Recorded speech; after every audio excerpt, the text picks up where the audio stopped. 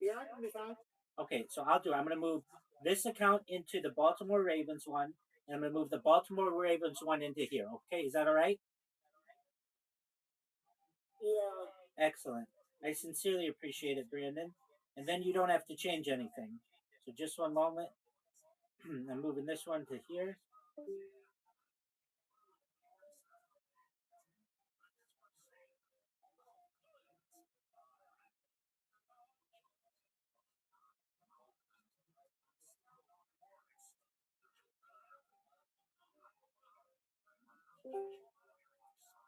There we go. Brandon, can you hear me?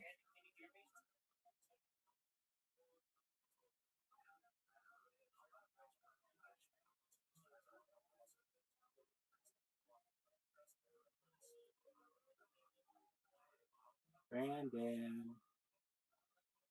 I'm here. There you go. Perfect. Is that okay? Yeah. Thank you so much, my friend. I hope you have a wonderful night. And if there's anything you need from me, you let me know, okay? Okay. Sweet dreams, big dog. Okay. Sweet. Thank you, sir.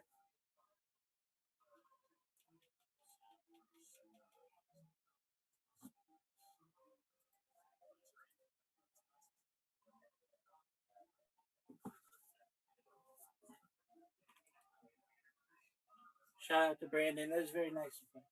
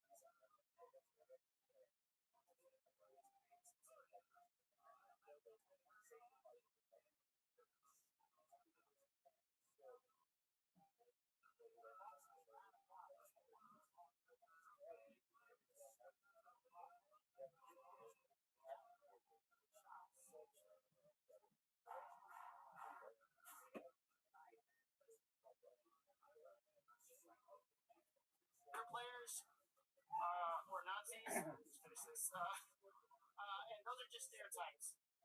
I don't really play soccer. Thank you guys. All right, there it is. Mariano DiVincenzo. Am I saying that correctly? Yeah, you were saying it very correctly. Hell yeah. Fuck yeah. Welcome to the show. How long you been doing stand-up? Like 2 years combined, very patchy. All of it here in Texas? Yeah, Houston I started, and then mostly in Austin. You moved here? I moved here like 5 years ago, and then I stopped doing stand-up, and now I kind of been on it. You just restarted? I restarted like a year before the pandemic. What made you stop? I have immigrant parents, and just I went to college and stuff, and they were like, I had a job that I didn't like, but I was taking it seriously, and I couldn't juggle both. What was the job that you didn't like? Oh, you couldn't juggle it? Neither could the last guy on stage, but he said that he could. All right. What was the terrible job? I worked in social services. I was like signing up food stamps applications. Got you. What do you do for work now? Sell insurance. And you love it? Thank you. Yes. I sell like Medicare plans to seniors, so I go to like small towns and food pantries and just work whenever I want. So it's kind of a good lifestyle. I get residual business, so I'm just trying to do that as long as I can and earn some money so I can eventually do stand up. Hell yeah. Yeah. All right. I think the real loser here is your barber. Oh, man. You know who my barber is actually? No. This Agamar. Who? Agamar, the guy was here. Wait, the wild man? Yes. Agamar? Yes, The legend who dressed up extra special last week? That's your actual barber? Are you serious? Well, he cut my hair twice. Yeah. Did he do that one?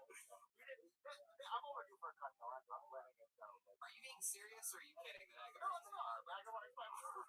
Oh my god, that is hilarious. For those of you that actually knew who Agamar is, we thought to ourselves just a week ago in this very room, I can't imagine the type of person that lets this man cut their hair. And here he is, there's someone a week later, and that is what it looks like. It just couldn't be funnier.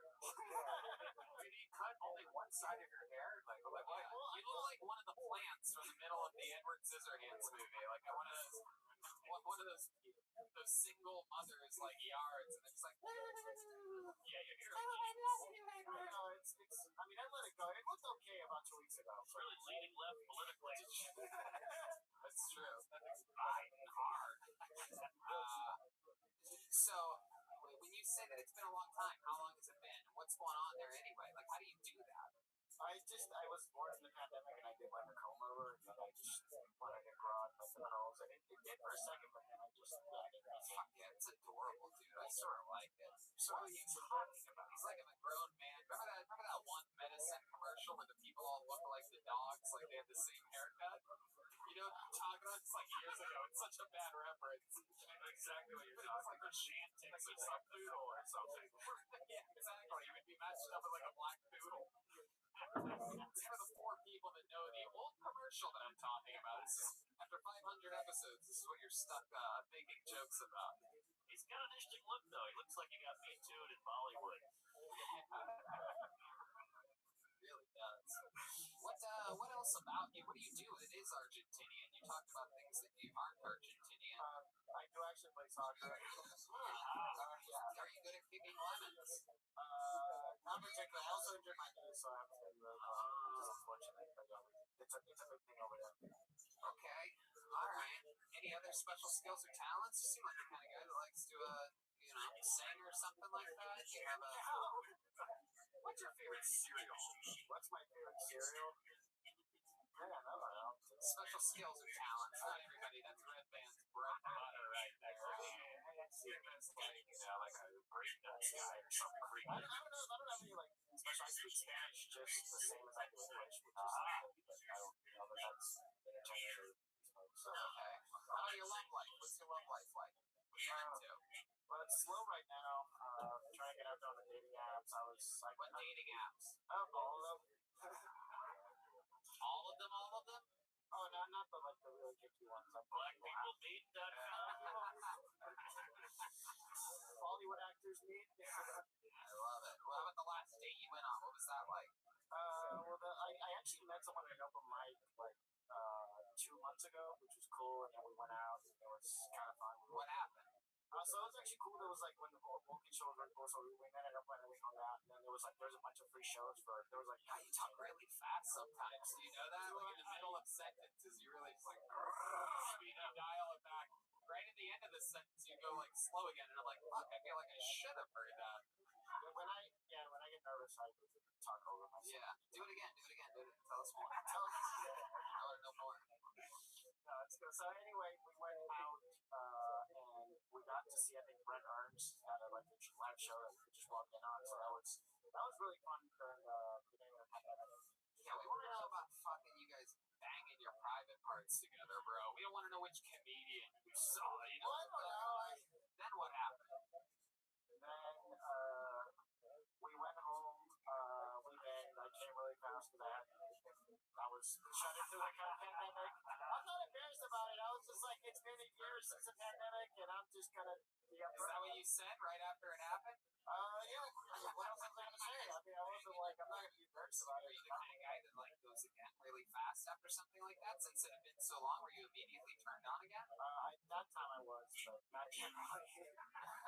It's been a while, so I was like, let's do it again. Where did you come? Good question. So he seems like the kind of guy who would panic and come in his own hand for some reason. You know what I mean? Like, oh, I'm sorry, this number. I barely pulled out and came on my shoes and then Well, then you put it on the side of your head. You're just like, let's fucking go. Did you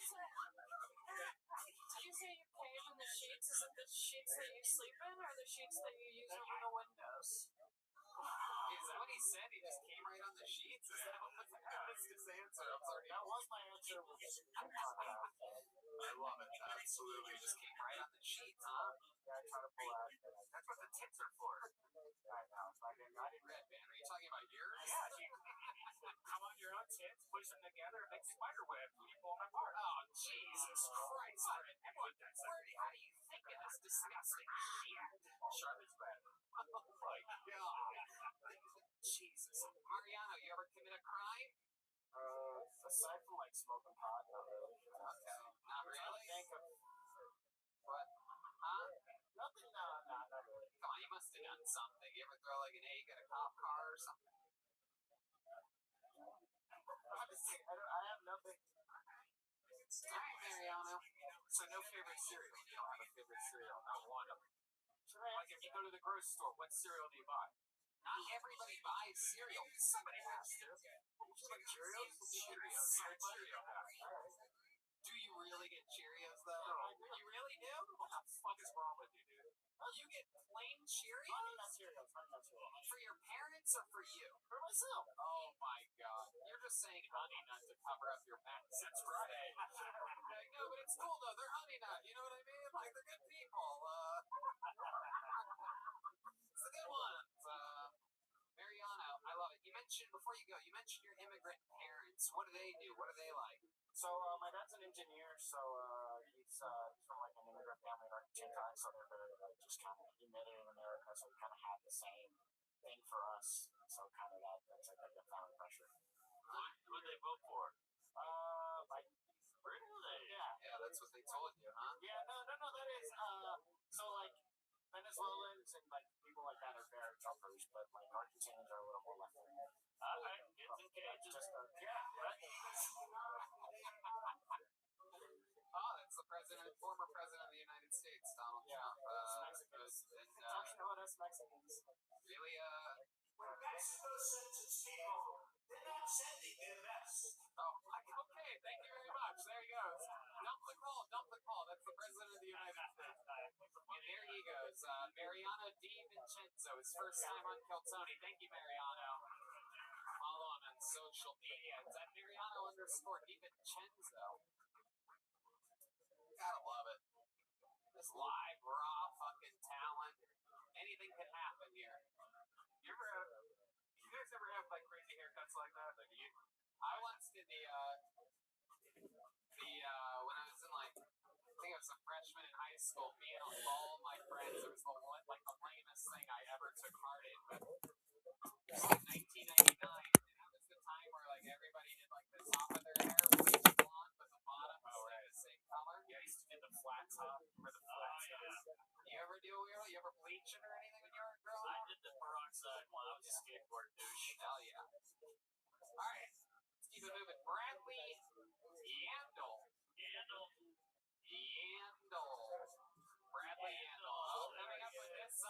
this. From right here. Hello, there it is. Bradley Yandel, everybody.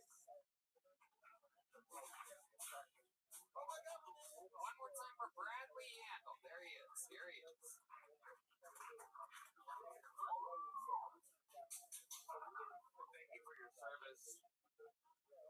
Thank you for your service.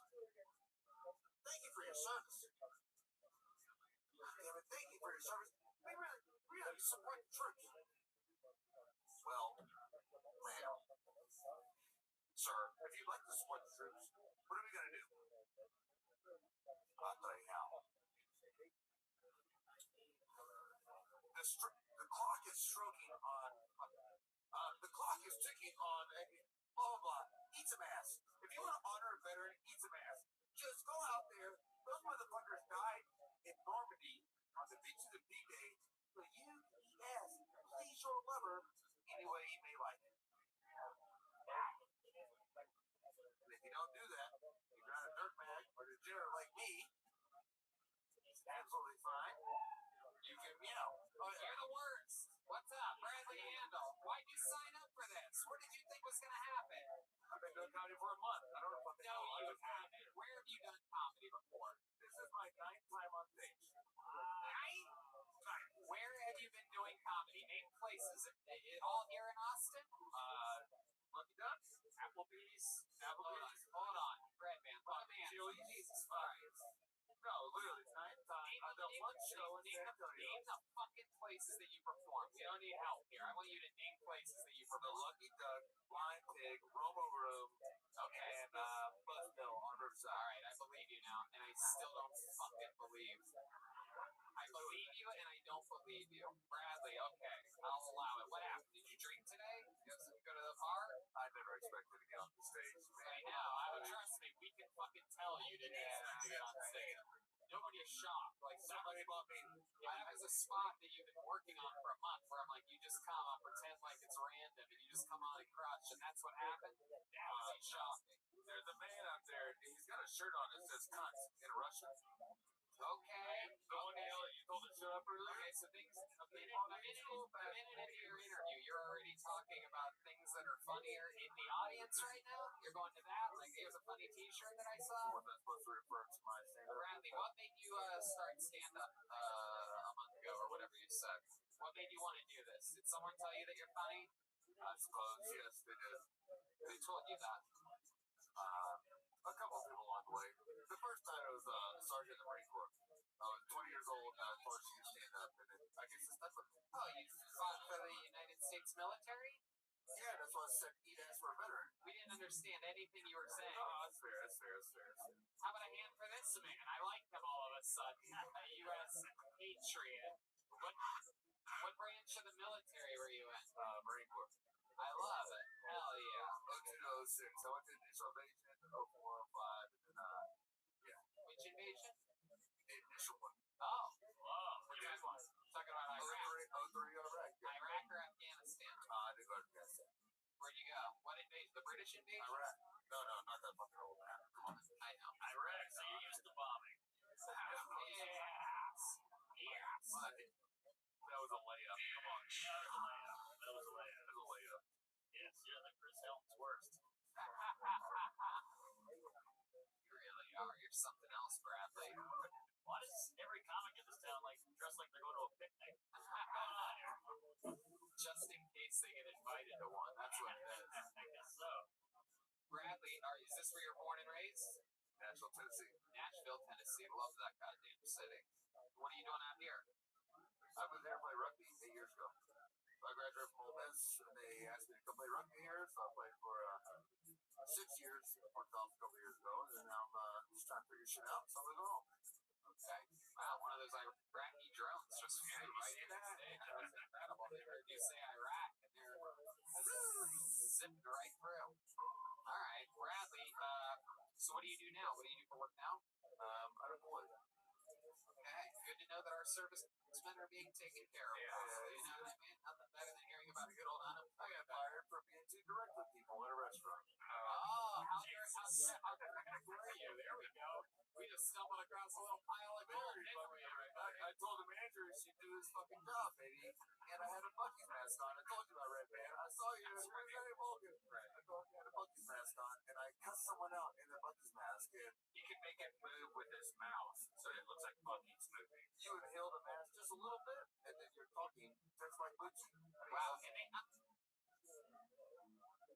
I'm like, gee, I can't believe they would fire you for this. That's incredible. I can't either, man. I worked there 3 years. I worked at the one in Miami. I was down in South Beach. What? The restaurant. The restaurant, North Italia. I'll put it on blast. North Italia, Domain, and here downtown. How long did you work with that company? 3 years. 3 years. At the very end, you're wearing a Bucky's mask, moving your mouth like the Bucky's, slightly eating. Out a brand new manager because the GM's on vacation, and shit was going fucking stinking. So what was sinking exactly? Were you in the weeds? You had to get more breath? No, I had 20-minute ticket times. I had salads, eating glasses of wine to the tables. I had everything going wrong, and so I told somebody to do their fucking job, and I had to be the manager. Wow. God damn. Very interesting. And how long ago was that? How long have you been unemployed for? A month now. Okay. And I moved to Nashville May 1st, so I can't get a new job. Somebody just cracked up at the back. He's really fucked. He's really fucked. I love it. Do you have any PTSD from the, Yes. Did you see a set? Yes, he has PTSD. Like real PTSD. Like you wake up like in cold sweats. And, no. I go to sleep hoping I don't wake up. So you Jesus. Way to really tee him up for a big. You asked, brother. You asked that question. So yeah. When's the last time you got your ass eaten? Yeah. I mean, I know you get mad when salads come before wine, but yeah. When's the last time you got your ass eaten? It's been a couple of years. There's a lovely woman here. She bubbled into this, and I mean, she's happily engaged to another Marine who's an officer now. Oh wow. But I don't know. I was an enlisted guy. I got out as a sergeant. So, well, if you wanted your ass, Jorge will. Yeah, that's for sure. Where'd Jorge go? She was cute. Yeah. She was real cute. I met her first thing. I told her Snoop Dogg sucks. And he said, why? I said, because he's got a deal with the Koch brothers to build a weed empire. He said, well, everybody likes Coca-Cola. I said, no, the Koch brothers, C-O-C-H. And he fucking ran away. C-A-O-C-H, right? My A-O-C-H. Every time I went to their house, I saw the big K. It's another win for Iraq right there. Another win for Iraq. I love it. I mean, very, very interesting stuff. What else do you do for fun? What else about you? You seem like a guy that is. I'm a rugby guy. I'm longboarding, skateboarding, and stuff like that. Seems cool. Seems like really cool stuff. Not funny. I seem cool, but I'm not funny. So what's gonna happen? Are you gonna bang this Marine's wife or whatever? I guess I never really followed up with that. Now I'm interested to know. I didn't imagine life to be so bright, but I can't see her. Listen to the voice of that fucking lady. What was that? Come on, give me my pussy. Jesus, lady. You don't really have the voice for heckling, huh? Maybe whisper your ideas in someone else's ear and let them yell it. Hey, why don't you go fucking see her? Too long here. Jesus Christ. These people getting lit up in the dark tonight. Look at that. Hold that candle right in front of your face so I can make fun of you some more. Just kidding. Bradley, what's the funniest thing you think you've ever done in your entire life? You ever pranked your old bunk mates or anything like that? Or anything crazy? I'm not really a pranker. I'm the kind of guy that says, if you punch me in the nuts, I'm going to hold it over your head forever to make you suspect when I'll punch you in the nuts. How do you get nuts way up there? Because we sleep on bunk beds. You ever heard of sub party? You're a bottom. Oh, well, The bunk bed joke. hell yeah. One in the bunk, two in the skunk. You know what I'm saying? All right, there he goes, everybody. Come on, make some noise for a real U.S. hero of the greatest country in the world, the United States of America, everybody. Come on.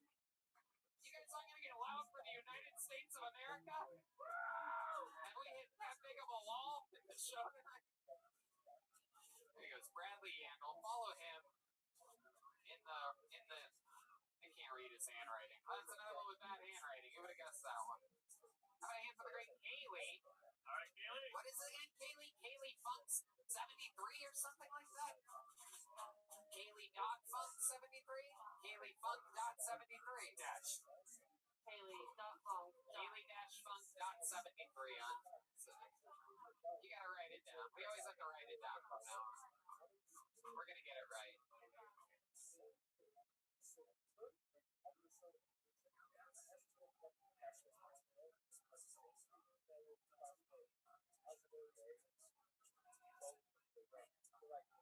Probably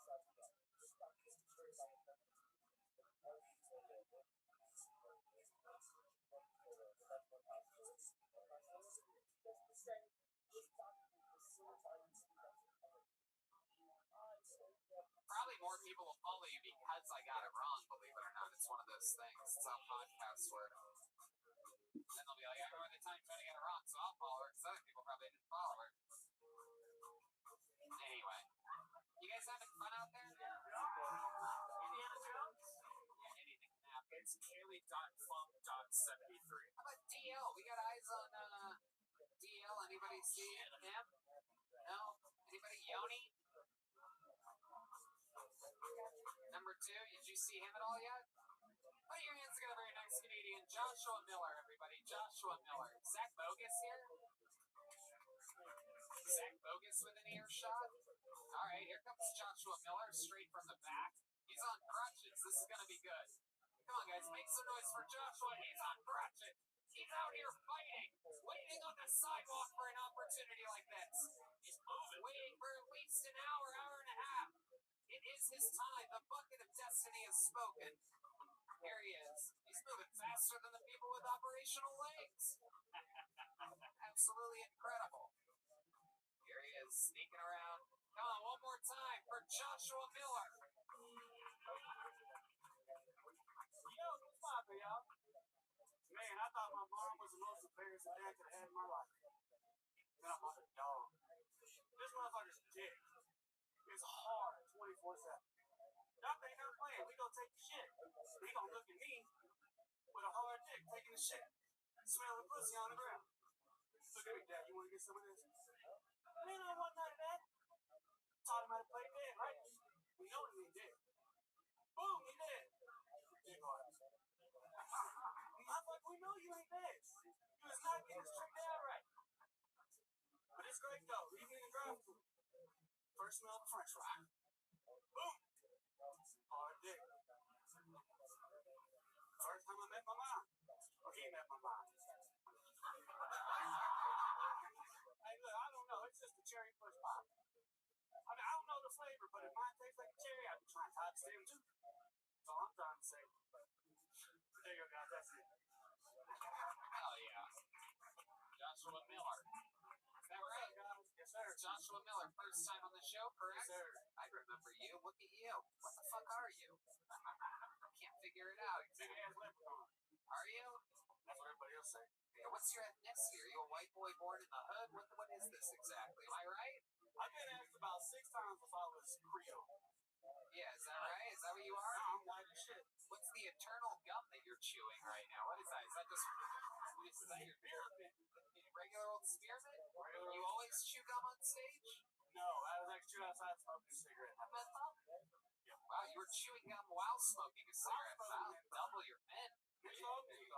My goodness, that You look like William. Yeah. Yeah, I was gonna come up here when y'all call again, see if I could beat him up here, but I could not fast. Yeah, you got a lot of dog boner jokes. You can almost say it's a crutch.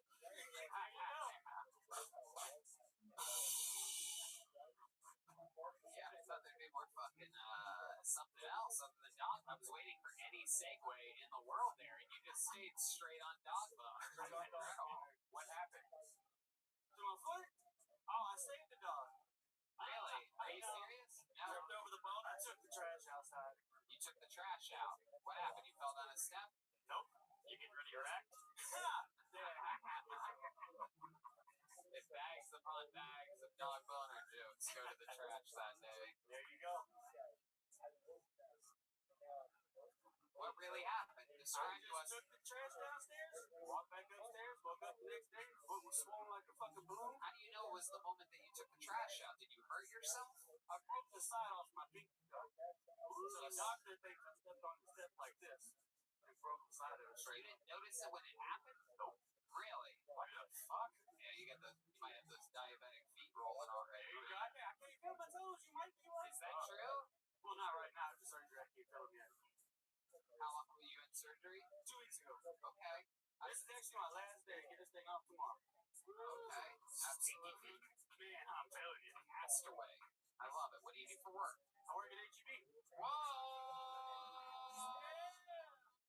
Wait. God damn it, I thought we had a goddamn American hero up here before, but my friend. There you go, yes. Dogs. Perfect timing for the dog sound effects after the HEB announcement of all the dogs. Of the dog. They're all hard as fuck. Absolutely. That's it. How long have you been working at HEB? About 7 months. 7 months. Heck yeah, and I bet they took good care of you when you broke your toe. Actually, yeah, they're taking all right care of me. Absolutely. And when I go back, I get a promotion to be an assistant store manager. Whoa! Look at that. That's one of the tricks of moving up the corporate ladder at HEB. Break your foot. Bring it out. What location? Woodland. Sweet. Oh, Woodlands. The Woodlands is one of my favorite plum wraps. There you go. Absolutely. All right, Joshua. What do you do for fun? Usually just play golf and get drunk. You play golf? Since I was 8. Wow. You must be good, huh? No, I suck. That's what people that are really good say that. Yeah, I'm just there for the drinking part. Okay. I believe that. First place I can go and drive legally and I get pulled over. Okay. All right. How about your love life? What's that like? You into white girls or black girls? Because you talk really cool. You talk like you have the confidence to shoot for black women, is what I'm saying. There you go. I'm definitely on that train. Really? So, Okay. my favorite. How's that been going for you? What's your white girl to black girl ratio? Oh, it's probably like 2 black girls to 5. I don't know. It's interesting that you would start with the one number without knowing where you're going. Because I don't know what the white number is. But it's less than black. Yeah. I can see you're Black saying. is 2. That's it. I'm just saying. You're saying like 2 to 1. Yeah. This is just shit. It's no other number. 2. 2. Or maybe 3 to 1, huh? 3 black women for each white girl? No. No, 2. Maybe it's just been all together. Now you got a ratio. Maybe you've only been with 2 black women. That's it. Really? 2. And 1 white woman? No.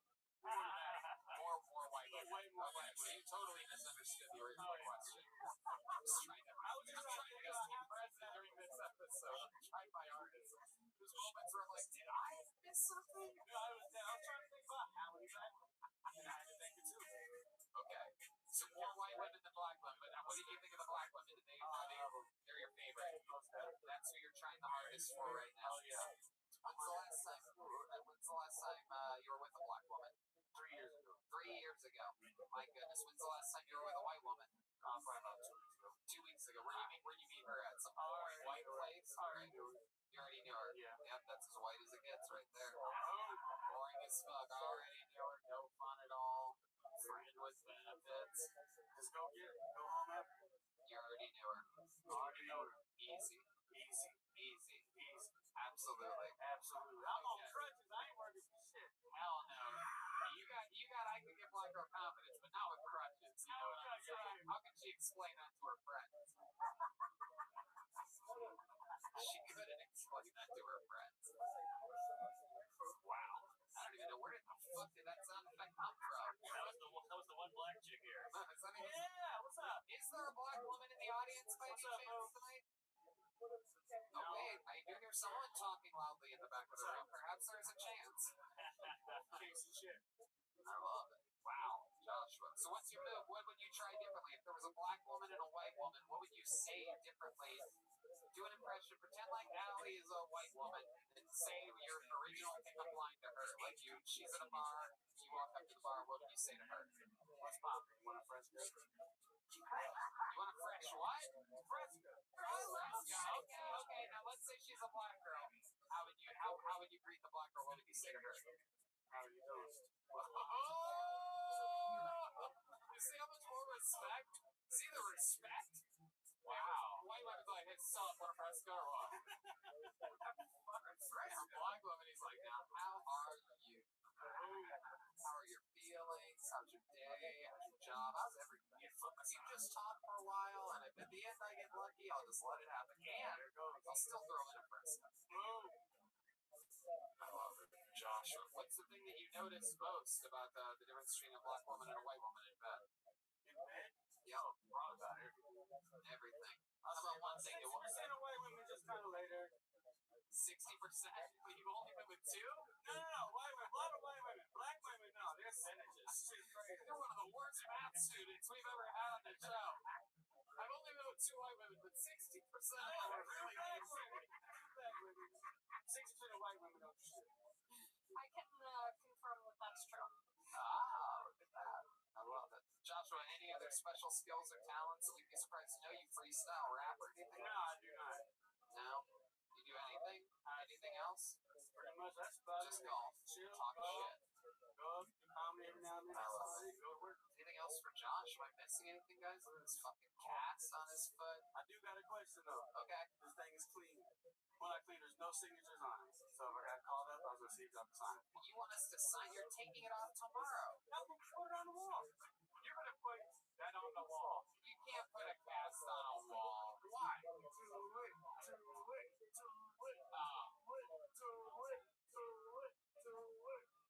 Alright.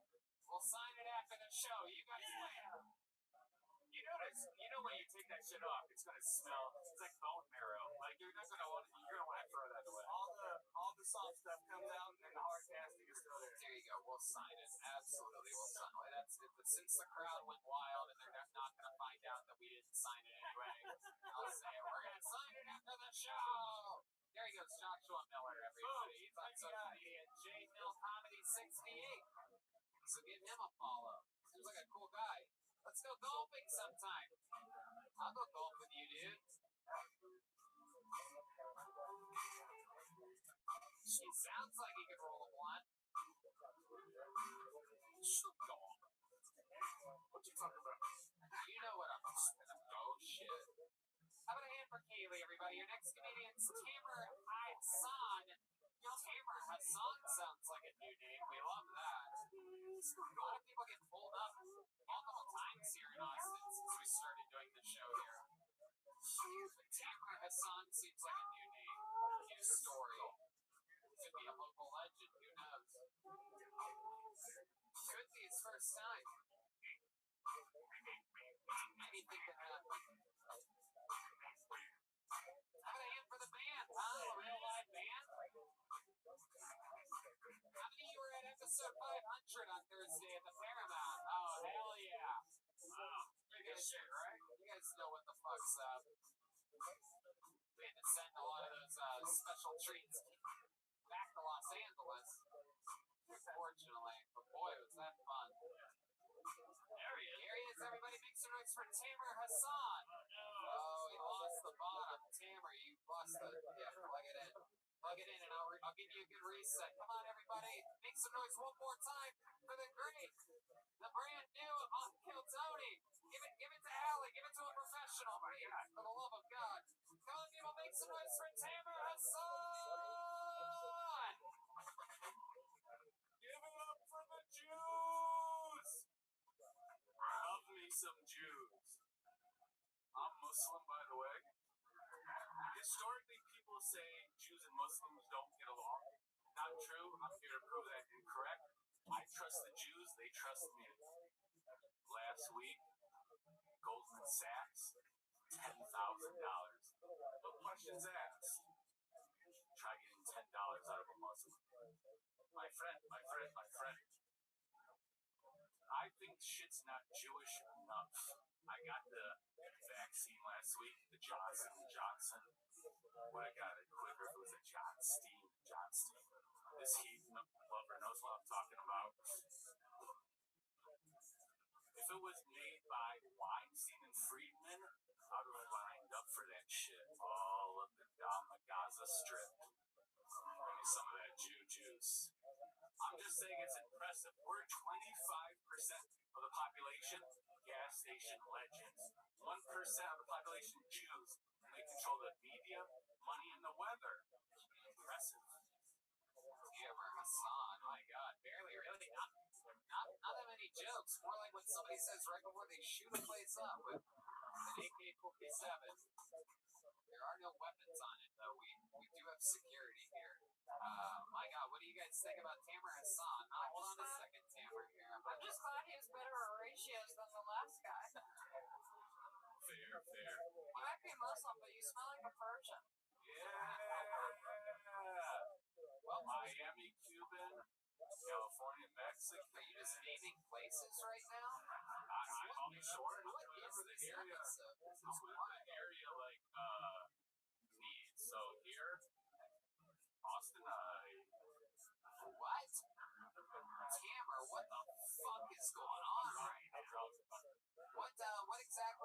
region of the Middle East are you? Does your what type of blood runs through your veins? 100% Egyptian. Parents came to There it is. Detroit in 78. You were born in Detroit in 78. Okay. And how long were you in Detroit for? Born and raised in Detroit. Born and raised. Until when? How old were you when you moved out of Detroit? I'm still there. I honestly just came for 500. Like the microphone right next to your mouth. My bad, bro. There you go. Came for 500 a couple days ago. Just a big fan of stand-up, you know. Have you ever done it before? You know what? Honestly, this is my first official set. However, I got the cosign of a lifetime, believe it or not. 2011. If you Google, We're not going to. yeah, I know. Go ahead, just tell your thing.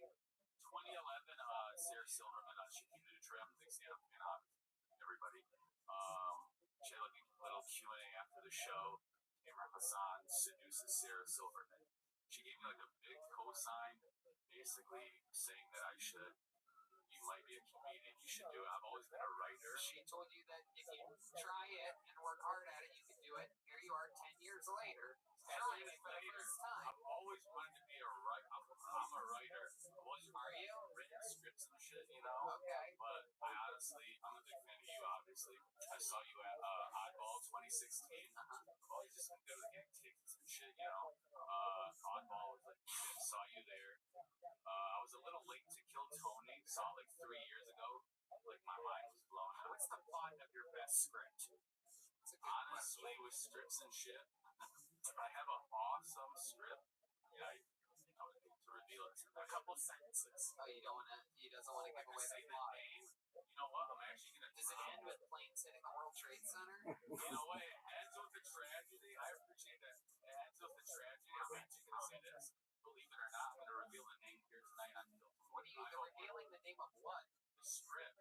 Okay. Even though I tell you the name, you never see it coming, but it's gonna be one of those foreshadowing. I don't think we will ever see it coming anywhere near us, but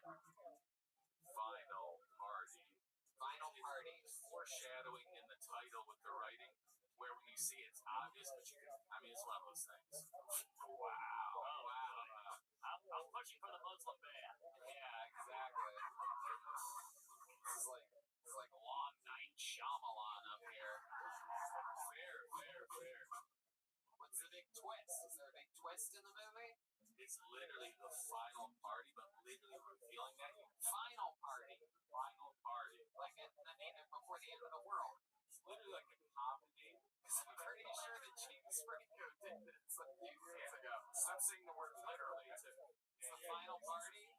It's the final. I'm not gonna say My microphone. It's the final party. Jesus Christ. It's the final party, so it's all comedy and all that. So it's people, ironically having their final party. Okay, It's real life. I can't take another real life. fucking second. It's real life. It's real life where everything ends. Just like we're having a sick ass time tonight. Yeah, we're having the sickest time. So sick that I think we should get out right now. Real quick, I'm gonna get out better than that. like a tragedy happens where people are having. Hold on, Cameron, shut the fuck up for a second. the fuck up. John Dees is gonna say something. You're freaking me out. I just want you to Come on, step up to the mic stand, Cameron. Right up there. That's where you belong. There you go. Oh wait. Oh, you don't have to put it all sad into the mic stand like that. You don't have to make that like. You have to make that little cutie pie face that you give the TSA agents, dude. Come on, it's a comedy show. Relax, all right? You don't have any additional inspections or anything. Anything else for this guy, guys? I mean, this is wild. I can't imagine how bad the veteran that kills Middle Eastern people is biting his tongue right now in the back. He's got his thumb right on the safety of his gun, just like, I gotta get the fuck out of here. Right. He's a big Muslim. You're like Al Quesadilla. Mark, motherfucking Norman. How's the writing? Decent? Cameron, all you talked about was stereotypes up here. My friend, and then you just went on some really racist tirades about the Jews. The writing, honestly, I mean... Sarah Silverman. But what did she say? Wait, what did she didn't say it.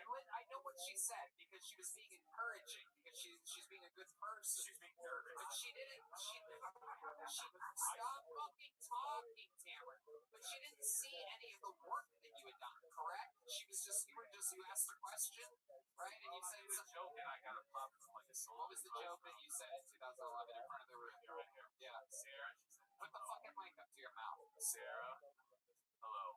My name is Tamer. If you could make out with anyone in Hollywood, male or female, be honest. It's not a joke. Wait, It's a who would it question. be? She said She needs a joke. myself included. 5,000. Did your question pop or did her response pop? Tell the truth.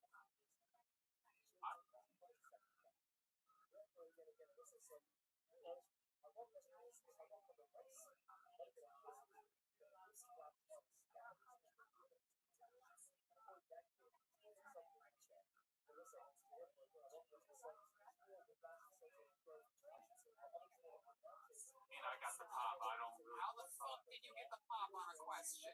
That's I made the impossible. joke. I made the joke. It's not a joke. That's a question. It's a question. She's a Jew. She was terrified you were going to cut her head off. I'm just trying to survive the interview. I got a lot. I think you should be heading back to the audience. There he goes, everybody. Tamara Hassan. All right. Goodness fucking gracious.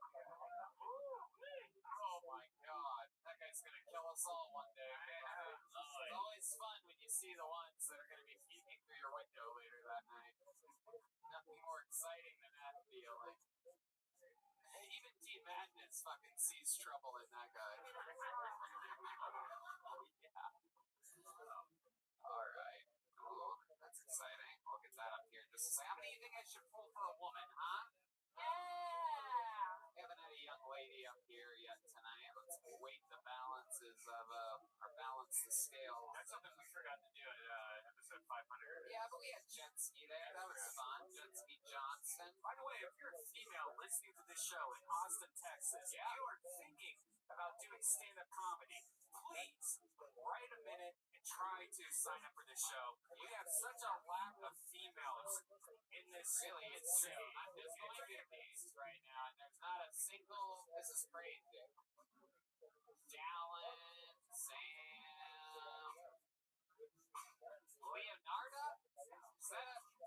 Is Leonardo a boy or a girl? If it's a girl, you can come to this stage. If it's a woman, you can come to this stage. If Leonardo Joni is a man, don't try to come up and be funny. I don't think you guys know Leonardo. My God, what a debacle. Look at that. 4 different guys named Austin, though. Isn't that exciting? Real original parents out there in Austin, Texas. Oh, wait. We got some movement. Is that Leonardo? Is that Leonardo? Oh, wow, here we go. Leonardo Joni, everybody. How cool. Come on, make some noise for Leonardo, everyone. What's up? What's up? All right, if you guys didn't catch that, my name is Leonardo. That is Albanian for we were expecting a boy. So, do we got any Albanians in the house? What a surprise, huh? There's like 3 of us in the world, and the other 2 are taking Liam Neeson's daughter. So, my dad watched that movie and was like, she's a whore. We'll don't have to go to Paris. I was like, I hope I never get taken. And like, don't break her neck. I did turn 35 this year. And thank you. Any other women in here inspired? I do miss how it felt to feel young, right, ladies? Because this only lasts for us until we're what, like 13? Like, I knew I was getting old when I stopped being afraid of getting molested. It went from show me where he touched you to I'll show you where to touch me, huh? Wow, look at that. Set of the night so far. Out of nowhere. Wow. Knock that off your Las Vegas risky bet that the set of the night would be the female comedian for the first time ever in the show's history. Leonardo Joni, welcome. How long have you been on stand-up?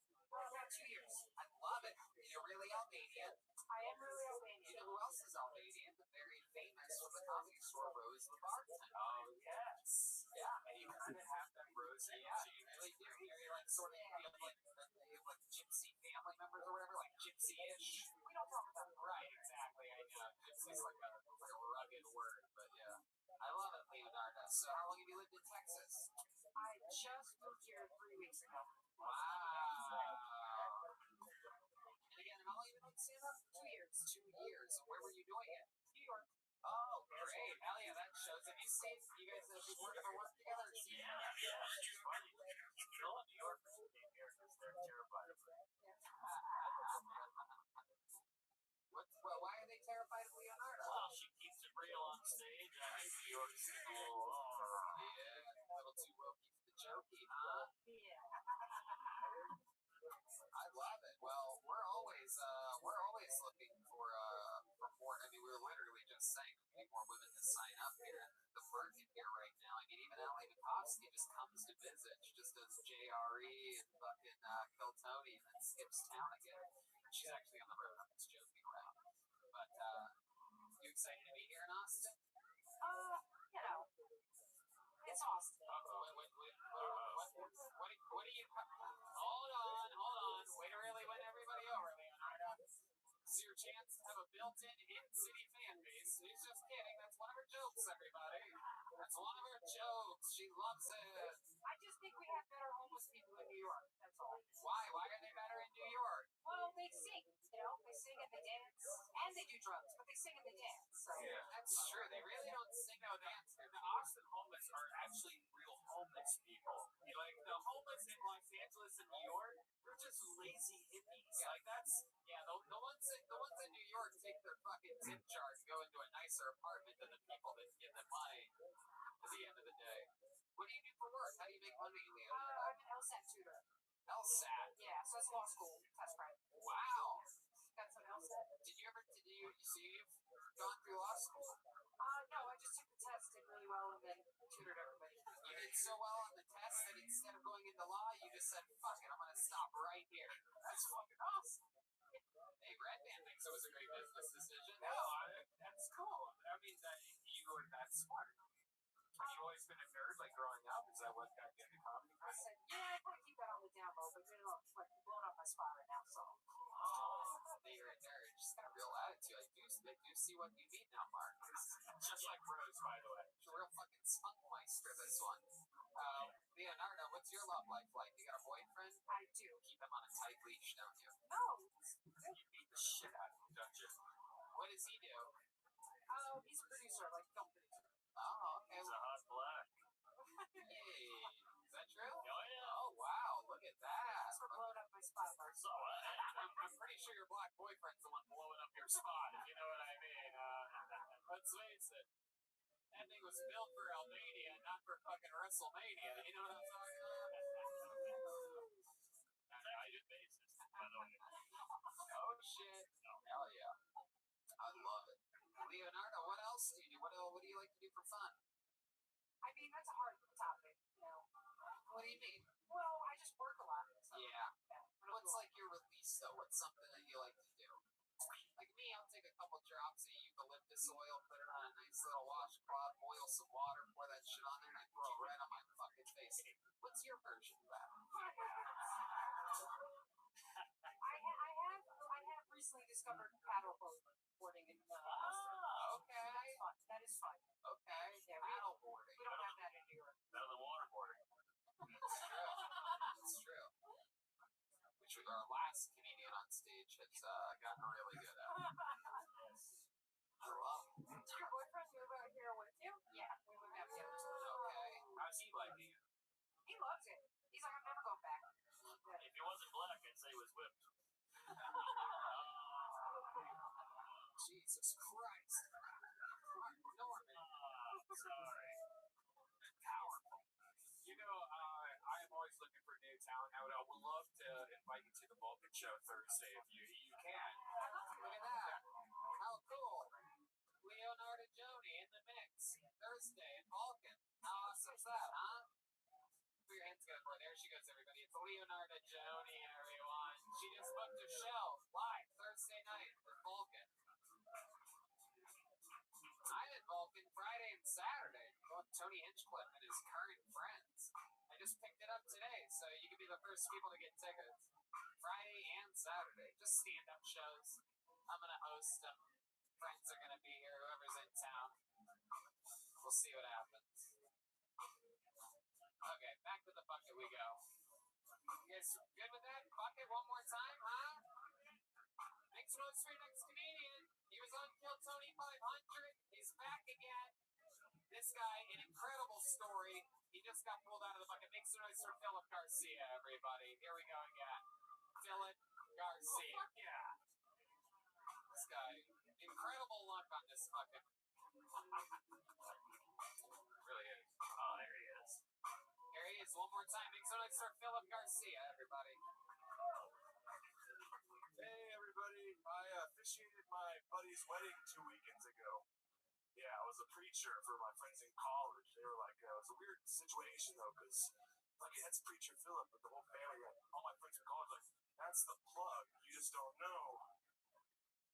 It got even weird, though, because after the ceremony, I went to the restroom in the reception, and a little kid, about 5 years old, comes up to me. He's like, hey, mister, can you help me do my belt buckle? I was like, not this weekend, dude. I'm a preacher. You know, that's a... Like, oh, Philip Seymour Hoffman. I get it. It's okay. You don't remember the 2008 box office smash hit Doubt. You remember the 2007 box office smash hit Transformers. Yeah. Remember those guys who thought driving yellow and black Chevrolet Camaros was their biggest personality trait? Hey, dude, I don't know about you, but I drive fucking Bumblebee, dude. I like to think all those guys are now doing as mentally well as Shia LaBeouf. That's where they're all at now. Thank you, I'm Phil Garcia. There's Philip Garcia. This guy just won $500 on Thursday night. It's our friends over at Ridge Wallet. You have your new Ridge Wallet on you? It's actually in my girl's bag right now. Oh, perfect. Way to really help us out with this It's the best wallet I've ever had in my entire life. Right, changed your life, bitch. Ridge Wallet changed my life. Did it help you out with the extra money you got towed? Just moved into a new place here in Austin. Definitely did. Did you spend it on anything frivolous? Yeah, barbecue. Because that's basically gold in this fucking town by weight. It's crazy. Absolutely. What else? What else has happened this week since your newfound Kill Tony thing? I moved in, actually. I'm a Austin resident now. Whoa! Yeah. Yes, resident. What part of town do you live in? Riverside. What did you say, Mike? I was just gonna ask if you won the Jonah Hill lookalike type. I've been told I look like I shrunk the kids and got myself bigger. That's what I was told. Yeah. Hell yeah, blew yourself up. Yeah. I love it. Philip, what else? What do we not know about you yet? We've interviewed you 3 times in the past 4 weeks. Oh, man. I've had more fingers in my ass than any other straight man in this 24 that I know. Okay, hell yeah, explain yourself. How does that happen? I've got colon issues. Let's talk about that. Let's see. Semi or full? Semi? Are you talking about like Male periods? Basically, that's what started happening. I was like, that's a interesting shit. internal or external hemorrhoid? Wow, this is disgusting. Watching you It two was fucking actually- morbidly obese people talk about your bloody assholes. Incredible. Be sure to try the hot dogs here at Anton's, everybody. Get yourself a good old delicious Cliffy dog, everybody, while these guys talk about their engorged fucking Alberts. Okay, go ahead. Let's hear more of this bloody mess. Who's your fart board? I mean, if you're gonna You know what? I'm going to save the fart board for next week. Wow, look at that. Oh, but I like to talk. I don't know. It's always awkward being at the doctor's office and like having to bend down. I never know what to like say there. I'm usually just like playing with subway like paper at the end of the bed, just like golf much, you know? What do you really say to a doctor? So what have they treated you for? What are they calling it? Polyps. Ah, Yeah. Polyps at all. Jesus Christ. They told me I need to stop eating like red meat and smoking cigarettes, but I just can't stop eating red meat and smoking cigarettes. Yes. This looks like a great guy for your cereal question. What kind of cereal do you love? Lucky Charms. I'm gonna say Honey Bunches of Oats. Ooh. Yeah, I like that answer. I don't know you, but you look like you have allergies. Thank you. You look like the human version of, can I speak to your manager? actually a stepdad. That's actually something you don't know. I can see you hitting it. Yeah. Wait, how did this happen? How did you become a stepdad? The fucking pandemic, dude. I was like, if the world might end, I was like, I gotta experience everything this pit of hell has to offer. So our relationship really sped up, and then I just stepped in the How old's position. the kid? 5.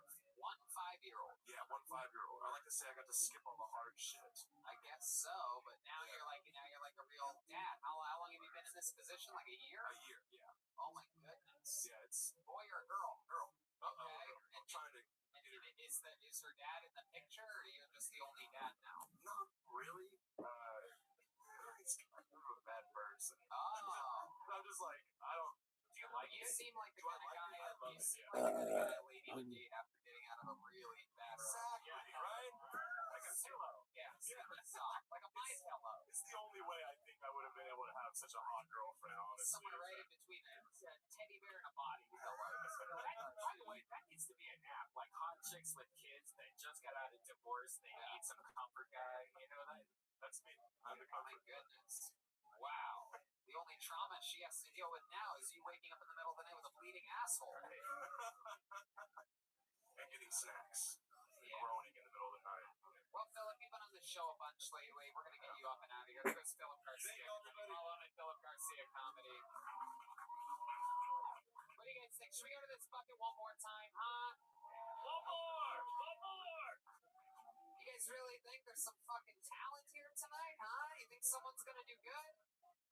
How many of you think the next comedian's going to do bad? Make some noise. That's a pretty safe bet. Let's see what happens. We should have her to stand up. You got to get a minute. You think you can ever do a How much time do you think you have right now? You have a joke? I bet you have a joke better than that chickpea joke that the one guy did earlier. My life is a joke. My parents being proud of me is a joke. Hold on, wait, man. Hold on 1 second. We gotta hear this. Kaylee's going for it. This is a lot of pressure. Look out there. Wait to let it really soak in. Kudos to y'all. Come on, you do this all the time. Just pretend I'm not naked though, so yeah, pretend like you're naked. That's what they tell people. You can actually do that. aren't they supposed to be naked? Oh yeah, that's Hey, right. get naked Yeah. for me. No, Everyone take off their clothes right now. y'all aren't tipping me. I'm not doing shit. There you go. Kaylee, everyone. Being dirty while cleaning up. Gotta love it. The yellow rose and the red rose. By the way, if you have a bachelor party, you can actually hire her to do bachelor Yeah, party. if you guys come into town to see Kiltony, check out CM Smoke. Do the full Kiltony experience. Go to CM Smokehouse at Bolden Acres, eat some food, come to Kiltony, and then you go to the Yellow Rose. That's Red right. Rose. Red Rose. Red Rose. Hey, check out my Instagram. Bachelor parties. I got y'all. Yeah, oh shit. That's right. Team, Hell yeah, the but not naughty. not naughty. You do clean bachelor parties. Clean. But if I it's don't know just if I believe you. Every time you talk into the mic, you re-sanitize it. I'm just You must know something we don't know. what if the bachelor party's just me and I'm at a Red Root fan? Red band suck. God, you're Marginally disgusting. There's a Me Too movement happening. Oh. Actually, Kaylee is Me Too proof, if you're wondering, everybody. We made sure about it before hiring her for this job. We had her sign a waiver that says, And she's not ticklish. Don't even try. only her butthole, she says. Only in her butthole? Hell yeah. We just got word she sold 3 bachelor parties after she made that joke. Alright, next comedian goes by the name of Kyle Doty. Kyle Doty or Doty? I do believe it is actually. Kyle Doty. Wow, the handwriting on you motherfuckers tonight is inexcusable. Kyle Doty is next on Kill Tony. Wow. My girlfriend watched a lot of videos about like handwriting techniques. Like you can like judge somebody about how they make their keys and shit like that. Yeah. Very psychotic. Really? Well, you saw The Jinx, right? No, yeah. You haven't watched The Jinx on HBO? It's like the greatest crime documentary of all time. And handwriting analysis. Dude, here he is, Kyle Doty, everybody. Hey, how's it going? Guys, I just figured out that I'm 50% white trash on my dad's side. I took a test called 23andMe Ball. it's pretty much if anyone in your family gets called meemaw, you're garbage. That's what it is. I have a mammal, so it came back inconclusive. I found out that my dad just got a Marine Corps tattoo on his arm, and he was never even in the Marines. They asked him what he got that for. He's like, look, son, you always got to root for the home team, you know? I'm like, Dad, we're usually the away team. When's the last time you tailgated a war? My dad watches war videos like a fat guy watches football when the quarterback completes a pass, and he's like, I could have made that. My dad sees a drone strike video, and he's like, I could have hit that school bus, you know? I could have hit that. He is a Pittsburgh Steelers fan, so regardless of if he's watching football or war, he is rooting against the Browns, though. So, yeah. Wow, I really like that. Kyle Doty. Some of the best jokes of the night. But the interesting thing was you started with that. Was that meatball you were saying? Meatball? What did you say? Meemaw. Yeah, it's a real. I'm from Ohio. We got some meatballs out there. That's not an Ohio thing. What is meemaw? That's your. Yeah. Wow, yeah, I don't think I didn't, and I feel like the audience, a lot of them at least, didn't know what you were talking about or saying. Oh, really? You guys don't have meatballs out here? Oh, you guys did know. I'm looking at my Family Feud table over here. Three of them are saying they knew. My guy from Boston has no fucking idea. He seems angry about it. He's Make some fucking noise if you got a meatball. Yeah. oh shit! Whoa, that's a Texas thing, is what it is. Is it Texas? Texas shit. Where are you originally from, John? Oh, but you had Mimas up there? Meemaw? I've never heard of that. Yeah, I had Grandma. Mimo, Peepop. Yeah, meatballs. Yeah, that's normal. Papa. Really? I got What the fuck? I got mammal papa on his more apple. So why is the joke funny if you're 50% Mima?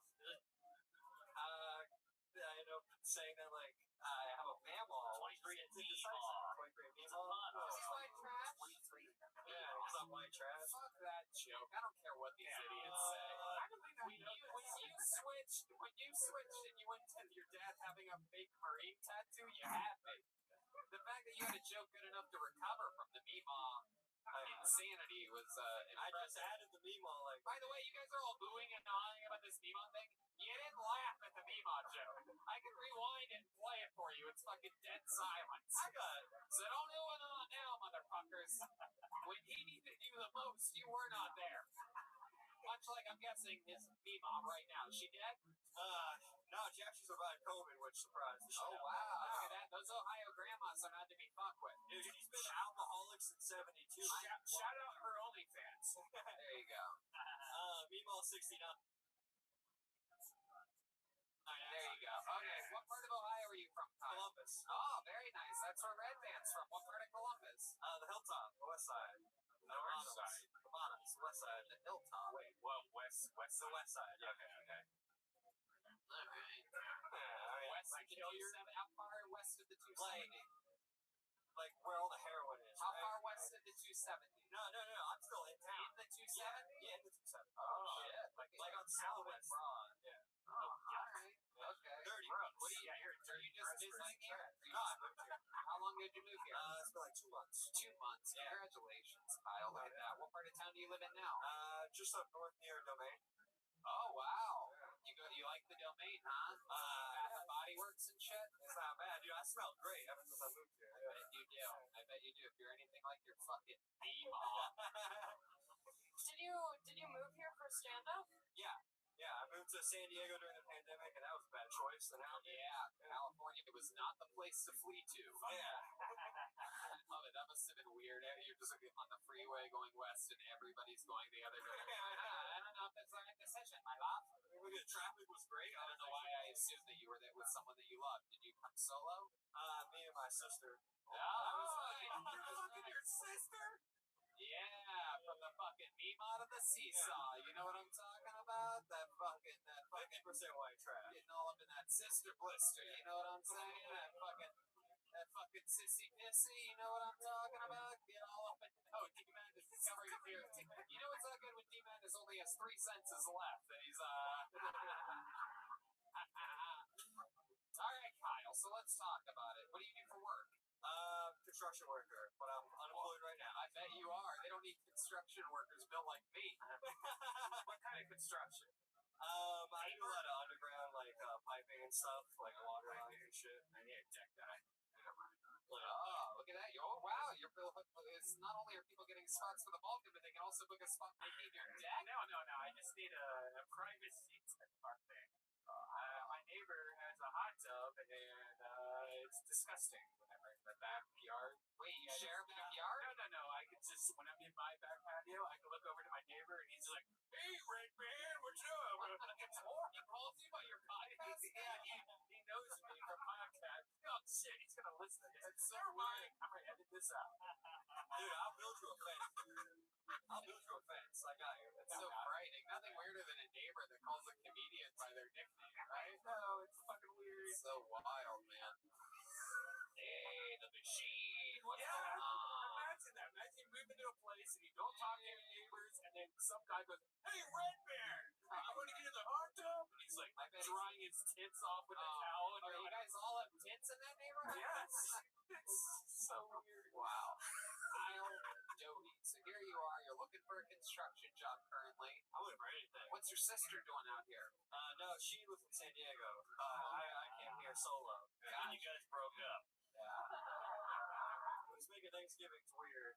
Yeah, my other sisters were getting jealous. Oh, shit. Do you really have other sisters? I have 4 sisters. 4 sisters. Are you the only boy? Middle child, only boy. Wow. Look at you. My God. Did anything creepy ever happen when you were a kid? Any of them trying to, I hear a lot of stories about young girls, like, sexually abusing their brothers at times. Like, they, like, give them, like, a dry hand job or something like that. At Cosi? I wish. You know how much more confident as a child I would have been if someone trying to fuck me, dude? I was a very ugly child. That makes sense. All right. Religious family? No, my parents would drop us off at Bible study just so they'd have to deal with us sometimes. Got ya. Did you ever hook up with anyone at church? No, I was only like 12, and I wasn't the How about the cutest boy. priest? How about the Yeah, no. priest? You don't remember that when it happens. How about the special skills or talents, Kyle? Surprise us. You must be good at something. Talents, I mean, Other than stand up. yeah, not even that great at it. Say that shit. I was born without the roof on my mouth. That's a weird. Wait a second. Yeah. What? Yeah. Oh my God. When my mom would feed me, it would just come right out of my nose. I was like a funnel. Shut the fuck up. Yeah. So what did they do? They put a fake roof in there? Yeah, I think some guy died. No wonder you work construction. So, do you have a dead person's roof of the mouth? Yeah. Does it smell? I think it's an old person. I can't take salt that much. Wait a second. You had the transplant of a fucking roof? I have no clue what's going on up there, but sometimes. What did they tell you? That my mom just was like, "Hey, you just were born without a roof in your mouth."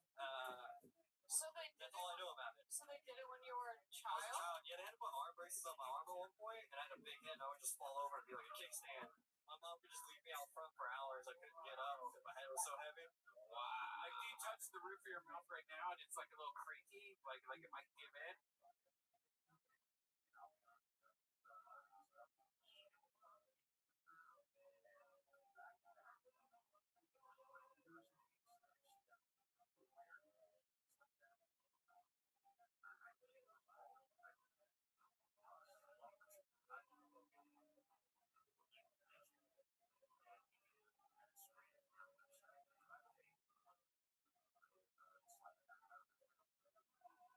Yeah, it is haunted. It's like waterlogged. It's up there. Shit. Can I see it? I mean, it probably looks like, yeah, if you want. Oh, here we go. We're checking out the roof. Put that flashlight in there. Fine. It looks normal. Yeah. It works. It does its job. Nothing comes out of my nose anymore. Yikes. Did your mom like drink or smoke when she was pregnant with you? Like maybe like a pack of Marlboro Reds a day, probably. That's normal. Hell yeah. You blew the roof off this mouth here tonight. Not really. It's stupid. Not even. You don't say to your homeboys when you walk into a room. That was so weird. Hey, what? You don't say that to your homeboys when you walk into a room. Say what? No, I would just blew the roof off his mouth. Yeah, that's true. Wow. Now that you repeat it back, that may be one of the gayest things I've ever done in my life. Jeez Louise. My God, it's good to know that our keyboard artist is also like our worst enemy in the YouTube comments, everybody. Everybody here told me said the fucking gayest thing ever. Blew the roof off my mouth. All right, Kyle. Well, fun times. Nice to meet you. Welcome. Another good Buckeye here. Kyle Doty, everybody. He's on Instagram at Kyle D Comedy. All one word. He got it. All right, let's put a ribbon on this fucking thing. You guys ready to end tonight's show, huh? No, maybe not. No, they say. Okay, well, we're gonna do it anyway, even though lukewarm response. We ready for that, Zach? Are you sure? Okay. Ladies and gentlemen, your final comedian of the night, regular here on Kill Tony, just freshly a couple weeks recovered from the coronavirus. Now recovered from ALS, Lou Gehrig's disease, which has plagued him for a couple years. But this guy continues to write a brand new minute every single week as he is a regular on Kill Tony. He's an absolute legend in the history of the show. One of the funniest humans ever, a fan favorite. The only guy that could get us out on an episode like this.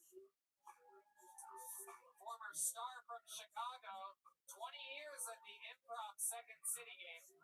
Got diagnosed with ALS, decided to chase his dream of being a stand-up comedian, and now he's one of the best in the world. Here is a brand new minute from the great and powerful Michael Lair, everybody! Yeah, the West Coast has something to say.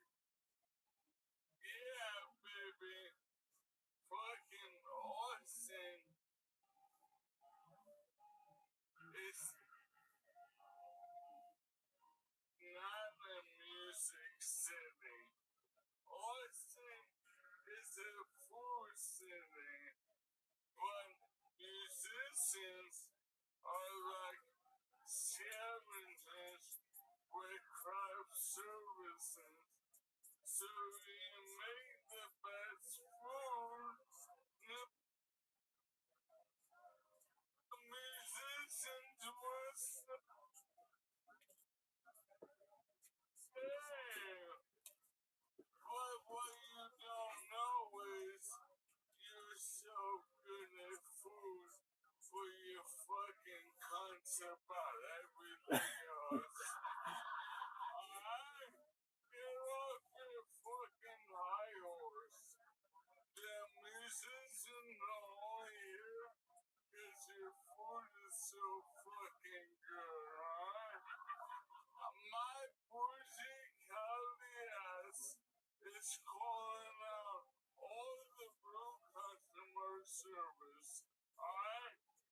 Austin does not export rock and roll. Austin exports gal. And that's why everyone is such a fucking asshole. You're walking around on cherry glass from the fucking gal, from the 3-ring marinade barbecue that is fucking up your fucking foot. Blue Olson here. I'm tired of this bullshit. I'm running on notice that the West Coast has something to say, and that bangers on Rainy Street. Just cause you serve bratwurst doesn't mean you should treat your customers like they're at a concentration camp. Fuck you and your $10 hot dogs. Get off your fucking conroys. I could not agree with you more. I agree with everything he said. 100% of everything. The food runs the city. For those of you that just haven't been here and don't know, the food really runs this city. And I agree with everything, especially the fact that Bangers is the most overrated place in the entire city. I would like to let you know. What is I agree with Bangers? It's a place called Bangers. They serve dirty hot dogs and have horrible customer service. The only bad customer service, the only place that's blacklisted by me, I tell everybody, really, I go, if you want to be my friend, you just got to make me one promise. You're not allowed to go to bangers. I blacklist restaurants every day. I cancel restaurants like SJW motherfuckers cancel. I'm not playing. Like, I'm here to eat and do comedy. And like, you're assholes, Like, how about we're at a club, there's 100 people access, but no, I can't have a paper menu because of COVID. Fuck you.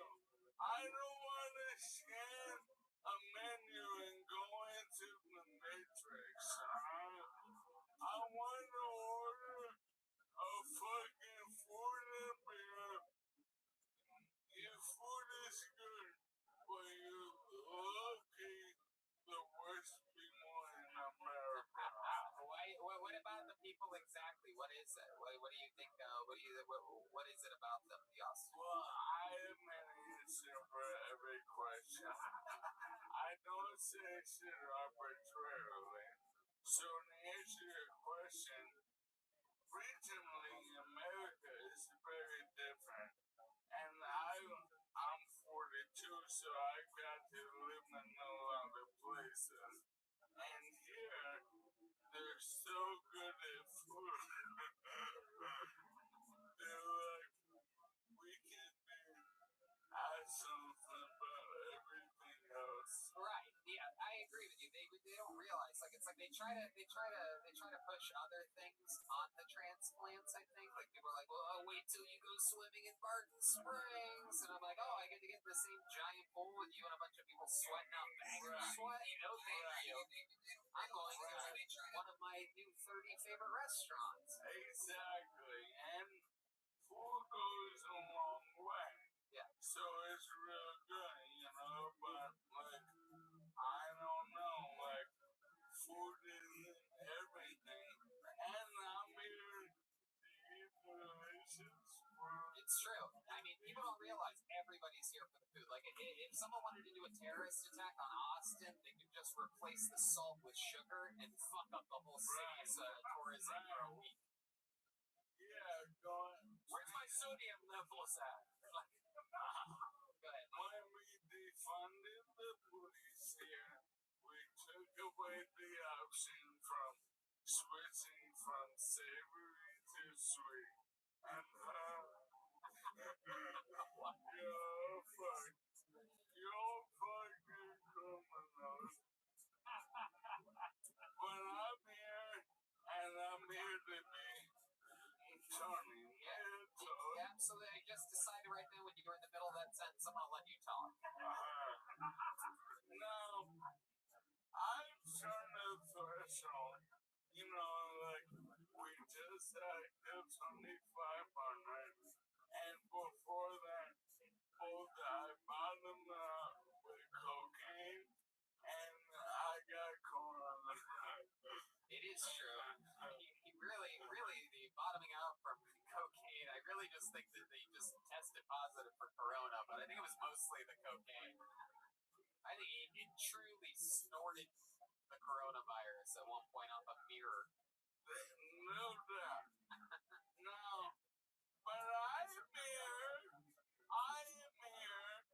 on the world's biggest open mic.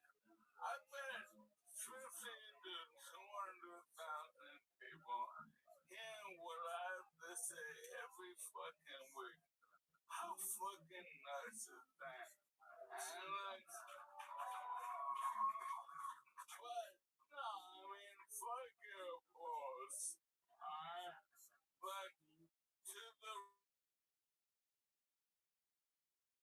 bring that shit. Like, everyone talks to me like I got what I have because of my disease and not despondent. I'm in the fucking lab all day, every day, while you're bitching and moaning, and I'm getting better and better. Wow. And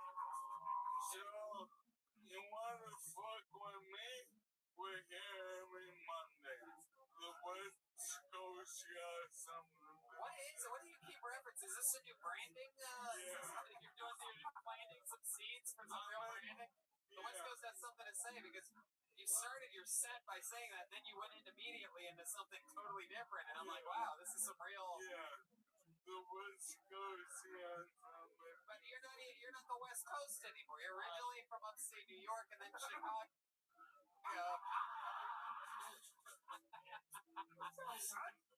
Look at my outfit. I'm Cali, baby. Wow. You bought that at Ross in Indiana. I bought that at Rothschild. Okay. You look like Stephen Hawking at the X Games. Yeah, he's like Tony Hawking. Teamwork. Norman and Hinchcliffe 2024. By the way, he sounds like he has no roof of his mouth. One of my favorite parts of watching Michael up here doing an extended set for the third time in a row, 2 minutes and 20 seconds, breaking a previously held record for You can't walk him. 2.5 minutes, and then followed up by 7 minutes of a killer interview. And my favorite part of it, the whole time from my viewpoint, is in the lit up staircase. I can see the first regular you saw, William Montgomery, literally mouthing apologies to me about his performance to start the show. So some of the fun things that I get to see, which I'm trying not to laugh and pay attention to the show. But it's just William lit up in the back going, I'm sorry. Hilarious. Michael just owning it. You would think William was the one with a disease that's going to kill him in months to years. Well, I mean, here's the thing. Nobody laughed at that. That made it weird. He knows he's going to... Alright. Look, like, if I wasn't diseased, if I wasn't on disability, if I didn't, like, go through a million cities and end up in LA and end up fucking, I wouldn't be here right now. My weakness is my strength. My disease is your cure. Wow. The West Coast does have something to say. West Coast has something to say. Holy shit. The West Coast. I'm guessing we're going to see a new t-shirt released by Michael Lair this week. That's my guess. Guys, how loud can this place get for the fucking... Great. Michael Lair, everybody. We did it again. Guys, make some noise for the great Ali Bukowski, the Wrestling Bitch Podcast. Mark Norman, Tuesdays with Stories. We might be drilling. And Out to Lunch on YouTube. Check out his special. Guys, make some noise for the band. John D's on the keys. The Fix Vodka Band. Fix Vodka. FixVodka.com. Get yourself a bottle. High alkaline vodka. Yellow Rose, Red Rose, we love you. Make some noise for them. Fueling on guitar, everybody. Fallen in a mutation. John Dees is on social media. John Dees with Justin O. JONKEYZ. How about a hand for Deep Madness on the bass guitar, everybody? Come on. And Michael Gonzalez on the drums. Drawing the whole time while you guys were sitting there doing nothing. We had 2 artists drawing tonight. Let's make some noise for the great Ryan J. Eveld. Everything's available at RyanJEveld.com. Don't forget, you guys can walk right up to this stage after the show and buy one of the Kill Tony 500 posters from him, or a brand new Kill Tony the coloring book. Wow, look at that. Ali Bukowski in the middle there. Look at you, heavily featured. Wow, she's showing her butt. I think he just drew the very end when you pulled your chair out for Michael. Wow, that looks exactly like my Redman. That looks like me, and that looks like Redman. A very thin version of Redman. You must love that. Yeah. You must love that. I wonder if the paper stretches out like that. Come on. RyanJEveld.com for all those prints. You can get a poster or a coloring book right now after the show. And of course, the great Chris Rogers has something to show us. What is it tonight? Oh, that's fucking Spawn! Spawn! Spawn. Someone's gonna get it. I was excited. Yeah. Someone's getting Spawn. Local artist Chris Rogers. Chris Rogers art, BrianJEfeld.com for all prints, including posters from your favorite city and stuff like that. What else? Thank you again to Kaylee from the Red Rose and their sister company, the Yellow Rose, one of the best places in town. Thanks to Yoni, Backpass Barbecue Show, and our friends over at CM Smokehouse for keeping us fed. CM Smokehouse at Golden Acres, one of the coolest places to go. It's great for dinner, of course, but I prefer it for lunch. Show up at Golden Acres, the vibe, the picnic tables, there's a whole energy there. You can have some drinks during the day. It's a real lovely energy. Highly recommend it. Hey guys, Thursday we have a show at Vulcan Death Squad Secret Show every Thursday or Wednesday, sometimes at Vulcan Gas Company. A lot of people you'll see here on stage or at the show come out. Yeah, it's a crazy week. I'm actually, like I said earlier, if you can't make Thursday, come out on Friday or Saturday. I'm doing 2 stand-up shows coincidentally this week for the first time ever in Austin, a Friday and a Saturday with different friends on each show. We'll see what happens. Should be pretty crazy. Yeah. So you mentioned Bangers. Yeah. Fuck that place. Yes. There's a place next door called Halfstep. And tomorrow night I'll be playing there when the Jazz play. Okay. What time tomorrow night? 9 to 11. 9 to 11. I'll probably be there. Who knows? We might be there. We went yesterday. We had so much fun at the Van Zandt Hotel. We went and had some brunch. Caught John playing with the Michael Hill Trio. And we support all these guys. Anytime we get a chance to go see them live, we do. That's the move. D Madness has shows every Thursday. What's the name of that place again, D? Okay, D's going out of town.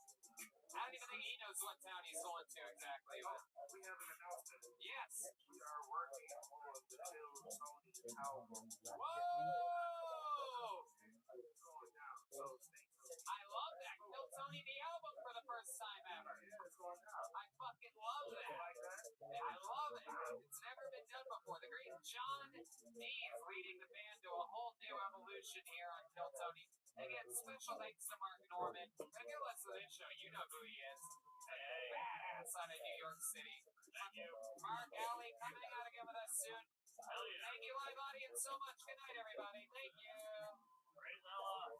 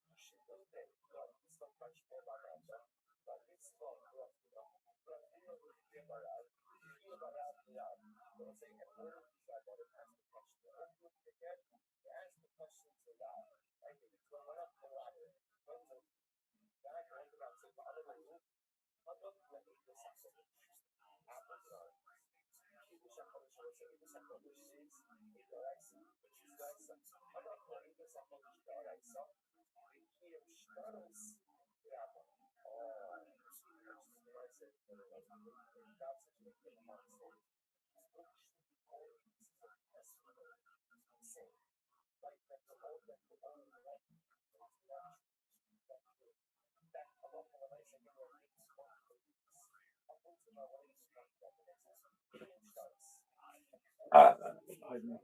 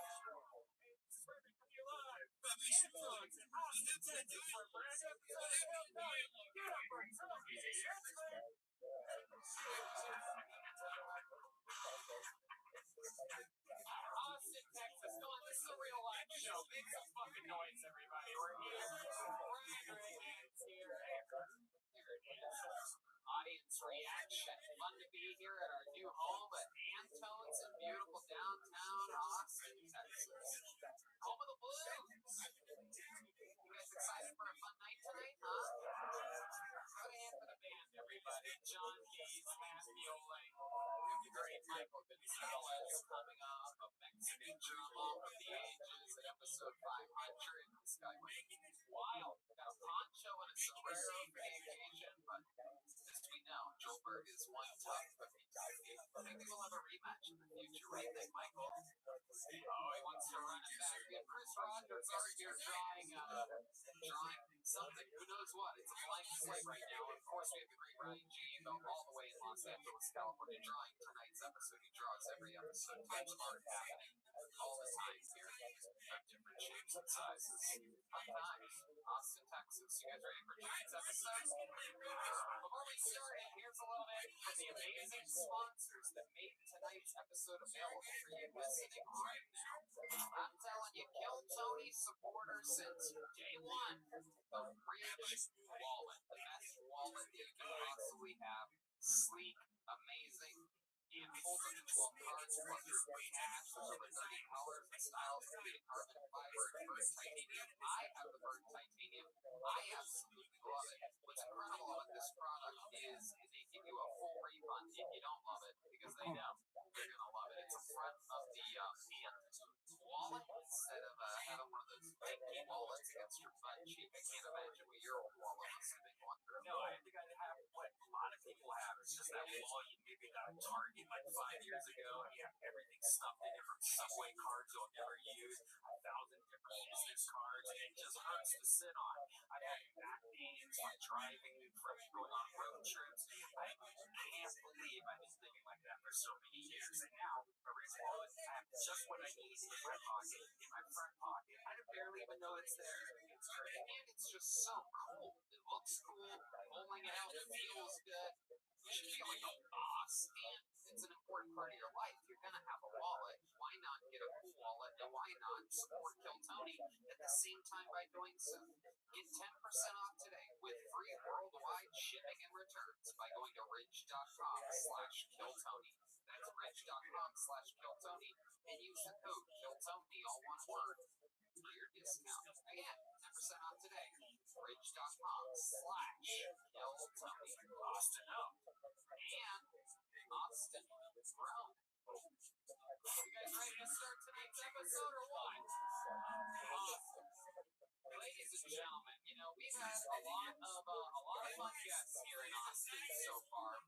And this one is the one that I have been waiting months for. This young man, I've always said, is one of my favorite stand-up comedians in the world. Ladies and gentlemen, I present to you Austin Zone. Make some noise for my funny friend. His name is Tim Dillon, everybody. Come on. Oh, shit. It's really him. Thank you. Thank you. Yeah. Tim, famously guest of the year 2018, 2019, 2020. That's true. On Kill Tony. That's great. You and Donnell Rawlings in the running for that.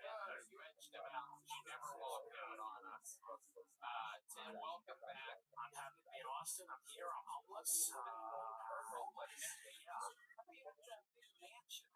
No, I did for a bit, but then I just looked at everyone in the tents and I'm having so much fun. So I just got in one of them, and we're starting a tech company. Me and 3 of my friends, as soon as we get some insulin, you know, step by step.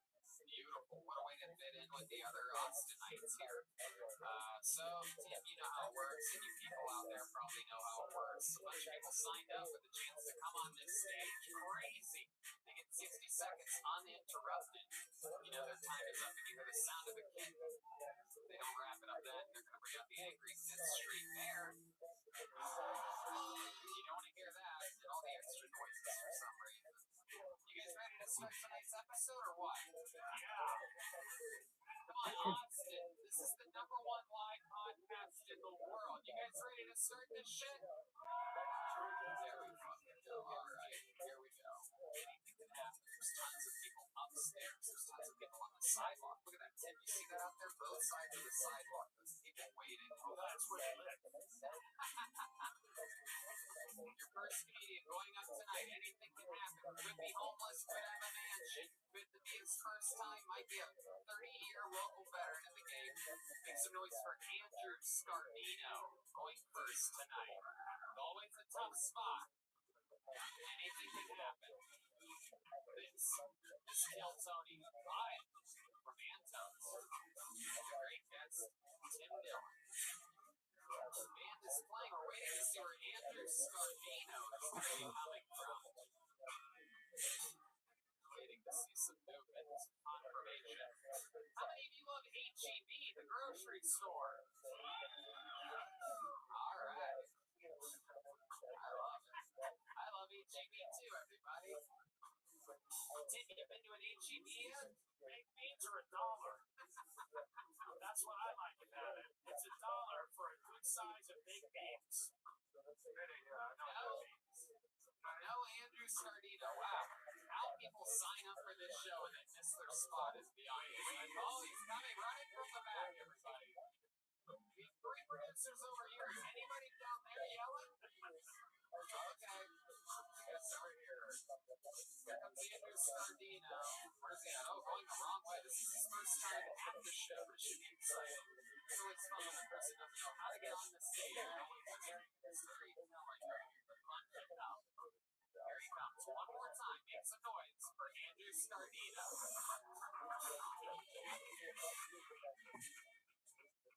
So I started seeing this new girl and we're fooling around in bed and she says to me, I'm treating you like a slave. I'm like, okay. She was Jewish, so I left her room, came back dressed as an Egyptian pharaoh, told her to get out. I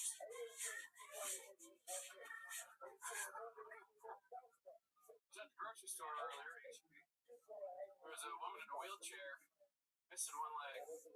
Oddly enough, a guy other end of the store, rolling towards her in a wheelchair, missing his other leg.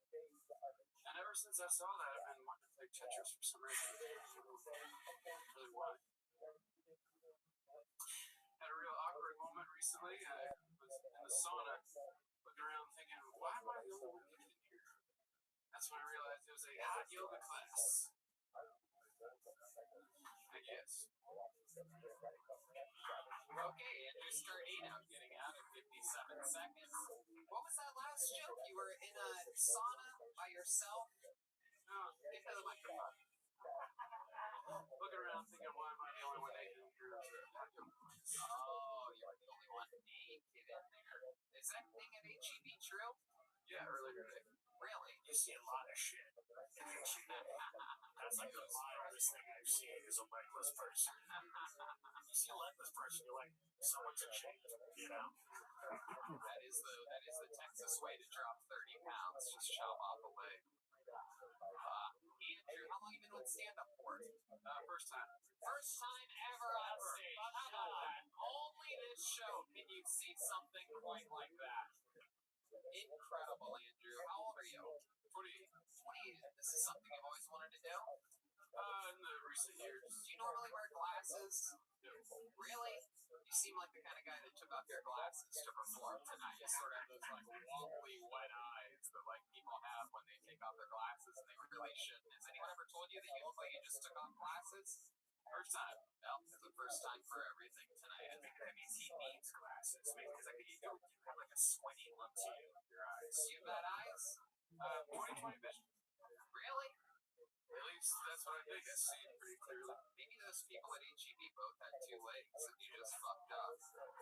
Andrew, what do you do for work?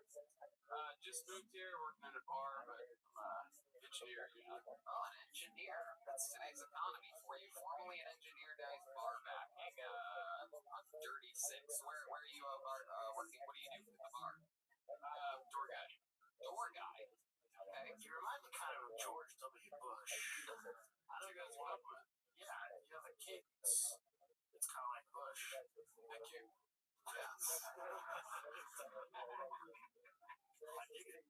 How about in your normal life, Andrew? What do you do for fun? Like, what makes you special? Any fun facts about Andrew that we should know about? Well, I moved here to play music. I'm a musician. Oh, what type of musician? Blues, play harmonicas. You play harmonica? Do you have a harmonica on you by any chance? I sure do. Whoa!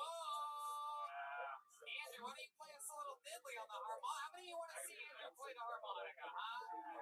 Let's see if this guy has a one talented bone in his body. Let's find out right now. Uh-oh, he's looking at the band. I think he's waiting for them to look at him because they're going to coordinate something. Nope, there's a beat. Oh, shit. Is this planned out?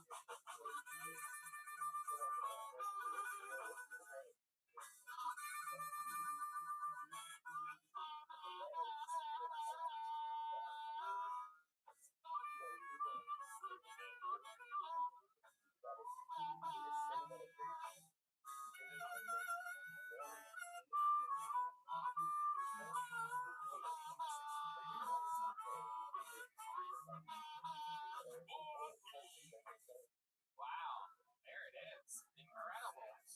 Incredible. And also, not only was that great, but it was also funnier than your set. It's incredible. Very rarely is harmonica playing better than jokes. Have you ever had a harmonica, Tony? Yes. Did you do like the typical just that's all I can do is like breathe in and breathe out through it and that's it? Did you ever get to play it? Yeah, no, I haven't Is ear harmonica hard though? It feels like anyone can do It it. is. It's very. Pretty much like Especially when you record stand like that the playing. child's music, right? Yeah. That's all you do. 2-year-old thing to do that. Yeah, absolutely. This guy's playing the fucking Blues Clues up Yeah, there. it's the recorder. Andrew, incredible. The harmonica. You ever use that to help get action in the bedroom? You ever hook up with someone that ever worked for you? Maybe once. Okay, maybe once, or did it happen? Once. Okay, can you tell us how that went down exactly? Can you like reenact it for us? Can you tell us? Yeah, I was in a bar. They played blues and played a little harmonica. You had a bar playing. A girl came up to me and said that was cool and started talking from there and ended up You had sex with her right there at the bar. yes. Was she 6 years old? Was she wearing Oshkosh? Why would she be six? Because she liked the harmonica. Oh, kids like the harmonica. That's right. Okay. They don't really. Kids hate the harmonica. Yeah. Yeah, kids like drums. Yeah. So do women. Women? And guitars. And even keyboards. Really, every instrument's ahead of the harmonica. I play guitar too. Oh, you do, just in case. Alright. The guy from Blues Traveler made a career out of the harmonica. That guy. Only one guy. Who did it. Yeah. He was big. Blues Traveler. Big boy. He was a big guy, Hopper.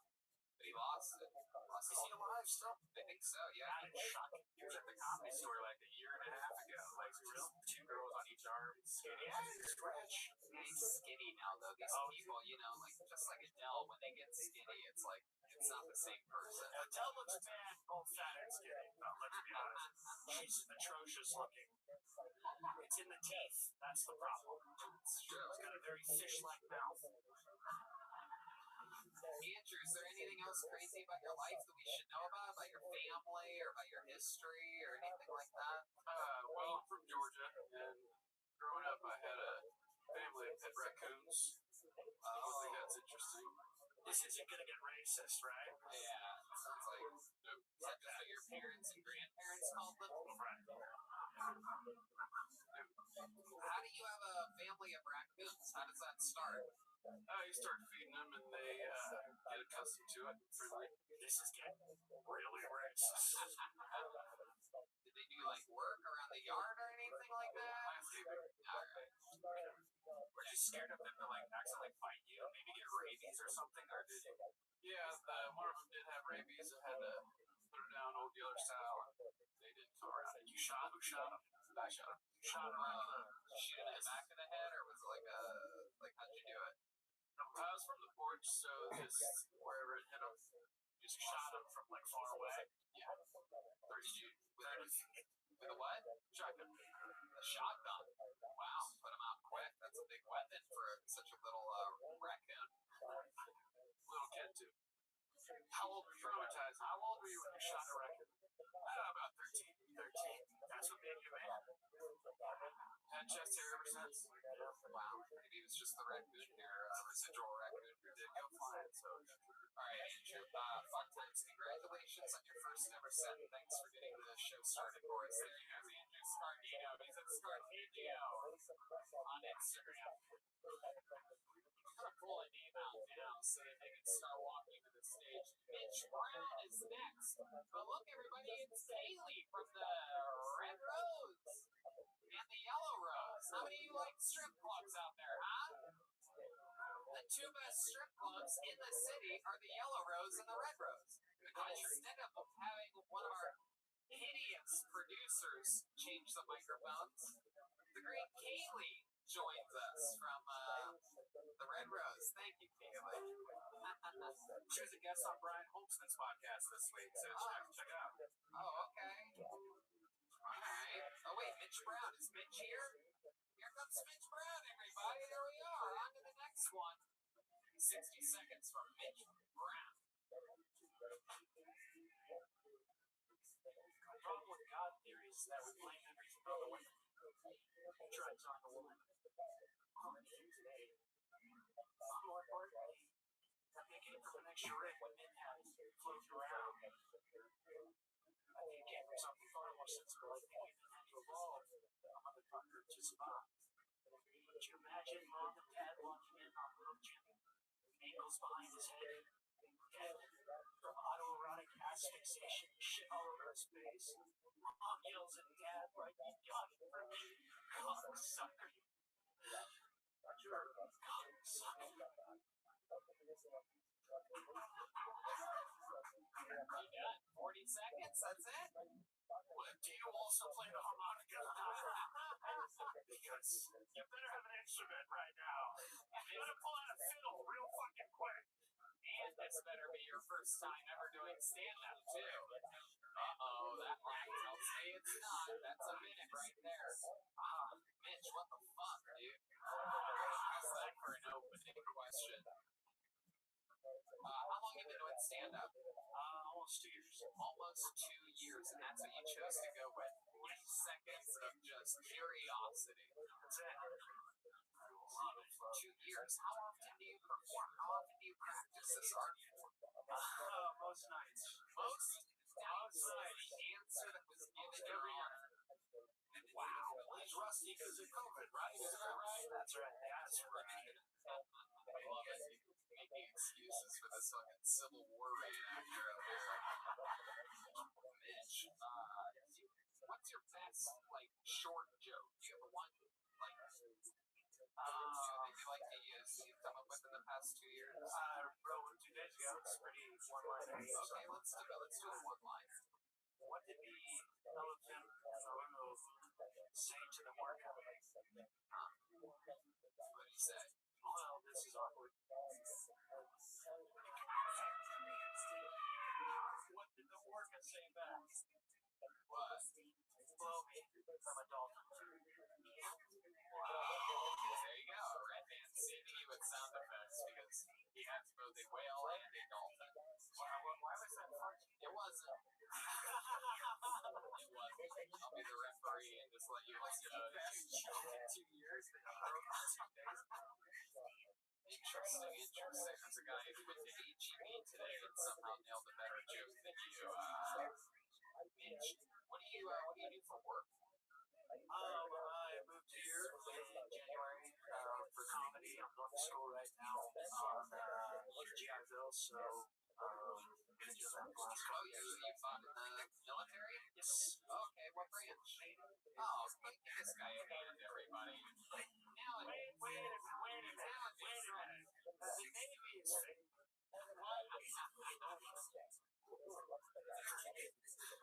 What did you do? I was a canine handler in training for 2.5 years. Get your claws back. a canine handler? Yes, sir. They have dogs in the Navy? Just less than about 300 of us, so less, yeah. 300 dogs? I think it's about, just a dog and a half, for a team. So, Okay. What do the canines do in the Navy? find explosive drugs, people, drown. Find explosives and drugs. Drugs, people, down in salt buildings. Where does the Navy do that? Where does the Navy look for drugs? I was never a drug dog, explosive dog. So, Okay. Did your dog ever find any explosives? Yeah, we were in Afghan 11 to 12. Okay. So they sniff out like landmines and things like that. IEDs. Did dogs ever like go to sniff a landmine and sniff it and set it off? Yes. Oh, that's gotta be it. Yeah, that didn't go well in there. Yeah. That's a Disney movie you don't see. Yeah, right. Yeah, wow, that's incredible. Have you ever seen that happen? You ever have that happen where a little German Shepherd's out there just fucking? No, Block and I did well. Okay, that's good. You get to see the dog anymore? What happened to your dog? After I left the command, he had an accident. He ended up getting blood. That's where it stuck me for his. That's him. He ended up dying. His stomach flipped? Wow. Jeez, oh man. That is the most depressing answer to any question I've ever gotten in the history of the show. Said he like peed on the floor or something like that. Yeah, no, his stomach flipped. That's a while. There's a little nightmare for you to have while your dog's away right now, live audience. Just picture that can happen to any dog at any point. Don't worry, your dog's not a hero. Dog is not a hero. My goodness, Mitch. Well, that's interesting. What do you do for fun? Like, what else are you into other than stand-up? Really into theater. I just finished Hamlet. I rewrote Hamlet. Really? Would you be willing to do a scene from Hamlet in front of this audience? I think you want to see him do what he does best. You remember what happened with the harmonica guy? Yeah, Mitch, the whole crowd wants it. You don't have a choice, right, audience? Yeah, look out there, Mitch. I know. Coming 2021. It's just the playwright part. It's a total difference. I work on. It's actually an open mic at the park, and then I go in the comics. We'll actually read some of the characters and stuff. They've done it with me. A little Shakespeare in the park. So why don't you do a few lines? Yeah, why don't you just do a fucking line? There's an audience going crazy right now. Mitch, do a fucking line from the fucking Hamlet, dude. From the Hamlet, okay.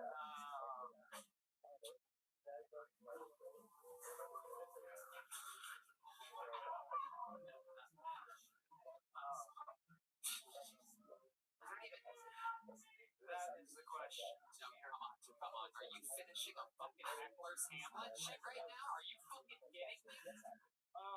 Did you see the harmonica guy borrow someone else's fucking harmonica when we were playing?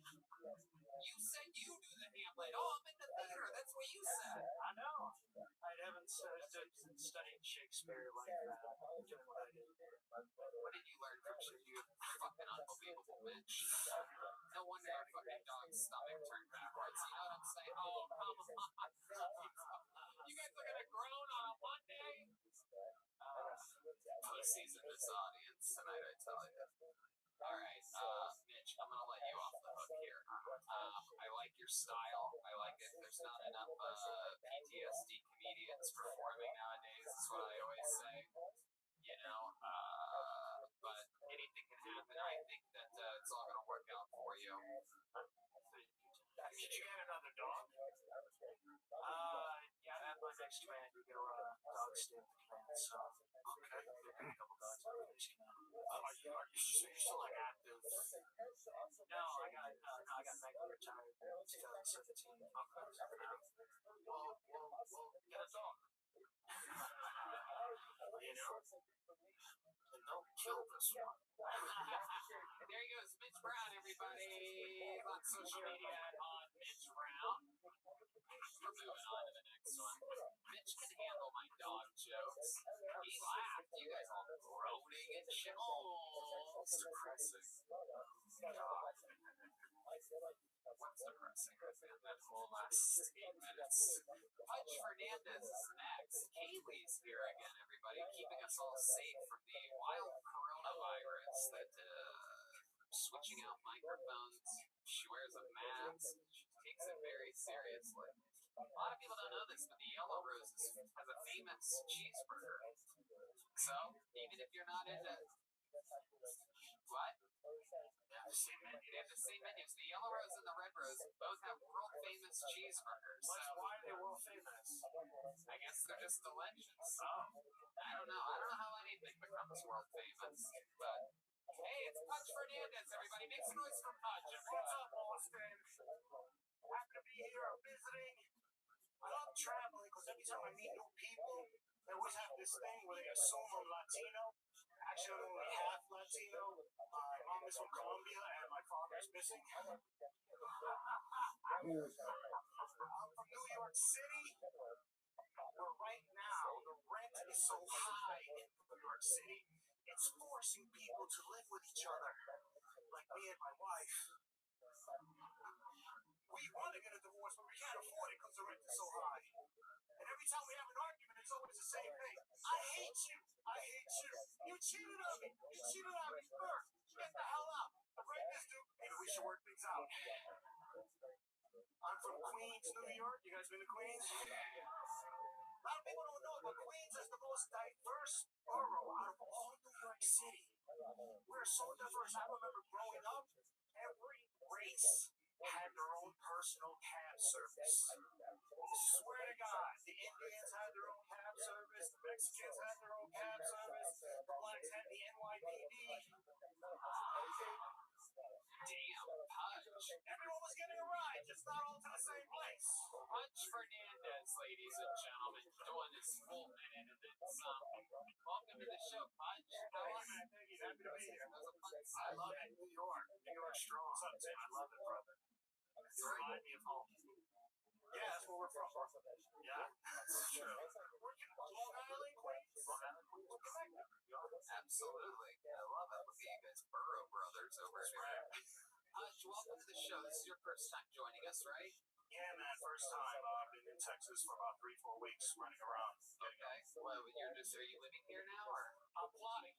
This is like my scouting tour. Okay. What does your wife back in New York think about you out here plotting for weeks? She's not happy. Okay. She's not totally on board with the comedy thing, but we're going to see what happens. I'm plotting a movie, is what I'm doing. So I don't know if she's coming. She doesn't support your comedy. Fuck that bitch. You know what I'm saying, Punch? Yeah, kids.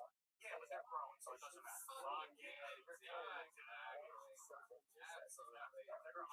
How old are they? 8 or 9? The Latino world, that's a grown. Yeah, they're grown. They already have 2 jobs. They're shots. They're good. 2 jobs, their own fucking bird scooter, hot wired. But is it true that you're only half Latino? Or was that just a joke? You're fully Latino, right? Got you Punch for me. Well, yeah, every joke has its truth. I really haven't seen my father since I was 9, so yeah, he's missing for sure. Well, surprise, surprise. We're bringing him out here. Punch Fernandez Sr., ladies and gentlemen. How about the story with you and your wife? Did you guys really cheat on each other? Yeah. It's 26 years on and off, a lot of gaps, a lot of fuck-ups. Yeah, okay. And you guys still are trying to make it work. Why do you think you're still trying to make it work if you guys like fucking other things? I guess because we just like fucking, period. That's the best part. Okay. That's what's keeping us together. Have you fucked anyone since your little Texas trip started? No, not yet. Alright. Do you think she has? Who knows? I don't know. Can we call her right now and ask her? Can you call her, put her on speakerphone, just ask her? Fuck it, yeah. How many of you want Punch to call his wife? I think we have to do it, bud. Alright, let's end this marriage tonight! Alright. I can't wait. Somebody's gonna pick up. Let's see if she picks up. She's actually packing. Put the bottom, yeah, right there. Is it on speaker? Yeah. Turn your volume all the way up. The bottom of it, right up against the tip of that microphone. Right against the tip. Hey, babe, what's up? I'm doing a show live right now. You're on the show. I told them about us cheating. They want to know if you're fucking anybody in New York right now while I'm here in Texas. Unfortunately not.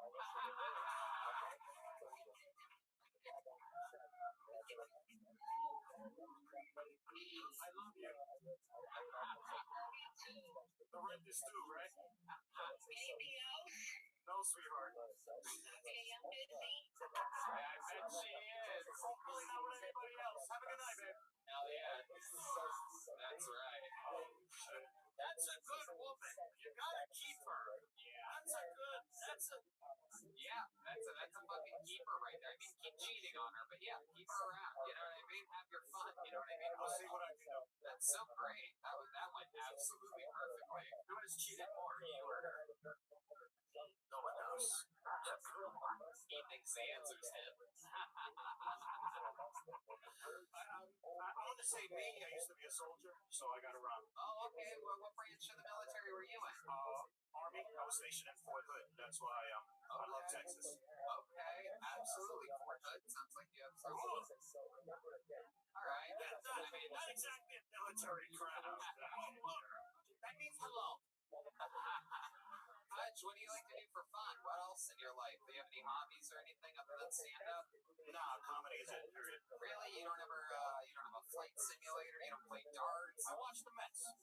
Oh, man. That is the most New York shit humanly possible. It's one thing to be a Yankees fan, but Mets, that's a whole nother level.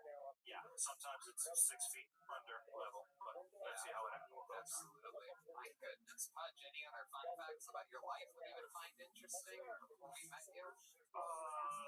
Was in the military. Did you do any tours in the military? No. 8 years in the infantry, not a scratch. Right. I feel like they don't send a lot of Pudges out to real battlegrounds, you know what I mean? Yeah, I got lucky. I guess I got lucky. Yeah. But the Pudge can't even do his push-ups right, you know what I mean? Is Pudge a nickname or is it just actually, it was a nickname that I got while I was in the Army. When I graduated infantry school, I was thin as a rail, and when I got to Fort Hood and got it back into my eating habits and started getting it back, and my roommate was like, yo, Pudge, we got a PT test coming up, so it kind of stuck from there. Bullshit. What kind of guys did your wife cheat on you with? Do you know? White guys like me, or was it also Latino guys?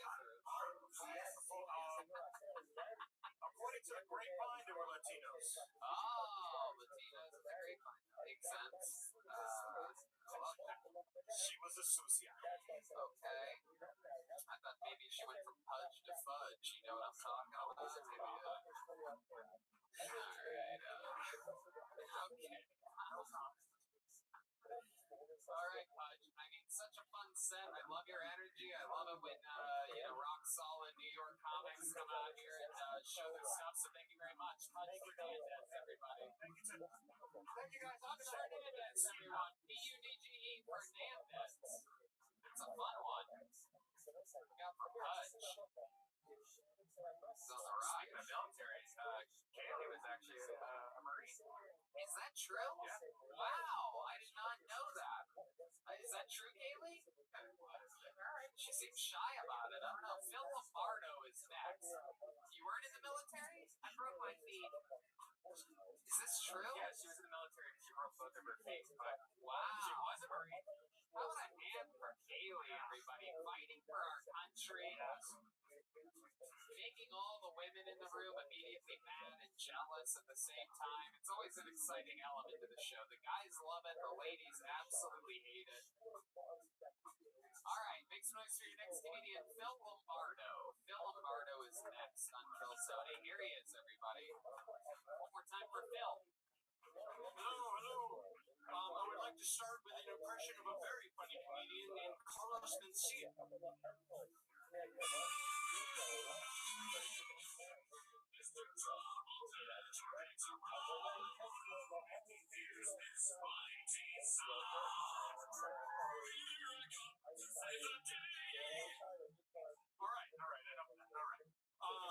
Thank you.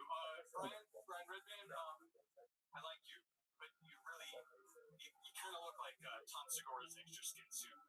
I don't know how else to put it. No, I'm just kidding. I don't like you. All right, thank you.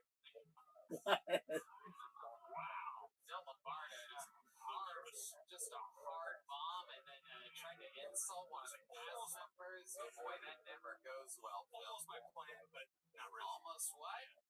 How do you make an unfunny Carlos Mencia joke? I don't even know how that's possible. By doing this only 5 or 6 times. 5 or 6 times. Oh, it's starting again. Yeah. Because you can't even help it.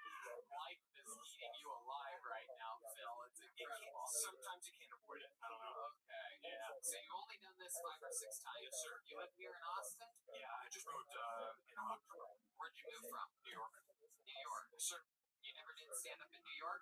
Did it like 3 or 4 times. The other times I didn't even end up doing comedy. It just made people feel uncomfortable. Yeah, sure. It seems to be your special. On purpose. And you could continue that.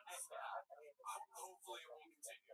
At least it's different. What's the goal out of the comedy? Like, what would you like to do? So I've been an entertainer since I'm 13. Well, actually since I'm like 12. But I just started doing stand up. What kind of entertainer?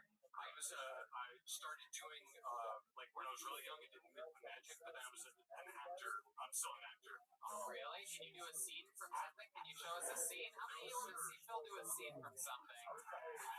Phil, just fucking do it. Don't let your instincts that made you do that Carlos Mencia joke take over right now. I don't have anything that I can do. I don't know. You're not an actor then. Yeah, you're just a Not only say you're an actor.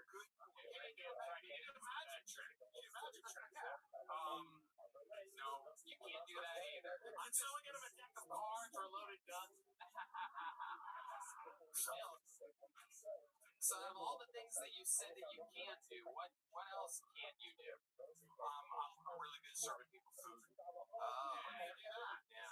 what's that? What do you do that? I used to in New York. Now I'm just a concierge. Why I'm here? You were visiting Iran and you told me the show was in town, so that's why I came. Where? Oh, at the block at Ron's building? Oh, shit, you're the concierge at Ron's building? And I told you to come do this? Oh, It's your fault. This is his fault. we were in an elevator together. In the elevator, am I right? Oh, son of a bitch, man. Come on, Tony. Bring it to yourself, man. I really fucked up. Yeah. Oh my god, this is my doing. I can't believe that my instincts made this happen. I thought you were just gonna come watch the show. I didn't think you were gonna come up with a book and all that. Well, can't help it. Is there anything good in that joke book? Yeah. No, there's no jokes in here actually. It's just writing and drawing. Writing a I'm plot. pretty good at drawing.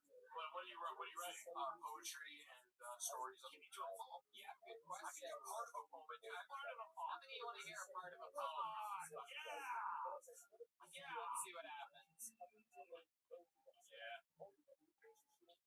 This is very exciting. Very rarely are we excited to hear somebody do a poem. Nobody's ever. I like your energy. I like an interesting energy. It's like a guy who's mad he's being pulled over with a woman in his truck. You know, he's like frustrated. He's angry. You must have seen my poem. It's like, God damn it. Fucking. Alrighty. Let's see here. So I need not be all pundity when relaying blunt, imprecise realities. The vote has come to these auto-aligned learning curves. It is being brought upon us, making sure that one too many and uncapped stem shuttle questions of where and when instigating change through monotonous monopolies, we're manifesting. Alright, we're gonna stop you there. I mean, that is somehow inexplicably worse than the set. Whoa! We're gonna do something really special here. This is gonna be the first time that we cut off someone's head on the show, everybody. We're gonna cut Bill's fucking head off and we're gonna leave it on the table for the next 2 or 3 entertaining. It would be entertaining, yeah. It would be. Yeah. Alright. It's too wordy. The poem was I know. it's too wordy. I know. I didn't say I was good at it. I said I did it. You seem like a little bit of a wild man, Phil. You've ever been arrested or in trouble with the law? Almost. I got in trouble, and believe it or not, I made the cops laugh. They let me go. What did you have to rape for? We were.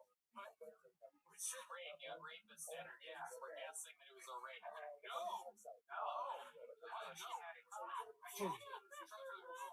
What was the crime that you committed? We were just driving intoxicated. Oh, yeah. You say weed. Who were you with? A bunch of friends that were all fucked up, and I had weed on me, so Where were you? And you made the cop laugh, you said? Yeah, all the way to the station. How did you do that? Magic. That's what happened. Do you remember what you did to get the laugh? It was all fucked up. I don't remember it all. Maybe that's why I made him laugh. I have no idea. Wow. Maybe you should get real fucked up before performing and try that out. Yeah. It's crazy. You I'm can making my best. make a cop laugh while getting pulled over drunk with weed. How much cocaine do you do a day? I've done it 5 times, and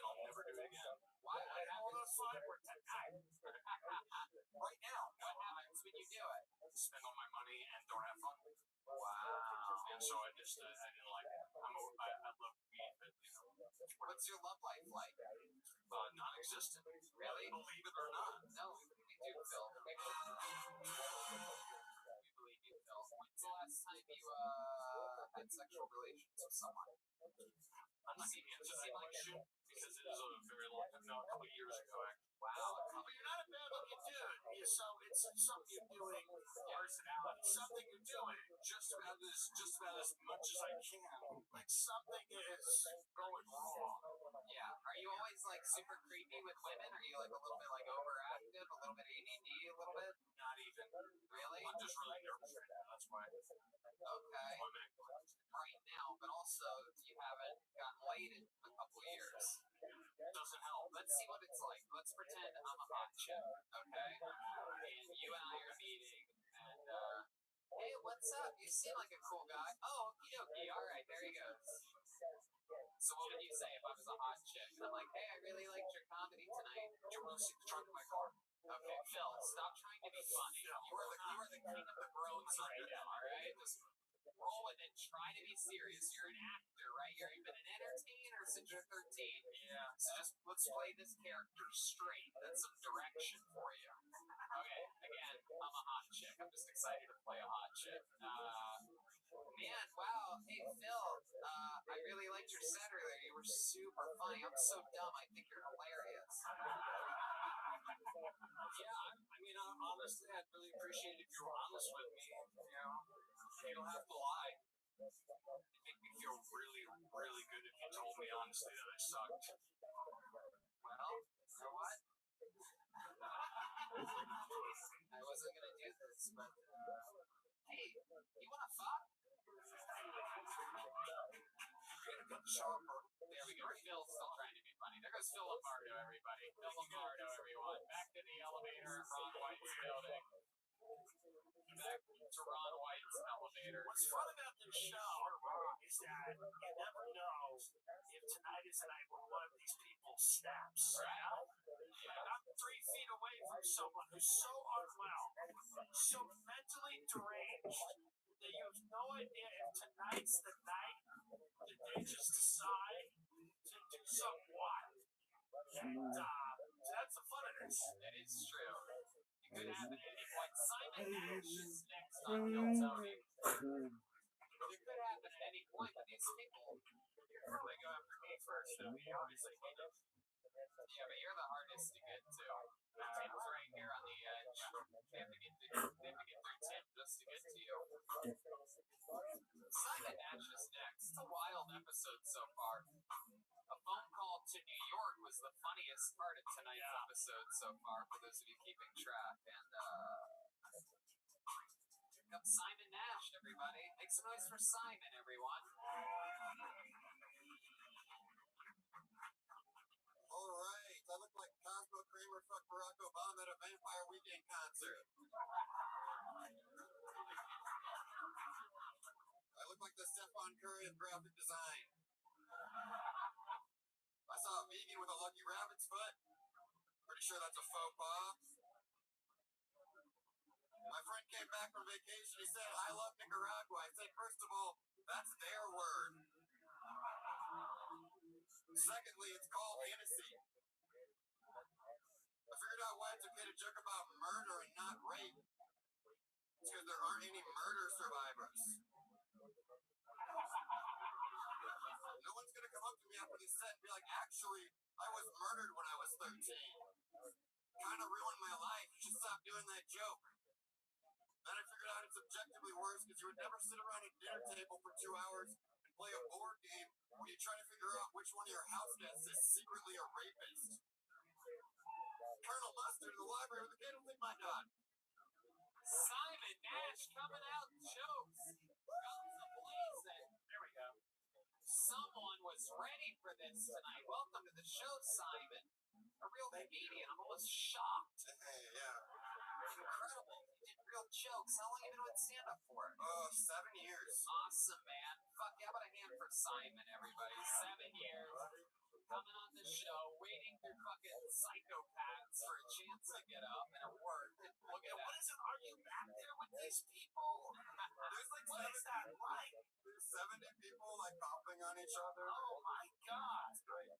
I love it. Great fucking job. Oh, thank you so much. I really appreciate it. 7 years, all of it here in Texas? No, I moved here 11 days ago.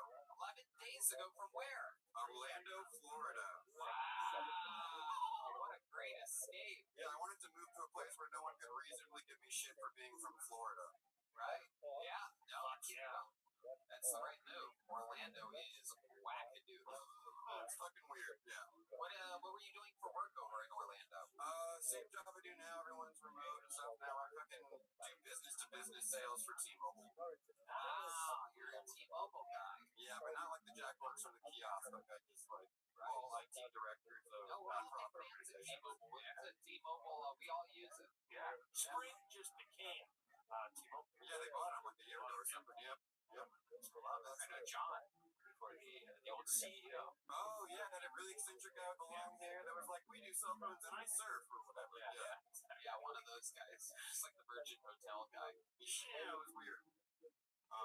So welcome, Simon. What else in your life? Tell us more about you. Gosh, well, I have to get this out of the way. My best friend is a recently famous TikTok comedian. She's a huge Tim Dillon fan. Oh wow. Yeah, so I was wondering if you would like say into the microphone that Heather Shaw should quit comedy. Heather Shaw, you should quit comedy and kill yourself. I added that. Oh, that's so Good. sweet. Why? She's legit blew up on TikTok. She blew up on Is TikTok. she one of the millionaires? I think she is Julio's sisters or something. No. She does like she is like a skinny lesbian and she looks a lot like Jim Carrey. Great actress. Heather Shaw. Yeah, she's the famous TikTok. Yeah. I get approached. You shut the fuck up, sir. Jesus Christ, this fucking guy. Well, that's I'll check her out. No, that would mean so much to her. Yeah. Thank you. Wow. So I asked you about your entire I'm so life. sorry. Anything about you? I'm so sorry. Heather Okay, so Shaw. I can't play harmonica. That got shredded. That was awesome. I know. Juggle. I don't know. Yeah, I work a sales job. I have no other skills, but I What about think your family? What's your ethnicity? my dad was black. I didn't lead with that because that's a lot to unpack in a 1-minute set. I know what I look What like. do you mean he was? He's dead. How did he die? Transition to Caitlyn Jenner. Yeah. How did he die? Did his So reverse Rachel Dolezal. stomach flip? Gosh. Yeah. Parkinson's. You don't die from Parkinson's. You die with it. So. Wow. Yeah. Must have died young, right? 2 years ago he was 67, 68. Okay. That's fine. You gotta run. Yeah, he had a good run. Good run. How old are you, Simon? 28. 28 years old. What's happening? It's TikTok. I'm sorry. I was just doing a TikTok song. Never mind. Okie dokie. Red Man combining three things at once for our life thing. So he was black, your mom's white? Jewish? Yeah, very white, like British Isles, blonde hair, blue eyes, Irish, English, Welsh, that kind of deal. Okay. And is she moved on to a new black guy? No, she went back. She went wherever that old joke is, back and forth. So yeah, my stepdad, another very, very white man, nerd, musical theater guy, whatever. Yeah. I love that. They're funny as fuck, dude. Yeah, Oh my very god. good. Yeah. It's a lot to it. God, 30, 35, 40 minutes, like a feature. If you're free Wednesday, I'd like to have you at the Vulcan show. Oh my God, I would Wow, love look you. at that. He just got booked on a real show, everybody. Wow. Dreams coming Thank you true. so much. Here on Bill Tony. Simon, you are absolutely hilarious. I love it when rock solid comedians come on the show. Thank you so much for Really gracing us appreciate with it. your Thank you so presence. much. Simon Thank Nash, you. everybody. Follow him on social media at the Simon Nash. That's easy enough. You guys ready for a special treat, huh? This guy's one of the regulars on Bill Tony. For those of you that are big fans of the show, you're absolutely going to love this. A prolific joke writer every single week, giving us a brand new killer minute. Famous for his incredible roasting skills. How about you guys all make some noise for the great, powerful David Lucas, everybody? Here we go. David Lucas.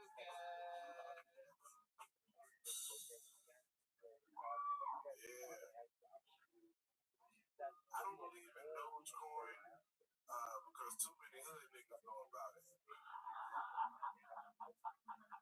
Them trying to explain that shit is the worst shit in the world. They're like, nigga, it's like iCloud. You can't see the money, but it's there. I'm telling you that the shit is there. You buy it, you can't see it, but it's there, nigga. I'm like, I'm supposed to trust you with my financial future, motherfucker. Fuck Dogecoin. I'm from the South, but a lot of people ask me, like, David, is the South the most racist place you ever been? And I'm like, hell no. They like, well, what's the most racist place you ever been? I'm like, nigga, YouTube comments. YouTube comments is the most racist place in the world. I get called a nigga in YouTube comments without a profile picture. I'm like, how the fuck you know I'm black? They like, it's the run-on sentences, man.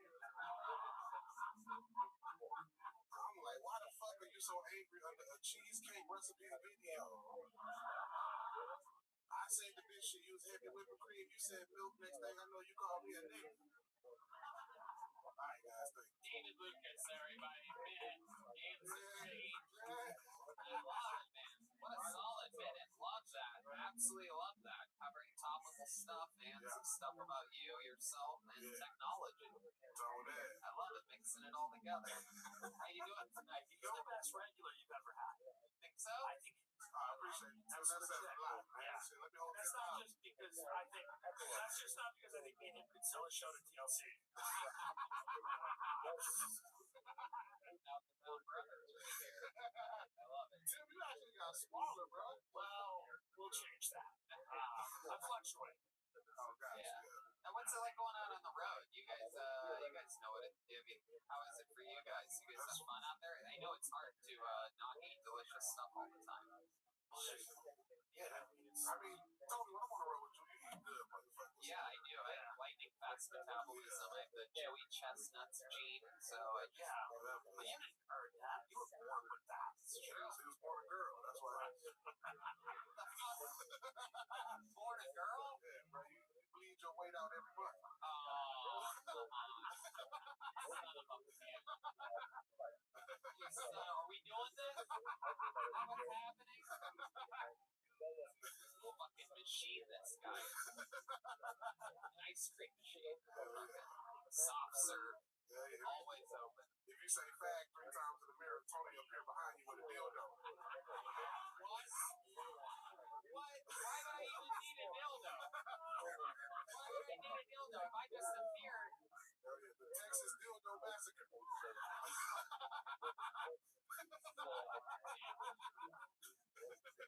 Son of a bitch. Yeah, man. Death by dildo, nigga. That's an episode on 1,000 Ways to Die.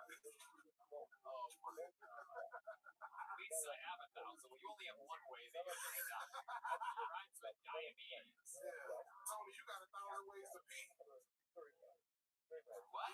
He can sit down, he can squat. I love it. I love David Lucas because he's definitely following in the footsteps of the Grand Patricia. Definitely not going to make it to like 35. No, you look great though, David. I love this. I love this new look you have going on. Tony, you 35, but you got the facial hair of a 12-year-old girl. Well, maybe. Jesus Christ. I think a lot of people don't know that about my facial hair. Now you. All right. Well, I mean, okay. I guess we're gonna get into David bottles of water. Thank you. Thank you, Zach. I love it, David. It's a new hoodie. I don't know how to make fun of it. It's a very off color. I feel like it trends defensively. So that I found a new shop. one thing I noticed the other day, I was looking at a picture of you on Instagram, and it was taken at like a higher angle, and I noticed that you have ridiculously short legs. I do. It's a real thing. It's my torso that's long. Yeah, you're built like R2D2. It's very like. Those ever hard? I mean, it must be hard on your knees carrying. I think his pants just rubbed up low. That's why it looks like he has short legs. I do got short legs. I got no. Bend at the knee real quick. Let's see what it What looks that like. mean, like that? Oh shit! Well, that's not what I was expecting. I thought you'd What you mean, bend that? yeah, like that. Yeah, like that. I don't know the fuck bend that to knee. And I love it. I thought I was the gay one until you did that. Like bending the knee, just in this doggy style position. Just this bad guy. David Lucas. Goddamn right, man. I love it, man. What else is going on? How's Austin treating you? Austin's good, man. Austin's great. Saw Tim go up the other night on your show. I went up on your show the other night. Great show. That was so much fun. And then, Young Dolph performed out there. Young Dolph from Keep Up. Are you serious? Yeah, I think I walked in on the green room and I think he gave me like a dirty look. Who's Young Dolph? Young Dolph, he performed to like 1,100 white kids, which is so weird because all he rap about is drugs and killing niggas. Yeah. Yeah, I'm like, this thing gonna get y'all put out of y'all house and out of the trust fund listening to this motherfucker. I love Young Dolph. He's from, I think he's from Memphis. Yep. And he ordered like $2,500 of shit for the green room Really? and didn't use none of it, just ordered it. Yeah. I was in, I did your show last night, and yours was not $2,500 worth of shit in the green room.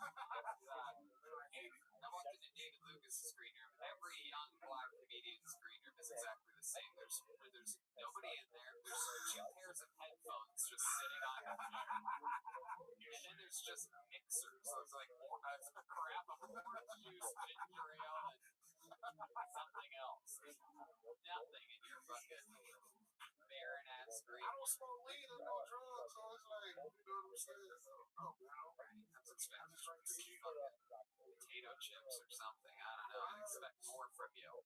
I'm a full eater, bro. I don't like potato chips. I feel like that's a teaser. Alright. You do any athletics? You've been working out at all? Yeah. What type of workouts do you do? I've been starting back powerlifting, dog. Powerlifting? Powerlifting and swimming. I'm one of the only black guys that can swim.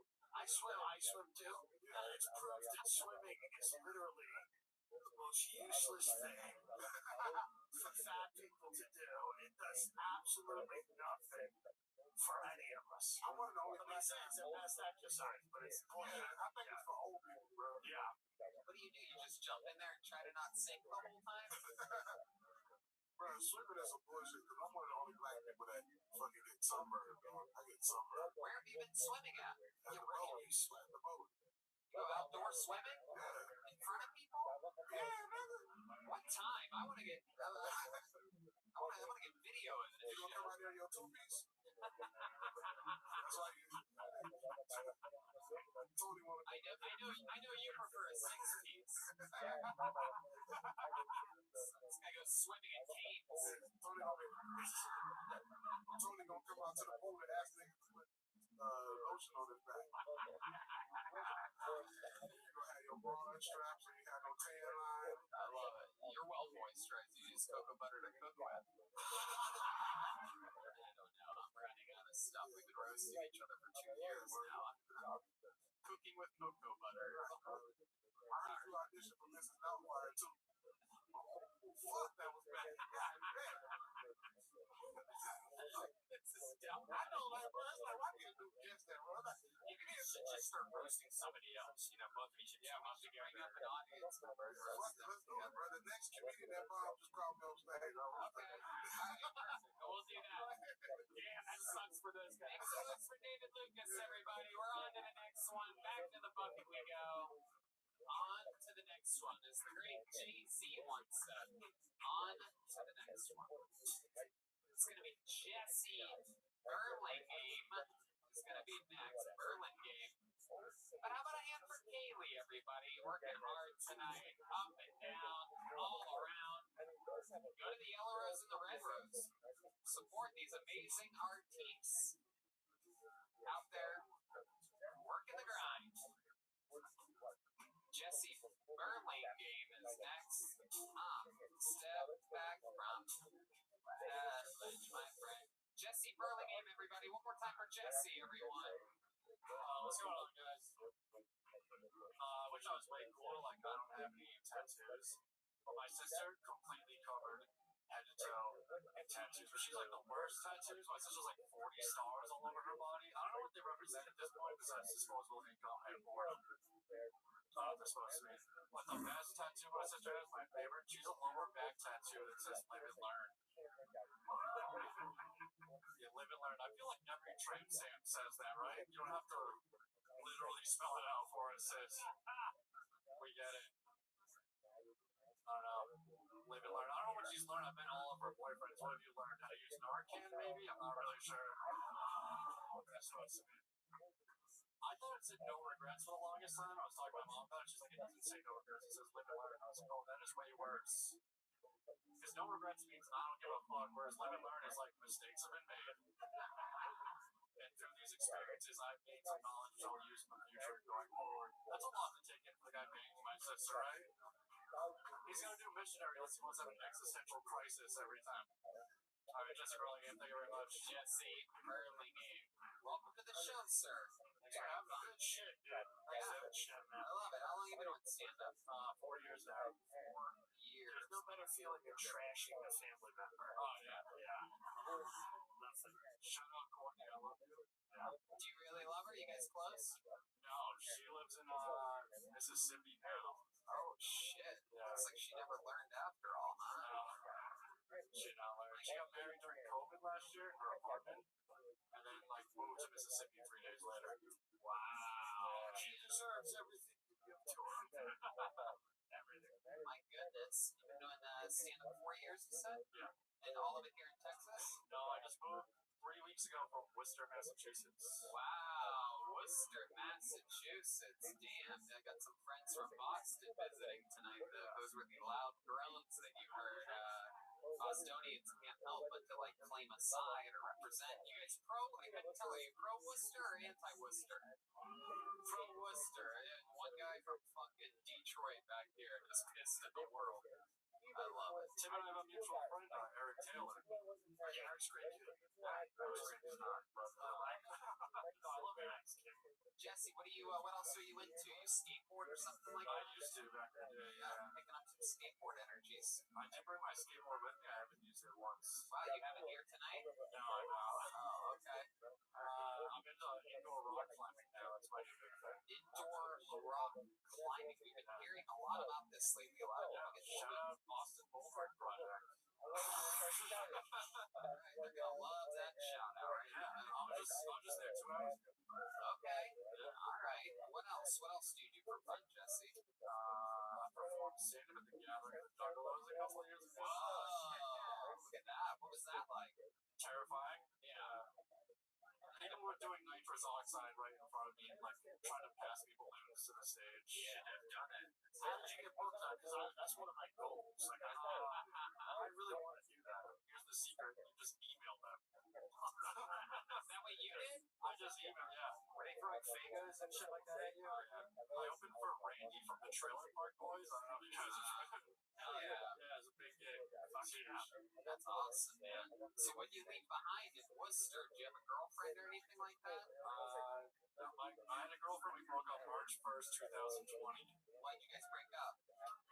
We had some issues we had to work on. Like what? Yeah, that's exactly. I'm addicted to pornography. That kind of. You are? Yeah. What kind? This is beautiful. Absolutely. Tell us all about your pornography addiction. What kind?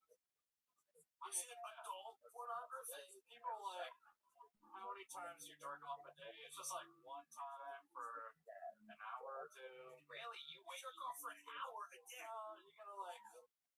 You got 7 tabs open. You gotta browse through everything. So you hold on to the one load, Yeah. and you really milk it. You wait. So what types of things do you find yourself saving for the big finish? What's something that you love when you are ready to after an hour, 7 tabs are open? What's your final go-to? Big black dudes with tiny white women. Yeah, very good. Very good. I mean, I got it. I got it. Listen, what the fuck was your uppity cunt girlfriend's problem with your hour-long jerk-off? I mean, she's a bitch, right? I mean, this bitch is fucked up when you Were you paying for it or was it all free? No, it's all free. Okay, yeah. That's some addictions get out of control fast. She asked you to stop. Yeah, I started going to a 12-step program for it. Wow. shit. That is humiliating. And then COVID happened. COVID happened and stopped. You do feel like you go off 12 steps wrong, right? You feel like Dave Chappelle and Half Baked when he says he's addicted to weed. And like, I'm addicted to porn, and there's like pedophiles and rapists in there. Are there any girls in those 12-step programs? Yeah, there was one midget in a wheelchair in my group. Oh, damn. How long until you came on her? So maybe that was just my next Google search. Pedophiles and rapists go to these 12 steps. Yeah. And you. And me. Is it weird? Yes. Wow. Yeah. Was the midget in a wheelchair? Like a, Yeah. was it like a stroller? Was the midget a pedophile? Was it a pedophile midget? Yeah, what was her problem? Are they even pedophiles if they're little anyway? I think she was just a sex addict. A sex addict, a midget in a wheelchair is getting fucked so often that she had a problem with it. I love the fact that your girl, did your girl ever go with you to the 12 step? No. I love that there's a midget in a wheelchair that fucks so much she has a problem. And Phil Lombardo, the magician actor, hasn't been laid in 2 years. That's what I love. Meanwhile, there's a little tiny lady in a wheelchair out there getting fucking on to 12-step. That's how she ended up in that wheelchair. She was fucked into a wheelchair. That is incredible. What's the craziest porn you ever saw? Something stand out to you to where even you're like, fuck, I have to get off the internet. Oh, there's a site called dicktrainers.com. Oh, yeah. And the guy face fucks girls until they vomit. Yeah. Sick. Yeah. Yeah, have you heard of this? I actually know about this. Yeah. I'm trying to get all my podcasts and won't return my emails. Wow, that is so interesting. I can't believe you named something that I know. The craziest shit I ever got into was there was a website, I don't think it's ever around anymore, but it used to be like old women, like over 90, getting fucked, and half the time you could tell they were just like, where am I? And they're just getting clout. Okay, that's crazy. That's rape. You were watching rape on the dark web. That's not something you got into. That's a crime. You just confessed on the show. What was it like? You could get hard on him. It's just more crazy. Alright. Okay. Do you do crazy shit sexually, or is it just the porn? No, I'm pretty vanilla, honestly. Yeah, that was my next question. Was your porn affecting your sex life with your ex-girlfriend? Yeah, I couldn't get hard. Yeah, that's because that selfish bitch wasn't vomiting. You told her what needed to happen, and she didn't do it. Do you think, was she a tinier, or was she like a tiny girl? She's 4'11". Wow. Did you ever think about inviting over a random black guy to have sex with her? No, I should have. Yeah. No. No. Why just a random nowhere? No, you don't want to have a random black dude at your house and fuck your girl. Should I ask my friend then? Someone familiar with? Yes. Have your buddy. That's cool. Keep it in the family. Yeah. There you go. Red Man just giving actual advice, not really, How are you going to go back to the 12-step program now that COVID's? I got to find one down here, yeah, because I did enjoy it. You know, it's helping. Well, ask around after the show if anybody. I'm sure anybody in here is any pedophiles. Round of applause for my sex act. Yeah. Are there any midget pedophiles that can show this guy where you meet? Jesse, great interview, an incredible set. Thank you so much. Great stuff. Jesse Burlingame, everybody. He's a Jesse Burlingame. I like that guy. Yeah, he's great, dude. What a selfish woman. All the story in the book.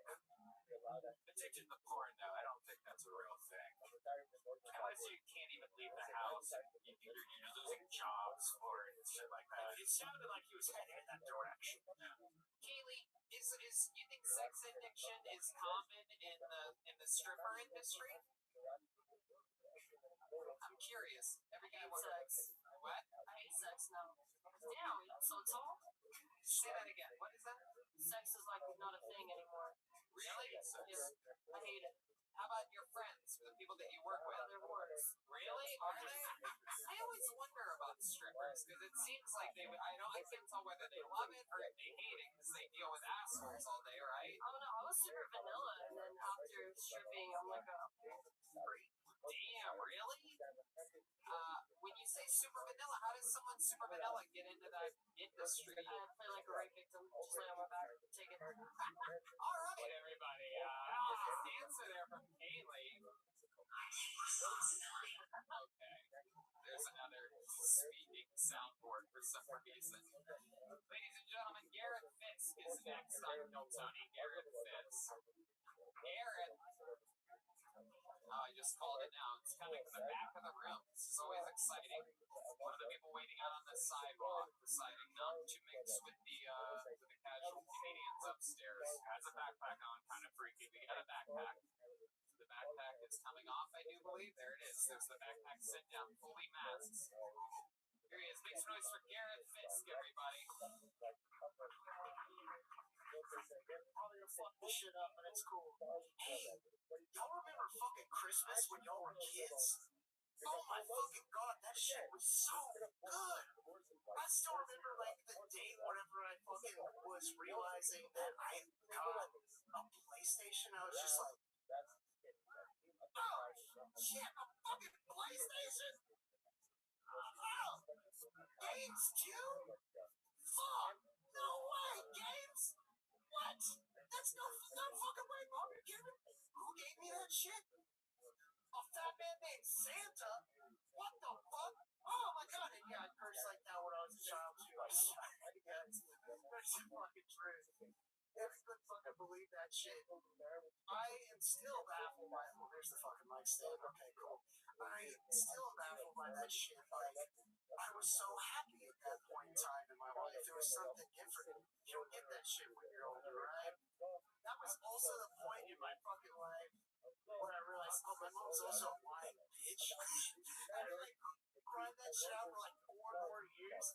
After I realized that Santa wasn't real, I was just like, wait, if I give this shit up. I mean, I know you got It's running over the time, without a doubt. what's fun?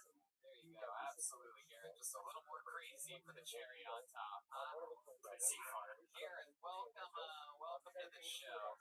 You got a laugh from Red Man there at the end of that last. There you go. You got it. Garrett, welcome. Are you okay? I'm okay. All right. How long you been on stand-up? Like 2 or so years. Mainly most of my shit is written that I do out. Like, I've been doing a lot of things that are kind of similar to Curb Your Enthusiasm. I'm writing out a show. I'm also doing a couple other things. Hold on. Wait, Tim. Yeah, wait. Doing things that are similar to Curb Your Enthusiasm. Yeah, I try to at least. Like what? Your stand-up? What are you talking about? No. Well, Dave never did stand up. He like one showing and he was like, no, fuck this shit. Wow. Larry David did stand up. Yeah, He did it from what I remember, it was like one show and he's like, well, fuck this You fucking simply crap. could not be more wrong right now. So how do you, Tony? How do you look like an idiot in front of millions of people? It's like, how do you do Curb Your Enthusiasm stuff? Can you do something like what you're talking about? Well, because mainly most of it comes out like me being an asshole or a total dick, like randomly doing my own thing from like just different phases of life. Can you give us an example? Oh my goodness. Well, for one of I've kind of written it out from a couple other shit, but some of the things I got from like my uncle, like he got a horse that he like bought for $500,000 one time. Oh, okay. So much for the wait for it. Yeah, thanks for that. You're just giving me this shit right in the middle. He bought a horse for $500,000, didn't fucking put insurance on it, and then it died like in the first quarter lap. So that's the setup part. That's the setup. So then what happens? Well, then he never fucking learned his lesson, right? So he actually ended up buying another $1 million bull, never fucking put insurance on it, and then right after that, it fucking just shot blanks, nothing but blanks for like 2 to 3 months. So nobody fucking got any money out of it. It just wanted to have Hilarious. Reminds me of Curb Your Enthusiasm. I'm sorry, it doesn't play out well on stage. No, it definitely does. It wouldn't play out well in a script or a video or a sketch. Oh, well, thanks, Tony. I really appreciate that. Okay, I like that you. Where are you getting these? I know from a bucket, man. Is this a local clinic? I swear, we've had some serious mental health issues. This is like wild. It's never a good sign when the two mentally most stable people are both military veterans on the show. This is What do you do for work? I do sales, man. Just kind of fucking do. Yeah, man. Just bullshit. Where do you sell it? Well, so I work for a consulting, like I do fucking solar sales, but it's consulting. So it's really just setting that shit up. God damn! Wait, did I get a bootage at least? Yeah, No, here. fuck me. God damn it. You don't get I'm so sorry about this Stop shit. talking. Stop talking. Don't worry about it. Don't let you get that crazy. I'm afraid for my life. I'm truly Garrett, what's the Dude, I've heard you talk. Garrett, stop listening to the voices in your head, Garrett. Try to focus on what's actually happening right now. Garrett, what is the craziest thing you've ever done? You do have wild energies. You laugh really hard at yourself after saying unfunny things. We're curious to know what is the craziest thing you've ever done. You ever like kill an innocent animal or something like that? Well, I am from Texas. Like, I'm the only person here that's from Texas, apparently. Yeah. I mean, it's not true. It's probably I love golf. Wow, you had the whole audience on your side, and then you went and said something like that. I don't fucking know. But, I'm actually from here in Austin, and it feels like everybody I've met is from somewhere else. Exactly like, I'm talking. Have you ever thought about moving out? No. your mom's house. Everyone else is moving into Austin. Have you ever thought about trying something? How many of you think you should move to a different city? Look at that. That's pretty good. The crowd supports you. Look, thank you so much, Tony. I appreciate that. You ever killed a bird before? One of the funniest things that ever happened to me in San Diego for a little while was somebody asked me, like, you shoot doves? Like, what? And I was like, yeah, that's just a thing. We love to kill doves. That's a thing. You shoot the doves. Wow, you are a wild. I'm only shooting for blanks here right now. We know. Do you have a girlfriend? What's your home life like? That's a great question, Tim. I mean, clearly, I'm coming off of a relationship that lasted way too long. How long did it last? That's not clear at all. But what? 7-year relationship that ended. Yeah, Julie Carver enthusiasm advice. There it is. You are wild. Why did the relationship end? Oh man, I don't have enough time for that. That ended. What part of the spectrum are you in? I'm like all over it. I'm red and blue. I'm on both ends. What do you think is the weirdest thing about you?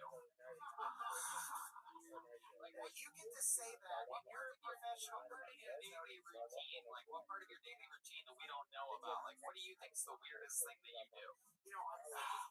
Like, The weirdest thing that I fucking do. chew your toenails or something like that?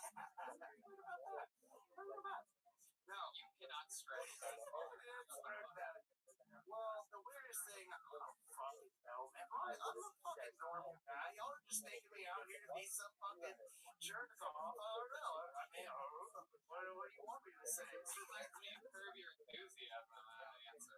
All right, there he goes, Garrett Fisk, everybody. Up and out really quickly. Garrett Fisk. Oh shit, here he comes. There he goes, everybody. Garrett, just go, Garrett. Jesus fucking Christ. Once he starts shaking hands, then everybody after that wants to do it. Oh my God. Tim, I'd like to be the first person to apologize to you for. No, I mean, it's just, I'm grateful that none of them. Tonight's not the night. Should we get a female up here? You guys think I should pull until we get a woman? We haven't had a female comedian tonight. Let's see what happens. I don't think Jack is a lady. That sounds like a guy's name. We know Nick. Let's see what happens here. Arthur, I'm sorry. Jack, you're not here tonight. Okay, here's one. Ladies and gentlemen, make some noise for Leanna Patch, everybody. Here we go. Leanna Patch.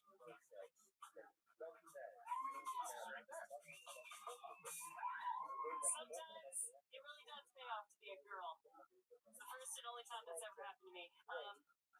Y'all, it's been a rough go. Dating wise, I keep dating refrigerators. I know this because they're all 6'3", ice cold, and there's nothing I really want inside them, but I keep going back just to check. Like, are you still a dickhead? You okay? You are. All right, great. Love that journey for me. What met one here last night. His name's Jeremy Shin, and he doesn't eat pussy. Just so you know. Don't date him. That's going out on the internet. All right. I have more. You'll know about memory foam, right? You've got a memory foam mattress? I want to know when they're going to make selective memory foam. Because shit has happened in my bed that I want to forget. Alright, one last thing. Grammar quiz. Y'all know the word cloaca? Anyone know the word cloaca? Cloaca is a bird's asshole and vagina and egg hole at the same time. It's what I like to call the uni hole. Okay, so philosophical question for you.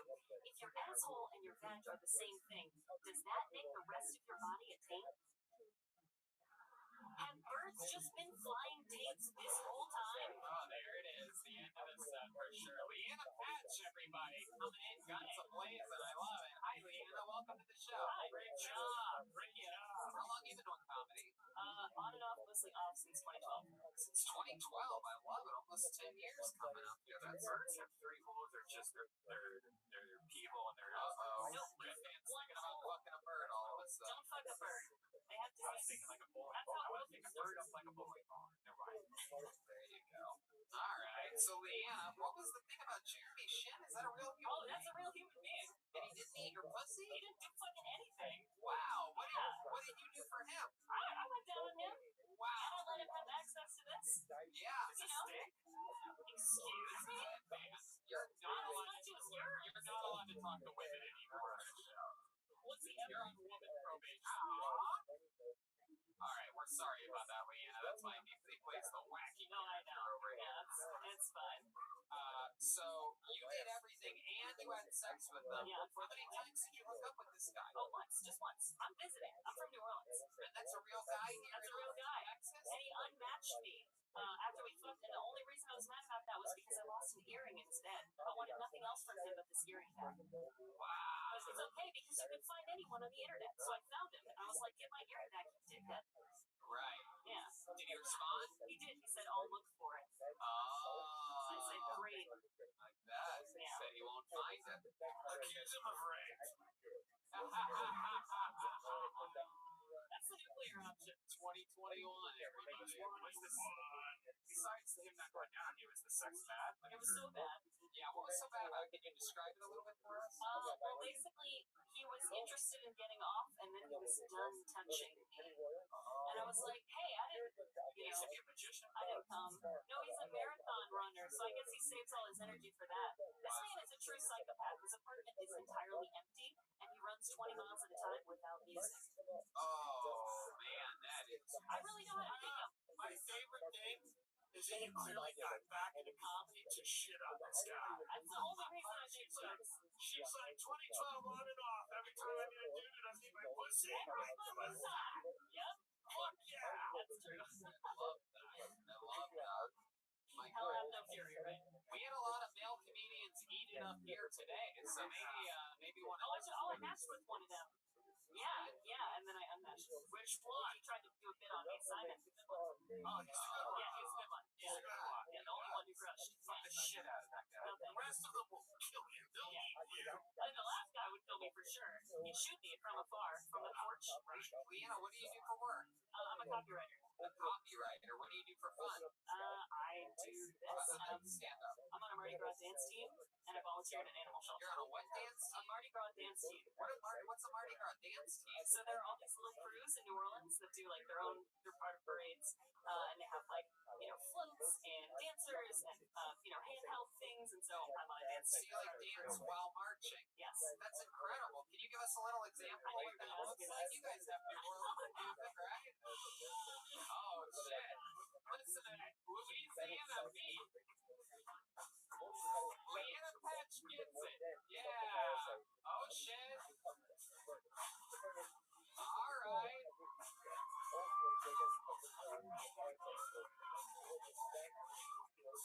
Oh my goodness! Wow. That's awesome. Yeah. That was like sex. I also don't want to touch you after that. Yeah, me either. I didn't say it was good.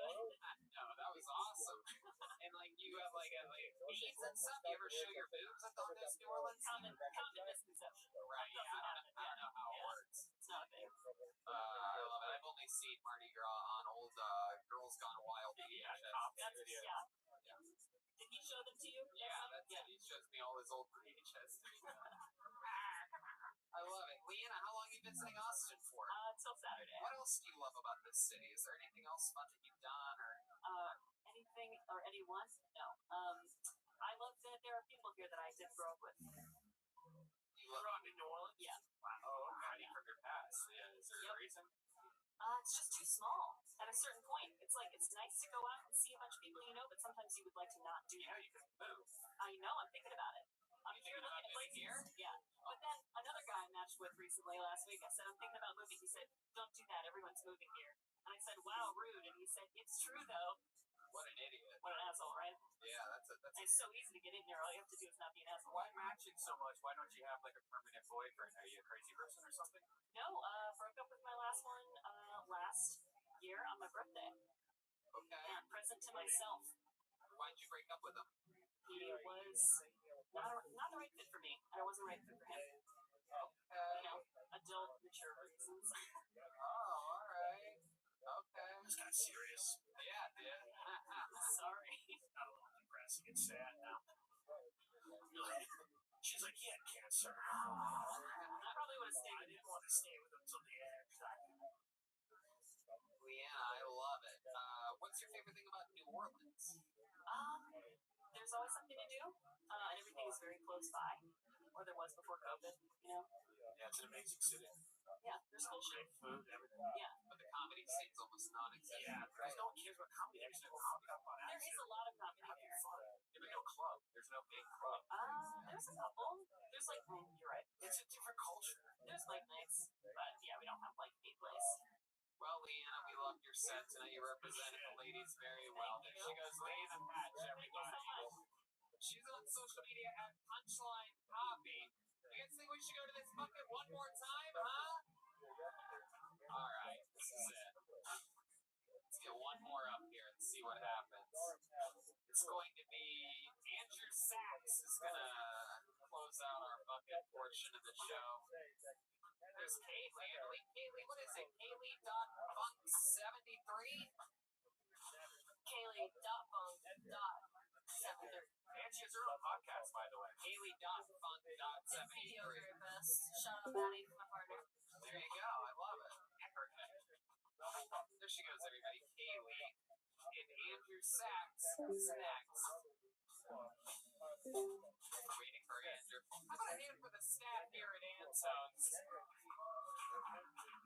Letting us do this chaotic show every Monday at one of the most famous blues clubs in the history of the world. Saying no. Nope. No Andrew Sachs? Okay. Alright. I don't understand how this happens. You have to have a new checkout system or something. If people leave, they have to let you guys know, or else they get blacklisted. They're all murdered by the machine. Wow, this is crazy. This guy made his first appearance on the show on episode 500. Very, very interesting character. Very Texas. Make some noise for Ridge Hirschberger, everybody. This guy had such an interesting story. He ended up getting the first ever lap dance in the history of Kill Tony from Kaylee. She ended up upside down on his lap. Ridge Hirschberger is coming. Ridge is coming. We got him, right? Alright. Ridge Hirschberger. This guy's wild. Represents Texas very well. You guys are going to see. Real fucking Billy Goat. Here he is, everybody. Ridge Hirschberger, everyone. Come on, make some noise for Ridge, everybody. Holy cow. My name is Ridge, like a mountain. And I know what you guys are thinking, Ridge. That's a unique name. Yeah, I was named after where I was conceived. The North Ridge Mall. Parking lot. That's my middle name. Ridge Parking Lot Hirschberger. The second.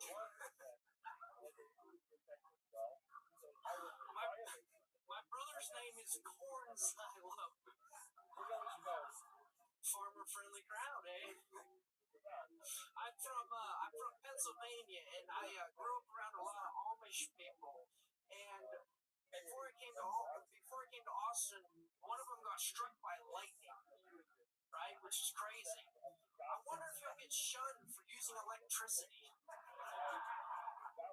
Hey guys, there it is. Rich Hirschberger coming in and out. Joke. I love it. You're a real fucking. Everything about you is real. When I first met you on Kill Tony 500, I thought you were like playing it up. I'm like, this guy's trying to be like a hillbilly character, like from the middle of nowhere. And I've done some research on you since then, and it turns out you really are this guy. I researched this man. Yeah, I got some deep intel reports on Rich Hirschberger. Someone found your Instagram and showed me a picture of you in front of a real Confederate flag. Oh no! What? Yeah, you didn't delete that one when everybody was talking about Confederate flags. This is not true. It is true if you want to bring it up. Let me delete it. It's Rich Hirschberger online.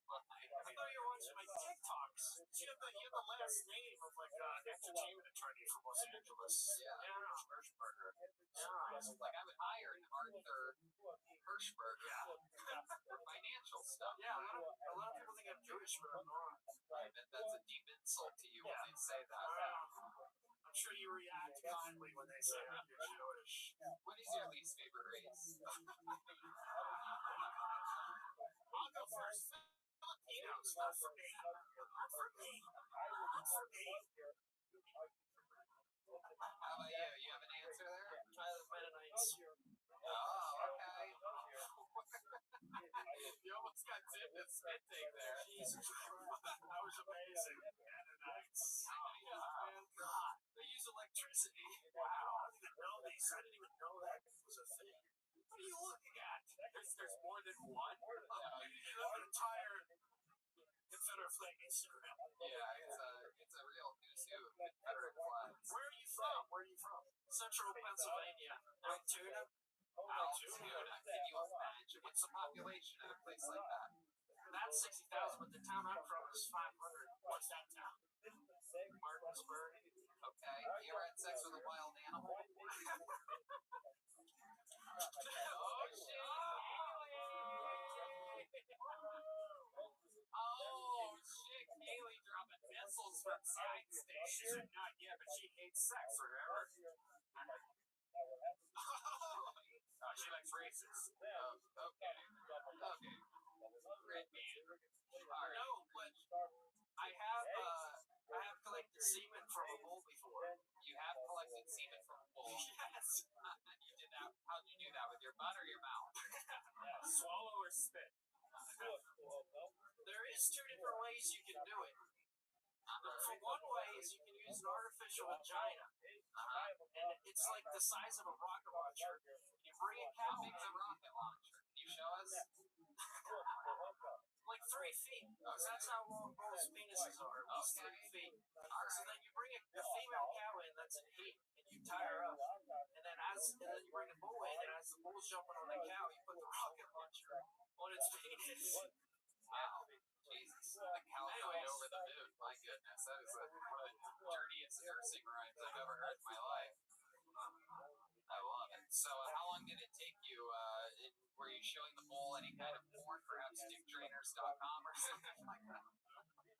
Well, we didn't do it that way. We did the other way, which is easier. You just like put an electric dildo in its ass, and they electrocute it, and it just comes. Wow. Now I know what David Lucas's jokes are going to be next week on me. And you catch it with a cup, and it kind of looks like melted ice cream. And then what do you do with it? Oh, you put it in liquid nitrogen to keep it cold. Why are you doing this stuff? Oh, to breed cows. 1 cup will breed 500 cows. And then drink it. Good. Do you drink it?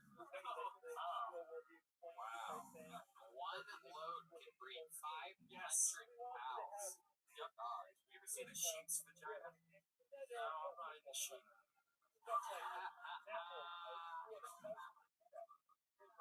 They are right there. most like hillbilly things about you. What do you think? What do you think you still do, which you're like, God, that is just so country. I don't know. I was here in Austin like 3 weeks ago, and the first night I went out and I went to that place that has the mechanical bull. Tried to ride it, but it was broken. So then I convinced some people that I could fix it, and they let me try to fix it for half an hour. What happened? Did you jerk it off and get even? No, I wasn't able to fix it. I convinced them I was an electrical engineer. Rich, if you had any, we found out the reason why you got a lap dance on episode 500 was because we found out that it's been a while since you were with a lady, right? Have you gotten lucky at all since then? No, it hasn't helped at all. Wow, really? Have you at least been talking to girls or anything like that? Yeah, sometimes. How does that normally go for you? Where do you think it goes wrong? I don't know. I'm just not flat. So I don't know. I'm not interested in all the city girls as much. I like country girls more. Really? I'm intimidated by the city girls. Really? Because I don't know what they're talking about. Like Right. jerking off poles or. Right. Yeah. So you're looking to find yourself a real nice, stupid country girl. Yeah.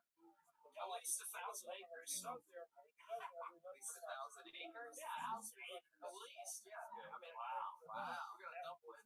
Hell yeah. My goodness. Any country girls in the audience tonight? Any, Anyone from Lockport? Okie dokie, nope. Still no one's interested, Rich. What are your parents farmers? Yes. Awesome. What were they farming? What were they? Dairy farmers. So like I've touched a lot of titties.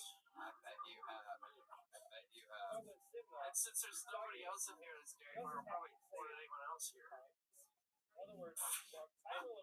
You milked that for all it was worth. That's for sure.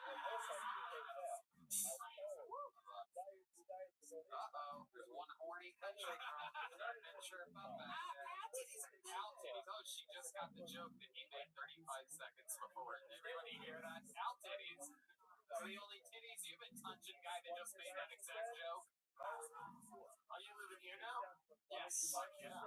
There's also a big city, right? Oh, massive. What part of 4 blocks. 3 more clothes for a homeless wedding or whatever the hell. It's downtown, it's a dump. Tell Joe to get us the fuck out of here. Anyway, get it. Great to be here. Great to be here. They all lied to us. Him and Ron White lied to us. They said, come to Austin. Get out of LA. Get away from all the traffic and homeless people. Yeah, right.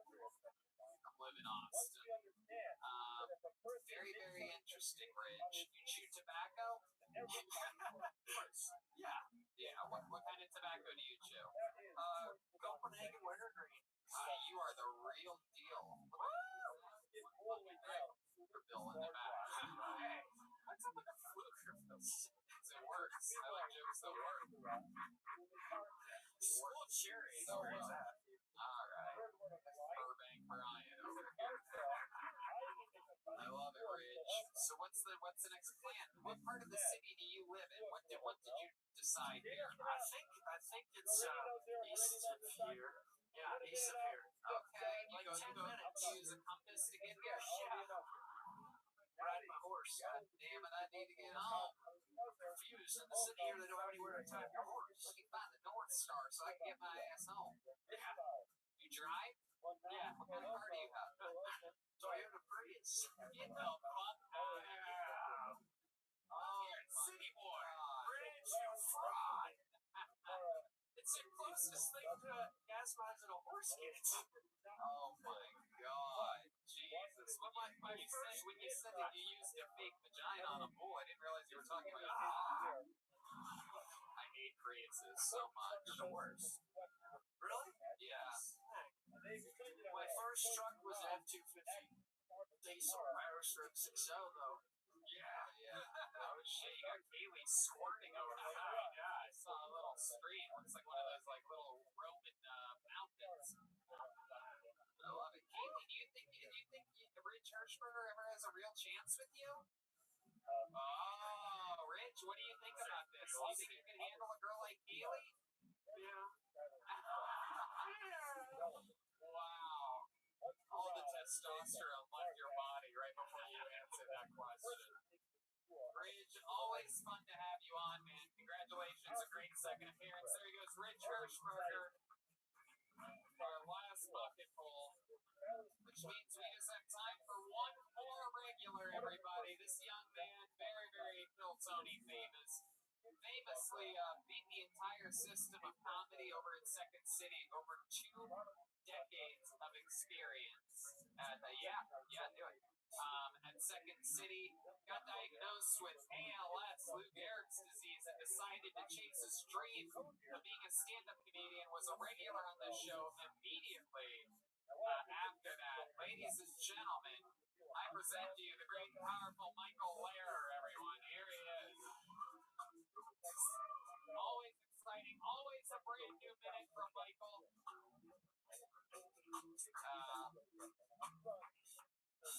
Absolute crowd favorite here. And Austin resident. Here he is, everybody. Michael Lehrer, everyone. Come on. Your final comedian of the night. Texting. Y'all be fucking with me too much. I'm learning Tex-Mex Kung Fu. It's called Topo Chico.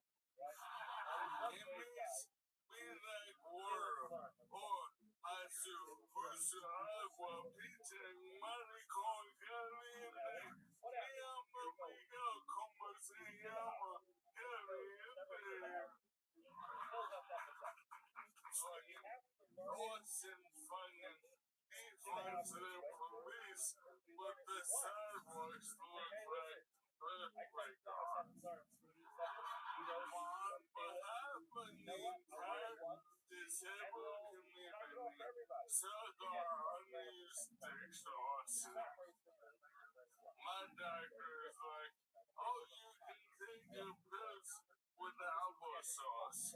Yeah, every 40-year-old guy likes to hear that. Can I eat my pills with pussy? Can I punch them up and throw them out of a baby boy's asshole? Here it is, Michael Lehrer, everybody. Absolute shredding up here. Great set, my friend. Yeah, I told you. Tony was bullying me before the show. He was trying to get in my head like he always does. He's like, what did you drink today? I'm like, nothing. And he's like, tell me, trying to fuck with me, and then I come and I crush. So fuck you, Tony. Wow. Just for the record, I love that. First time he's mentioned that, but let the record show that he said I do it all the time and he always kills, so maybe I'm doing something right. Yeah. What do you think Phil Jackson had to coach Michael Jordan, my friend? Yeah, but at least. And Michael Jordan wasn't in a fucking wheelchair, by the way. Yeah, but Phil Jackson gave all his players books, and you never give a shit. Does Tony ever hit you like on the legs with like bamboo sticks or anything? I do. I have a yardstick that I use on my. Oh, the yardstick. That was my mom's weapon growing up. It used to be a ruler, but then the COVID 6 feet or whatever. For real. So stupid. It's literally 3 feet long. I can't believe I just said that. But Tony helped me out, and he cut my nose hairs. I did. I trimmed Michael's nose hairs this week. Absolutely. We were having coffee together, and he laughed at one point and tilted his head back, and my mind was completely blown to see that fucking Sherwood Forest through his fucking nostrils. I'm like, wow, I'm like, this is the most handicapped part about you, Michael. We need to take care of this. And I did. I used my Manscaped nose trimmer, and that thing was fucking working overtime. We got it done. Yeah. I swear to God, I've never seen nose hairs in my life like I cleaned out of this fucking guy's skull. And they're like, still wool. That's where I get my heart from. Fuck you. I love you. You tried to make me look like a bad guy at the beginning of this interview, and then you accidentally admitted that I trimmed your nose hairs this week. A real asshole move. Hey, I've been announcing. Oh, he has an announcement. Yeah, since all the strings pussy dried up for me in Austin, I'm getting back together with my nurse. Yeah, look at that, everybody. The famous nurse/girlfriend Colette is moving to Austin. You know what? Life is chaotic, and sometimes you have to be with an old white lady with good credit. That's right. That's right. The thunderstorm is coming. Absolutely. Colette is coming to rein you in a little bit, right? No, fuck that bitch. She's actually a good woman. Like it was really sad when you moved here without her, and she's always been such a sweetheart and a helper for you. Yeah, but I was promised anal. You won't give me anal? No. Wow, you need to get her drunk. There you I go. know, I'm working on it. There you go. The red band's advice is to rape her butthole, everybody. There you go. Okay. Tim, you've seen Michael before. Yep. Yeah. He deserves anal. He does. And this city should, I'm pretty sure if you walk right out on the street, you can get fucked in the ass here within 25 minutes. And I moved here literally to get laid until I die. And the wheelchair is a deal breaker. I'm cute and funny. I used to get fucked all the time. The wheelchair. I know a midget lady in a wheelchair that's literally a sex That's addict. right. I can hook you two up. You guys go roll around fucking like Mario Kart. Like Princess and Toad out there. Just Men are disgusting. That midget lady in the wheelchair gets fucked by 12 black cocks a night, huh? wait, how do you know this? TikTok.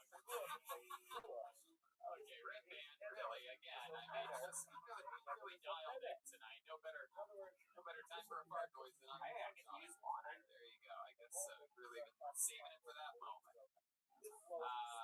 Michael, what else? Anything else before we go? No. There it is. Michael Lair, everybody. MichaelLairComedy.com. Gonna get the drawing from Ryan J. Hebelt here. Let's look at the drawing from Chris Rogers. All right, what do we have over there? There should be some type of art.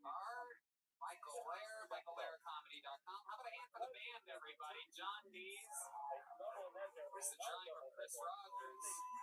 Look at that. Oh, that's awesome. That is so cool. It's the Terminator. How about a hand for Matt Mueling on guitar, John Dees on the keys, Michael Gonzalez on the drums. Thank you to all the comedians that were on tonight. Here's the drawing from Ryan J. Ebel. Wow, take a look at that, Tim Dillon. Look at you. Amazing. How fucking cool. Amazing. Shades of like a James Bond type of theme. Very, very awesome stuff. RyanJebel.com for the new Kill Tony coloring book. All the new posters. Make sure you check out. I've been saying since day one, the first time I brought this guy on the show, Tim Dillon, I said, this is the future, this guy's the best, and look at you fucking now. Well, thank you for having me. I appreciate How it. about one more thing? How loud can this place get for Tim Dillon, everybody? We love him. Guest of the year 2018, 2019, 2020. Already on his way to get taken into 2021. If you're not, and I know that you are, because you guys that are fans of this show are like the real biggest comedy fans. You guys fucking love comedy. Comedians talking to comedians about comedy. So I'm sure you already are, but if you're not, of course, become a fan and a Patreon member of the Tim Dillon Show. Get into the game because this is the future and the present right here. We love you, Tim Dillon. And thank you to the live audience for coming out. Red Band, anything else? Hey, we got a show at Vulcan this Wednesday and every week at Vulcan. Check it out. Thank you, Antones. Thank you, audience. Good night, everybody. Thank you so much.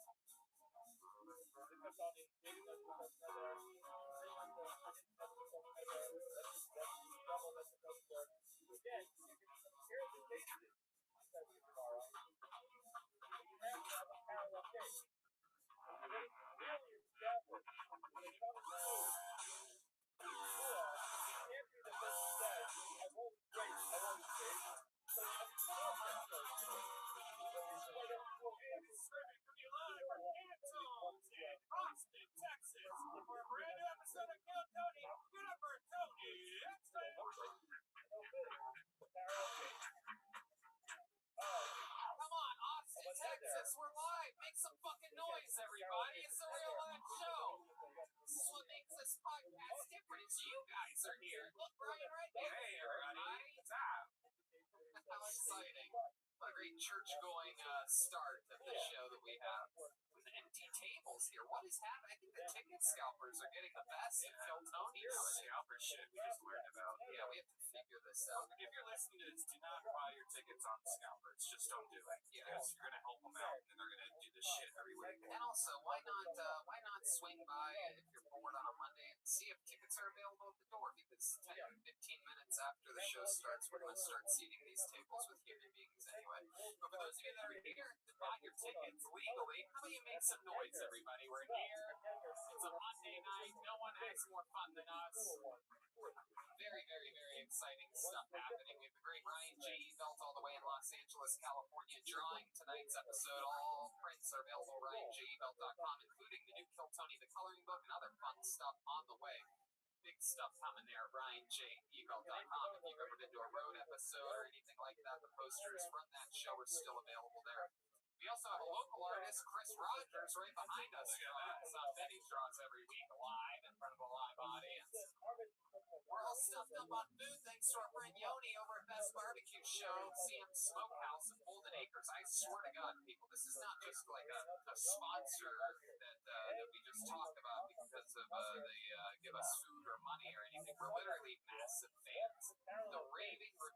people that we have here every single week that eat this food is amazing. Literally, and you know I would never say this if it's not true, one of the best Philly cheesesteaks I've ever had in my life. A brisket patty melt. There's a Crunch Wrap Supreme. If you like the Taco Bell Crunch Wrap Supreme, they have their version of it, and it blows your mind. You guys have to check it out. It's called Sam's Smokehouse of Golden Acres. Make a Monday routine out of it. Go to Sam's Smokehouse of Golden Acres before the show. Come see Kill Tony. Go to the Red Rose, Yellow Rose afterwards. It's the whole Kill Tony super packet. How about a hand for the band, everybody? They're here. John Dees is out this week. This is the official Fix Vodka Kill Tony band, brought to you by Fix Vodka. Alkaline Vodka. John Dees is out this week, and look who fucking stepped up. The great D. Madness out front tonight. Have some fun with my boy D. Madness. Lorenzo Jackson. I'm a hand for on electric guitar. Matt Mueling is here, everybody. It's a collection of Mario figurines that he gets at HEB. Who loves HEB here, huh? Where are my HEB people? We love HEB here at Hilltone. Now that a big man coming off of one of the, not one of, coming off of the biggest Mexican drum off in the history of the show. Drummer Michael Gonzalez, ladies and gentlemen. All local Austin talent. This place is filled with great musicians. And we're super, super excited about tonight's show. We have a fun one for you. But before we start tonight's show, here's a little bit about the amazing sponsors that made tonight's episode available for you here right now. Hey y'all, are you hiring for spring? What type of role are you hiring for? Maybe you need to hire someone to wear many hats, which can be challenging. Or you might have a simple position to fill, but it's taking forever to find someone who's a great fit for your company. That's where ZipRecruiter comes in. ZipRecruiter can help you find qualified candidates fast. And now you can try it for free at ZipRecruiter.com/KillTony. Whether you need to hire a civil engineer in New York, a nurse in Nebraska, an attorney in Colorado, or a mascot in Missouri, ZipRecruiter's matching technology finds people with the right experience for your job and actively invites them to apply. It's so effective that 4 out of 5 employers who post on ZipRecruiter get a quality candidate within the first day. From accountant to zoologist and everything in between, ZipRecruiter makes hiring easier. And right now, you can try it for free at only our listeners get it link, ZipRecruiter.com/KillTony. If you go to ZipRecruiter.com/KillTony today to try ZipRecruiter for free, we get credit for sending you. Once again, that's ZipRecruiter.com/KillTony. You know, ZipRecruiter is the smartest way to hire. Squeaky doors, clogged sinks, finicky engines. When things break around the house, you take care of it. However, when something's off in the bedroom, you just try to not think about it. Come on, man. What are you waiting for? Take care of it. Go to GetRoman.com/Tony now. With Roman, you can get a free online evaluation and ongoing care for ED, all from the comfort and privacy of your own home. A U.S. licensed healthcare professional will work with you to find the best treatment plan. If medication is appropriate, it ships to you free 2-day shipping. The whole process is straightforward and discreet. Getting started is simple. Just go to GetRoman.com/Tony and complete an online visit. Take care of your ED without leaving your home. Complete an online visit today to connect with a healthcare professional and take care of it. Great man said. Go to GetRoman.com/Tony now and you'll get $15 off your first month. It's really time to take care of your ED. And remember, get started today and you'll save $15 on your first order of ED treatment. Use the code TONY to help with your bounty. And we're back. Are you guys ready to start tonight's show? Live from Antone's in Austin, Texas. Every single one of these episodes, we always have one or two of my favorite human beings, some of the best comedians in the world. And this is a big one. For those of you that are real comedy fans, you're about to lose your fucking minds because this guy, an absolute legend at the Comedy Store, closed the main room under Mitzi Shore's tutelage for decades. Everybody, this is a guy that all of your favorite comedians hustle into the room to go watch. This is the guy that your favorite comedians watch late at night. He's an insane man, Comedy Store legend, Kill Tony legend. Make some fucking noise for the great and powerful Brian Holtzman, everybody. Oh, shit.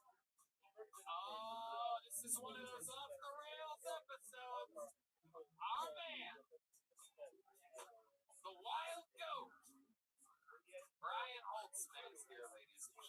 Brian, how are you this evening? You're damn right!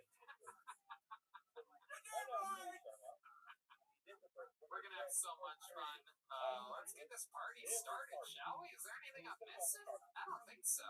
You guys know how the show works. We have a record here tonight. By the way, make some noise. It's a record for signups here tonight. We hit over 85 signups for the show. People are up on the second floor watching a screen, a giant screen, watching the stream of the show that you're in the room watching, hoping that I pull one of their names out of this here bucket. If I pull their name in 60 seconds, uninterrupted, you know your time is up when you hear the sound of a kitten. That means wrap it up, or else you're going to bring out the angry warehouse district bear. There it is. That's the bear. There's a sheep and a bird for good measure. Holtzman gets excited. Here's the animals. You guys ready to start the show? Anything can happen. It could be a local legend that I pull out of the bucket. It could be one of you. Perhaps you signed up for your first time ever doing stand-up comedy here tonight. You guys sure you're ready to start the show? Come on. This is Austin, Texas. Home of the Blues. Are you guys ready for a crazy Monday? There you go. Okay, good enough. That's a 6 out of 10. Yeah, it's okay. It's alright. Definitely Monday energies here tonight. We have some tables, some older people are here. Make some noise for the older people, everybody. Freshly vaccinated. Don't forget to shut your fucking phones off! That's right. And here we go. The show starts now. 60 seconds, uninterrupted. Going to a man named Paul Cyphers. Paul Cyphers is going to start tonight's show. Very, very exciting stuff. Paul Cyphers is coming to the stage from one of these areas. Paul Cyphers. Here we go. Here he comes. That flash means Paul Cyphers. Here he is, everybody. Make some noise for your first comedian tonight, Paul Cyphers. Oh, I'm so happy to be here. I had a really rough weekend. I got hit by the same drunk driver 2 times this weekend. I was sitting in the passenger seat. My dad punched me in both my eyes. So, that's what happens when you mess with the radio. I used to be in a band. We had to break up. My drummer wanted to go for more of an indie rock vibe, and I wanted him to stop having sex with my girlfriend. So, it's great. The differences, really. I'm a vegan. Please hold your applause. On top of being a vegan, my day job, not a joke, I'm an exterminator. I'm a vegan exterminator. First off, vegan exterminator sounds like a username on an alt-right subreddit, I'm gonna be honest. Vegan exterminator. That's like being an Amish guy that works at Best Buy. Hi, I'm Jim and I'll be helping you here at Geek Squad today.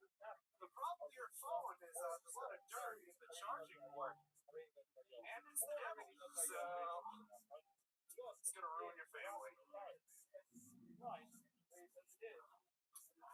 Yeah, looking for that cat.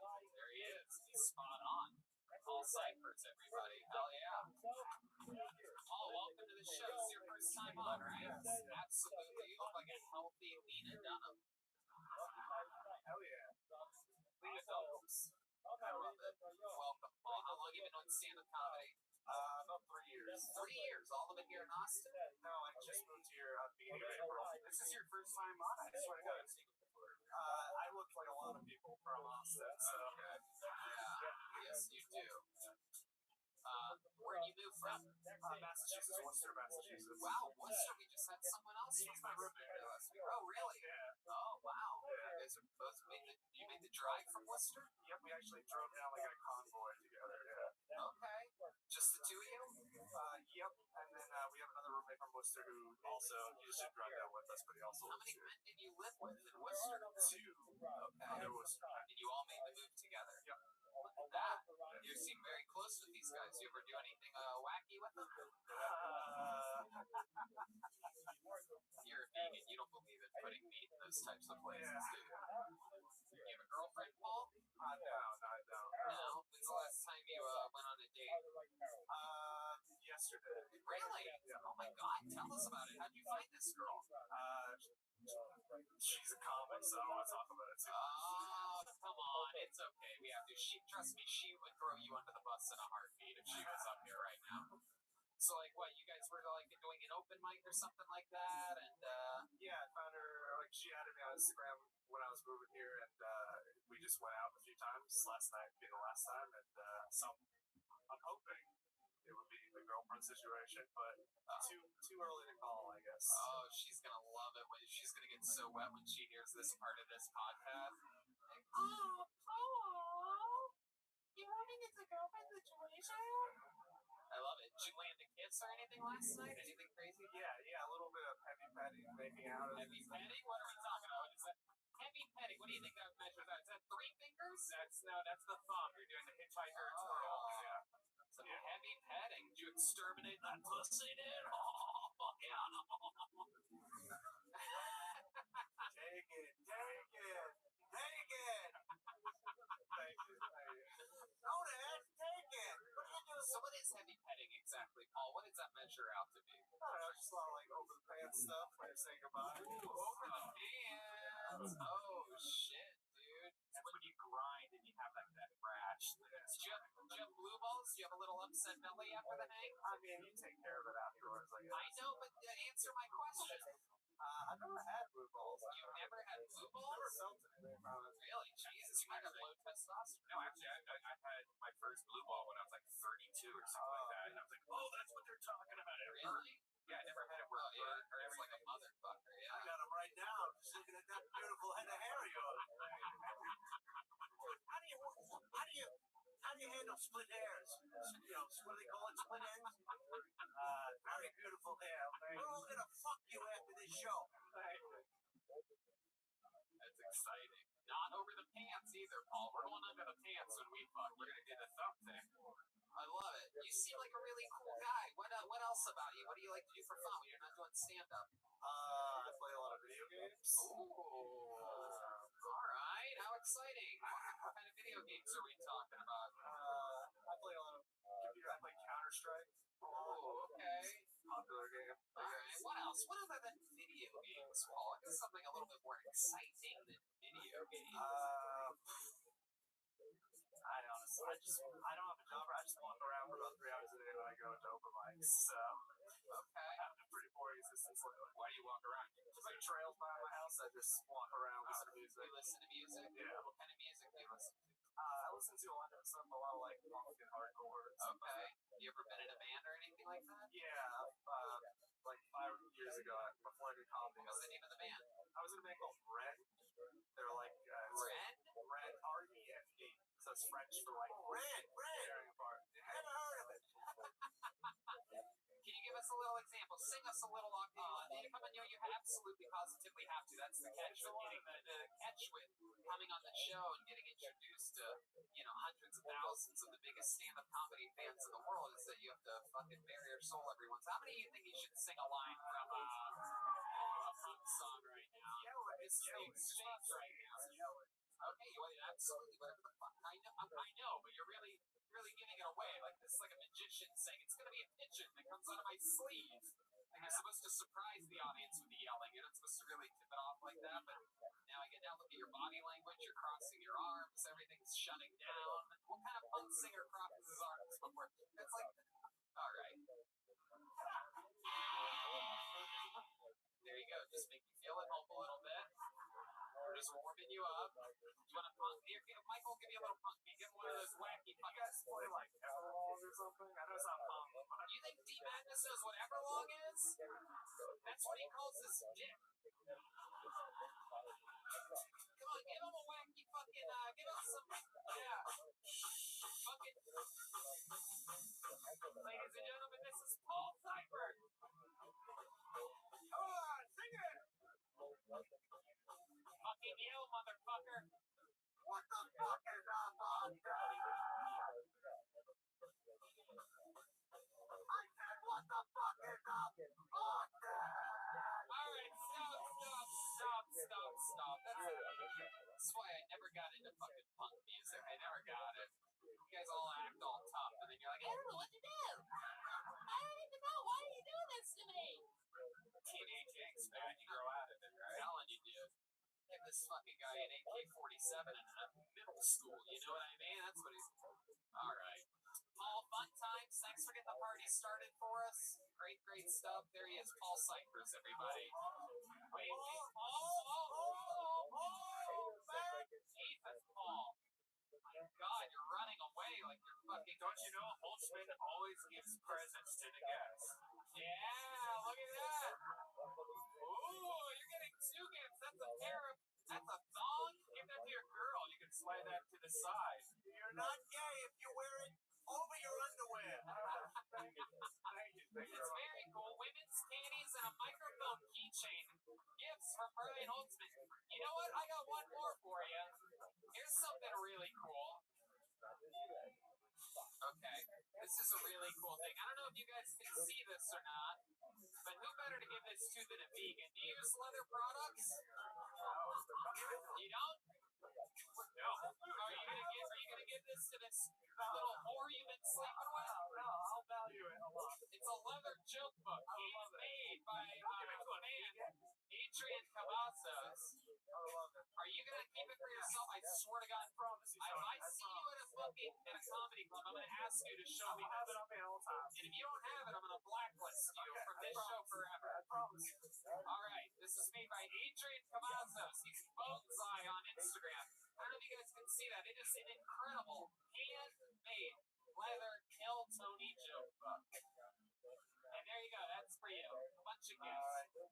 Let me have the panties back. You can't have two. You're talking about. Holtzman takes the panties back. Why do you have that? There he goes. Paul Cyphers, everybody. He's on Instagram at Real Paul Cyphers. CYPHERS. Why does Holtzman have panties and the hangers still on it also? Because he bought them. Those are real. Hey now. Holy cow, I got the blue balls now. Maximilian Mantikov is next. Ladies and gentlemen, all the way from the Red Rose, having a big hand for our friend Kaylee Funk. She's here. That reminds me, the Red Rose this Thursday, people, is celebrating their 1-year anniversary, featuring adult film stars Teal Conrad and Nina Ellie, sponsored by Fleshlight. Haley wants to keep the microphones clean between every comedian. All right. Here he is, your next comedian. Ladies and gentlemen, it is Maximilian Mantikov, everybody.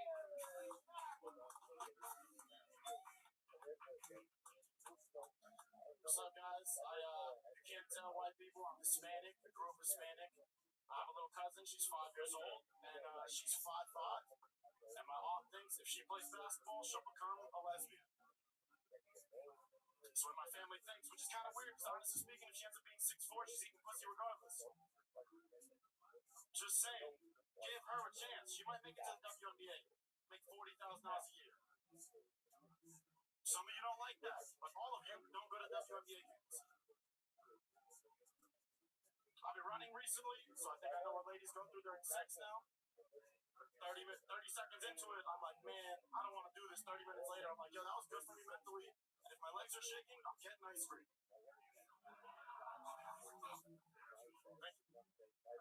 All right, getting out of 48 seconds, Maximilian Mantikov. Welcome to the show. You've been on here before, right, Maximilian? I always remember Maximilian.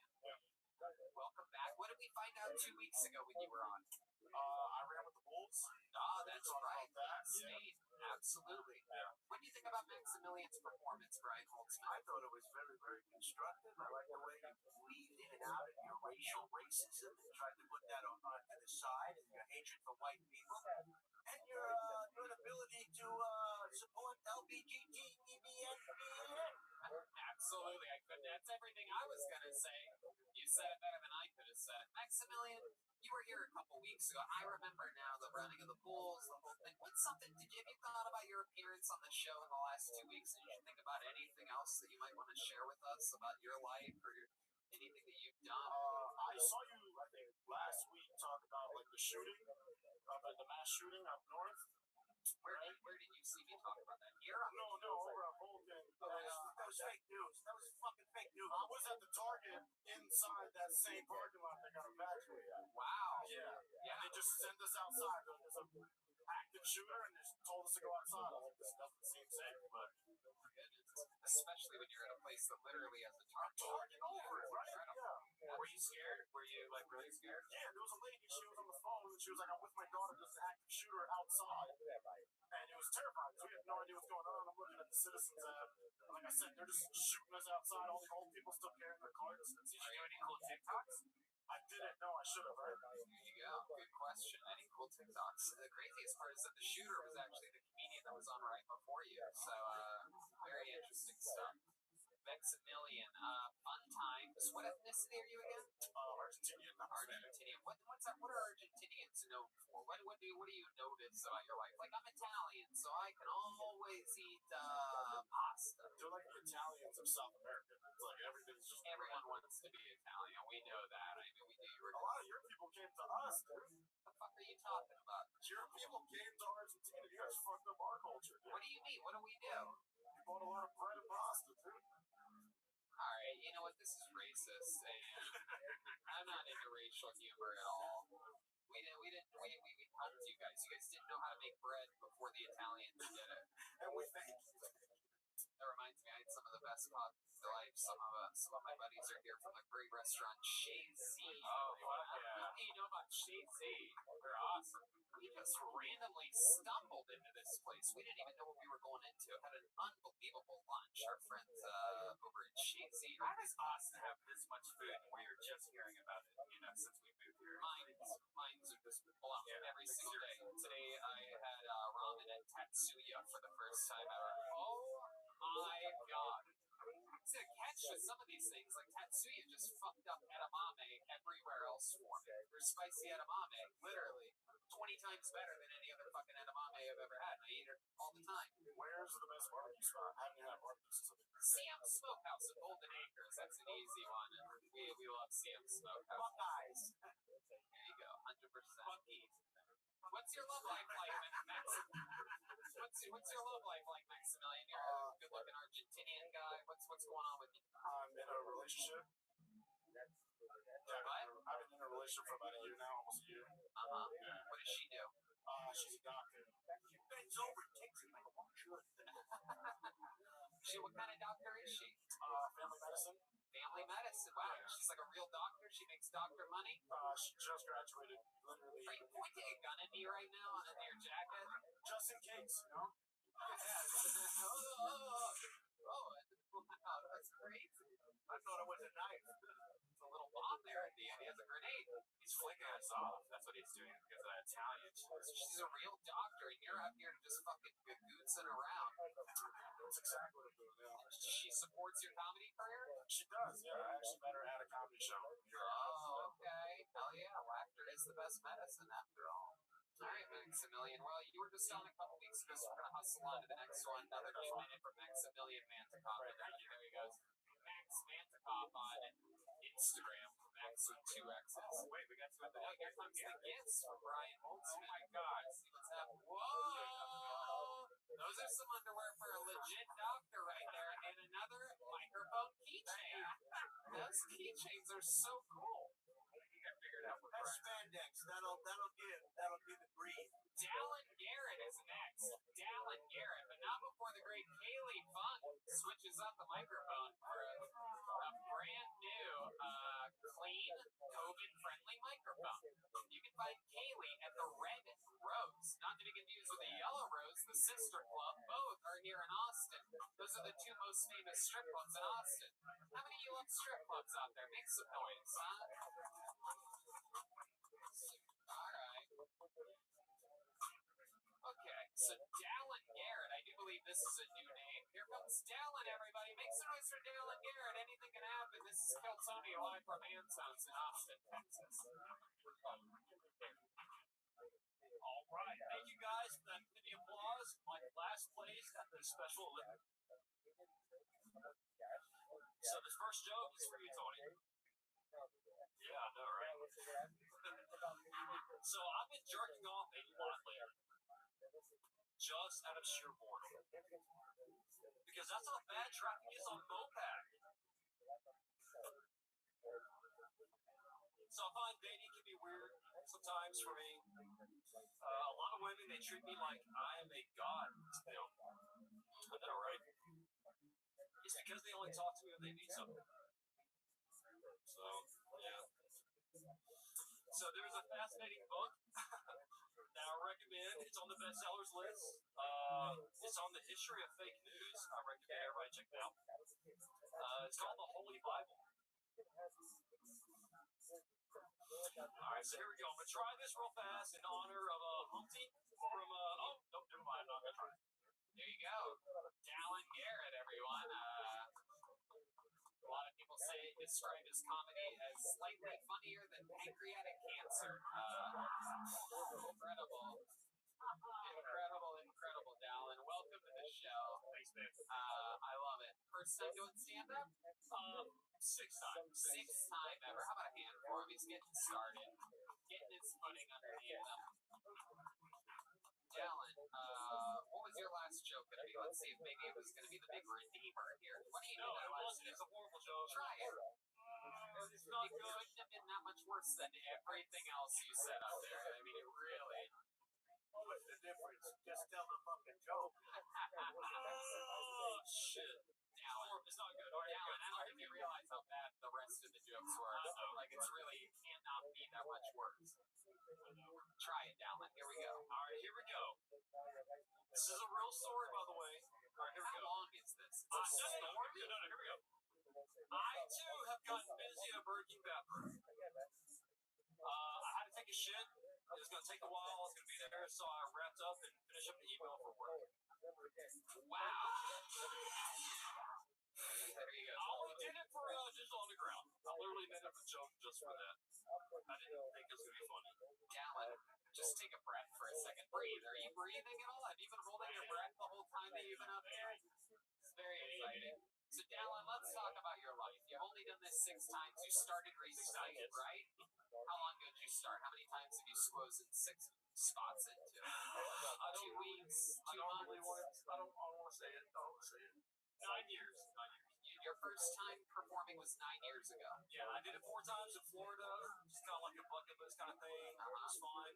And not to kiss ass, but I didn't want to get on stage again until the show. Okay. I really be honest, guys. Like the show, it's so much fun. It's amazing. I feel the anxiety when people come up. I hope they do. Does it give you a hard on?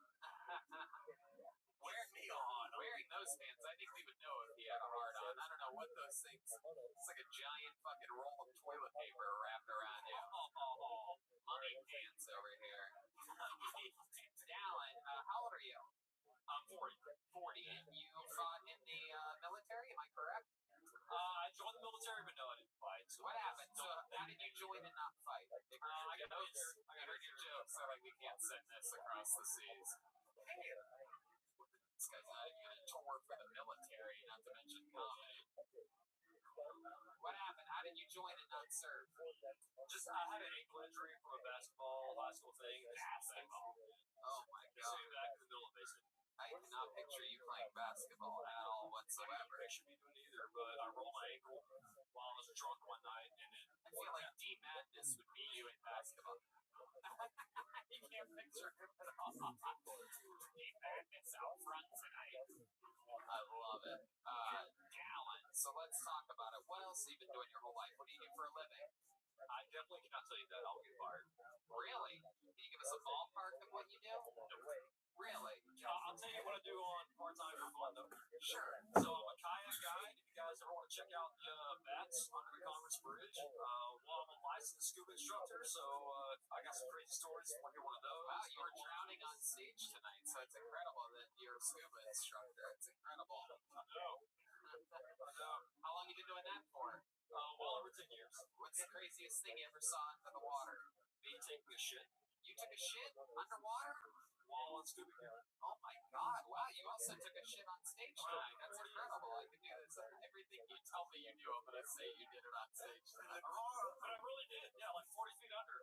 Wow. There's no avoiding it. And the coral reefs in Boston, I heard, are just amazing. Coral reefs. Carl Reeves? Coral. I thought that was Christopher Reeve's brother or something you're talking about. Carl Reeves. Sorry, he's at 5150. All right. I know his job. What's his job? Almost. You're a cop? Oh, wait a second. Oh, shit. into being a cop. Uh-oh. Way too skinny to be a cop. Oh, I don't know about that. I don't know. Okay, way too less muscular to be a cop. That's not true Way either. less brave. It's either cop or a fluffer on a shoot. Dallin, what else about you? What's your love life like? You seem like the kind of guy that's had a couple ladies tied to the bed while you go out and do stand-up and things like that, right? You know what? Never been married, no kids. Single life is pretty fun. Hell yeah, especially when you're a police officer. You get to just do whatever you want with the ladies. You pull them over. It is a federal offense to resist an officer. So, in case I didn't know that. The fact that you know that joke proves that you're a cop. You just accidentally admitted to being a police officer on the show.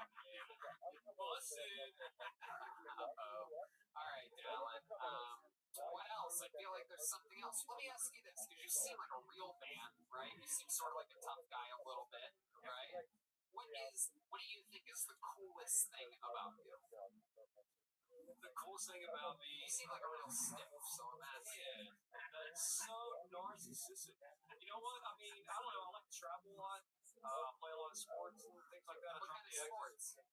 Sand volleyball, softball, you name it. I mean, anything. I play Sand, volleyball, and play softball. You exclusively only play women's sports? You know, sand, volleyball, softball, pussy tag.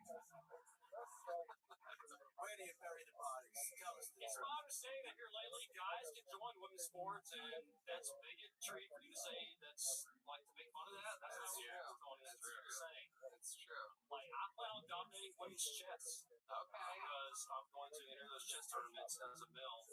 But I can't find as a female. All right, Dallin. Like, it's a sport. All right, Dallin's an interesting name. You ever ask your parents why they named you Dallin? D-A-L-L-O-N? It's a long, boring story, but yeah, I do know the reason why they named it that. It's a long, boring story. Do you ever think about doing it in your minute? It would really fit your brain. I said long. I said long story. I don't have time for a short voice. 60 seconds is a short voice. Dallin, we pull names out of this bucket of all different shapes and sizes. It's always fun to see everybody get a different shot. I love that you're a fan of the show. I love that you came out here and gave it a shot. Thanks for having the Real fast. Oh, Oh, it never works out when people do this thing that you're about to do. You go ahead now. Let's see. You could be the chosen I need one. to tell you why I signed up. Okay, I asked for a huge favor. Oh, this is the worst of the worst. It doesn't get any worse than this. Get ready. I give a lot of money for sick kids. Watch. No. I get one free get out of jail there. I've been like 5 field Tonys. I've been signing up the last few weeks for one reason only. Okay. Y'all are all about to pick on me. I don't care. This is how much I badly want this job. I want to be Joe Rogan's bartender at his new club. Okay. Let me tell you something, Dallin. I love that. I asked him at one point during this interview, what's the coolest thing about you? And he goes, oh man, I don't want to sound narcissistic. And then he just literally asked for the coolest job ever invented.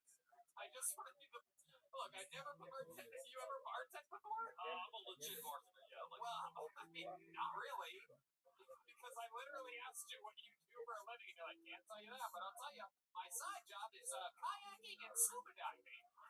Nowhere did you mention bartending. There's literally been someone recruited and hired that literally comedians give her money to hang out with them. That's who you're competing against. And she's already got the job now, and you're a psychopath for asking. I don't even know who you're talking about. I know. How would you know? How would you know who the biggest bartender in the comedy business is? How could you possibly? She's literally. I don't know. Let's ask Joe exactly. This guy thinks. Yep, exactly. This guy thinks he should be the bartender. Joe, what do you think? Okay, there you go. I love that you have the balls to ask, though. Wait, there might be multiple bartenders at this position, so, I'm sure. There's not a snowflake's chance in hell this guy's getting a bartender job. Wow, really? Why? It's okay, let's do this. Dallin, disappointed about this. So let's ask you, because this is a good opportunity that you have. This is the one. I like you, by the way, Dallin. I like you. I just wouldn't hire you for a bartending spot at Joe's Club. You're not hiring me. I'm asking you for a recommendation for Joe to hire me. 100%. Listen, I mean, there's a thing with this, and it's like a lot of people ask for things when they're not qualified. You don't know if I'm qualified. How are you? Okay, in that case, this just got all very interesting. Tell us exactly your resume, and if it impresses us, we'll call Joe Rogan right now on speakerphone. Give us your bartending resume. Let me remind you. He's not going to answer.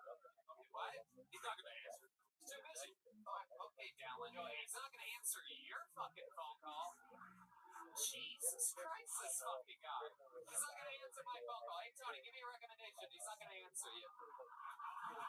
You're the fucking... I don't even get it. I'll tell you what. Let's make it bet. Okay. You call him tonight and he answers, then you got to give me a recommendation that you at least gives me your name. Do you hear yourself? I do. Do you hear yourself? I'm just saying.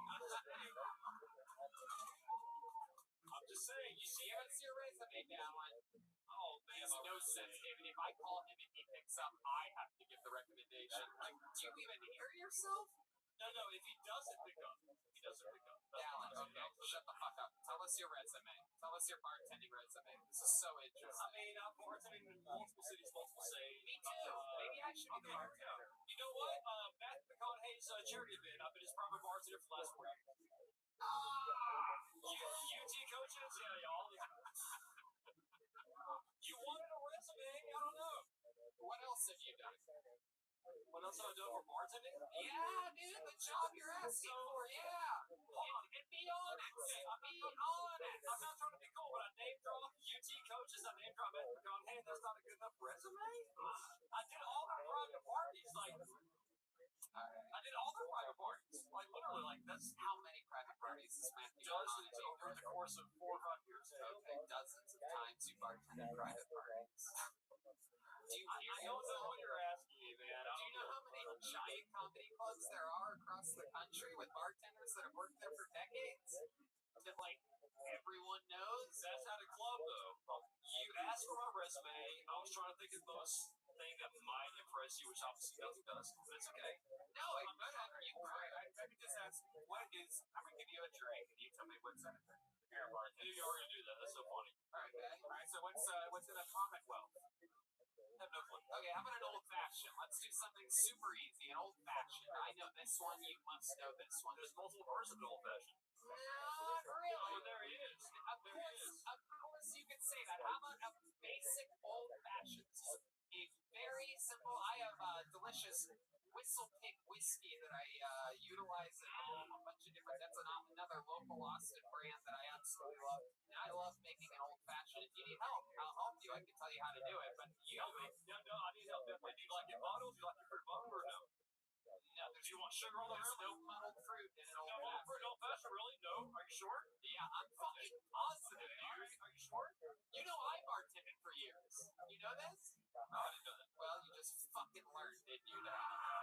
He's never muddled fruit. You never been asked to muddle fruit for an old fashioned. Never, not once. There is Not one you can add an orange rind. You can add. Look at the bartender shaking their fucking heads back there, literally going like this. They want to cut your fucking head off. They're talking about muddling fruit. The bartender's here, shocked that you're asking for this. Hold on, she wants to say something. This is gonna be fucking great.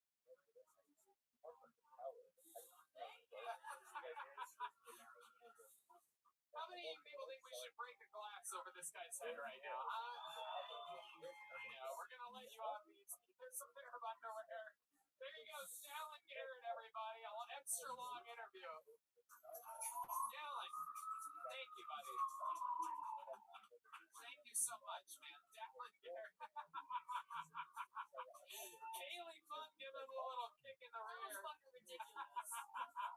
Kaylee Funk more qualified to be the bartender at Rogan's Club. Still hasn't asked for it. Dallin Garrett decided to use it as his closer.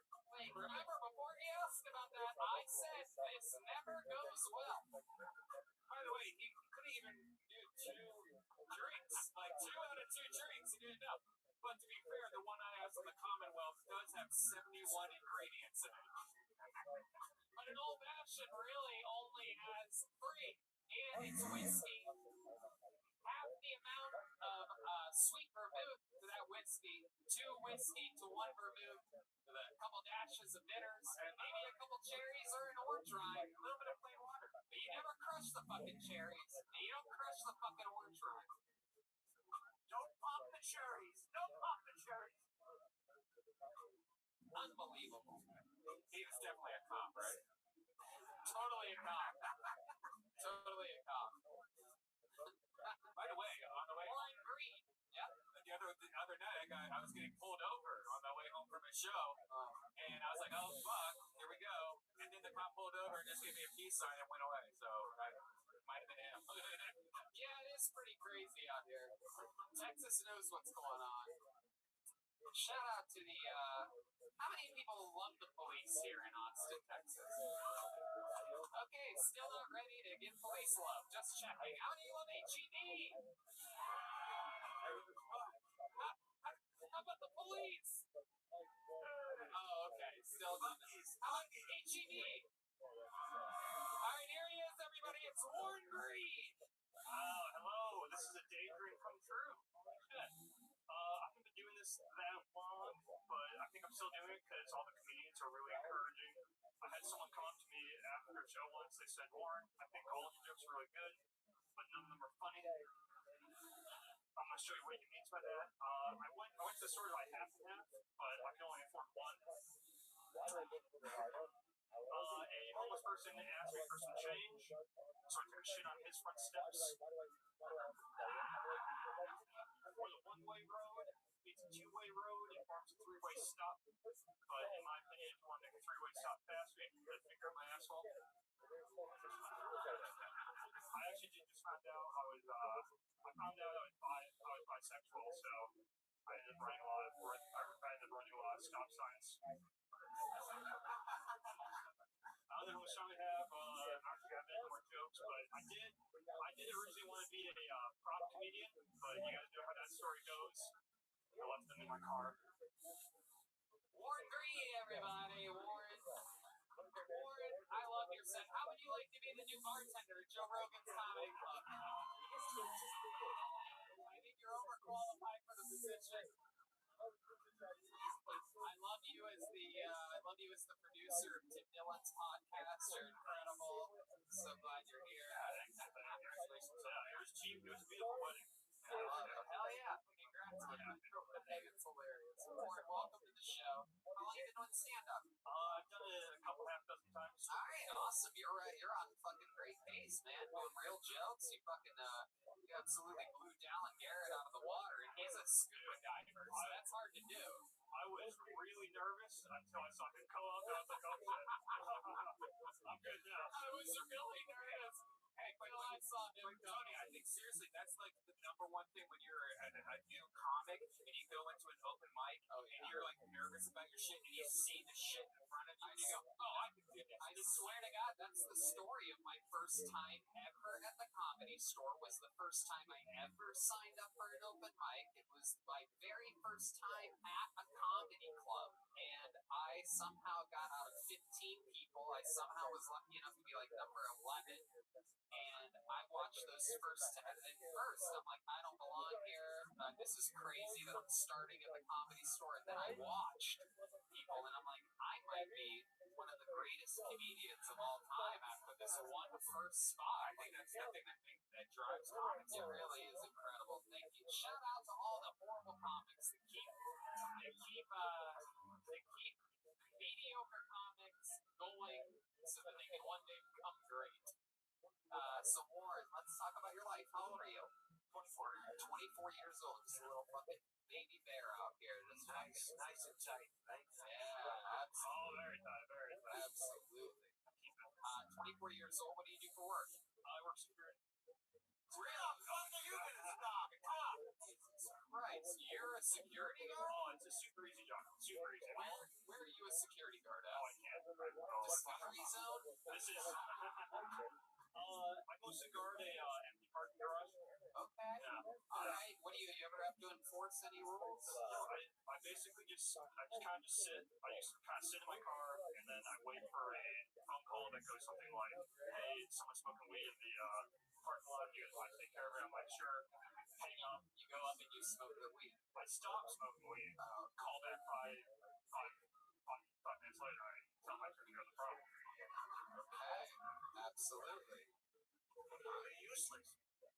I want to say useless to the people who pay me. To them, I'm very valuable. I'm worth 13 an hour. Hell yeah, 13 an hour. The embarrassment. Warren Green, what else? You're 24 years old. What are 24-year-olds doing for fun nowadays? You out there TikToking yourself, slipping on banana peels or something like that? Like, what's going on? I don't know what the 24-year-olds are doing for fun, but whatever I do, that's what I'm doing. How about you? What do you do for fun? I don't know. I ski. I like to, I would say work out, but I think everyone would just laugh and said that. Where do you ski at? Well, I suppose I'm in Texas now, but I'm originally from Minnesota, so Oh, I got a lot of that real crappy icy snow up there. When did you move from Minnesota?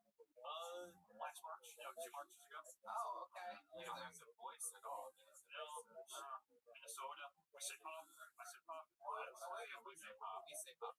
Why don't you get your eyeballs shaved so you don't have to wear those fucking things on your face? Have you ever thought about getting the LASIK surgery?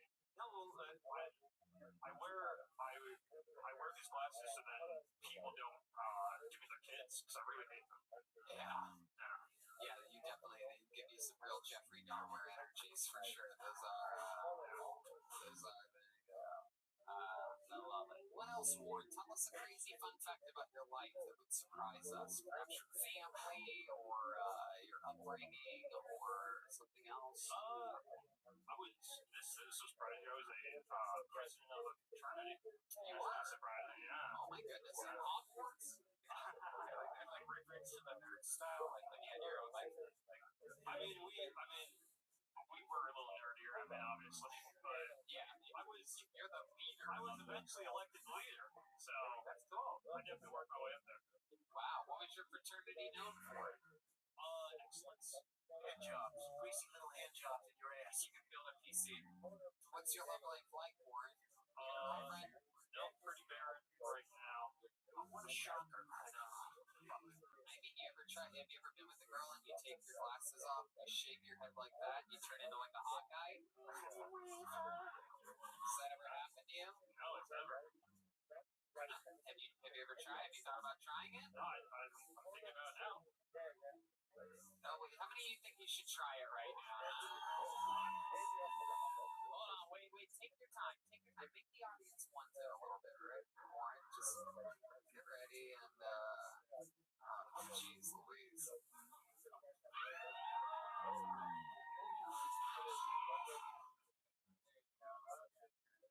We tried our best. I don't know, I think there was a bit of an improvement there. Ladies, you agree? Warren without the glasses? Yeah. Man, there are some fucking chicks in here that will fuck anything. Yeah. That's incredible.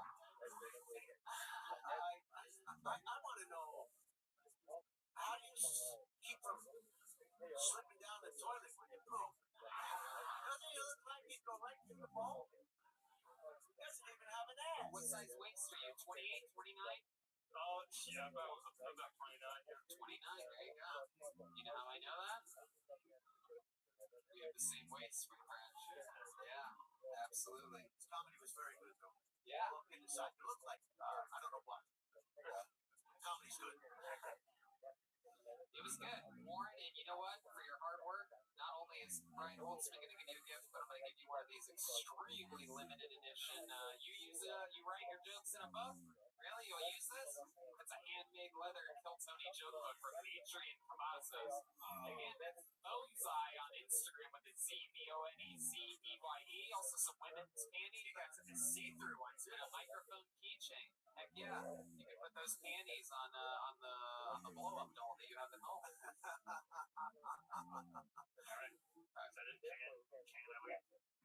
Unless you're about to ask for a job you're not prepared to take or anything like that. We're good. There goes Warren Green, everybody. He's on social media. Warren Green, all one word. We're having fun here tonight. What do you guys think? Should we do a special treat? You guys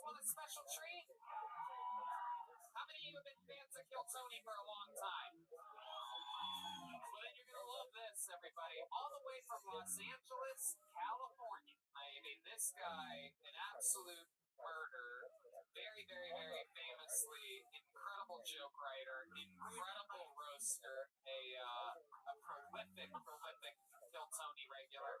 Ladies and gentlemen, I present to you the one, the only, David Lucas, everybody. Here he is, live in the flesh, with a brand new minute. Here he is.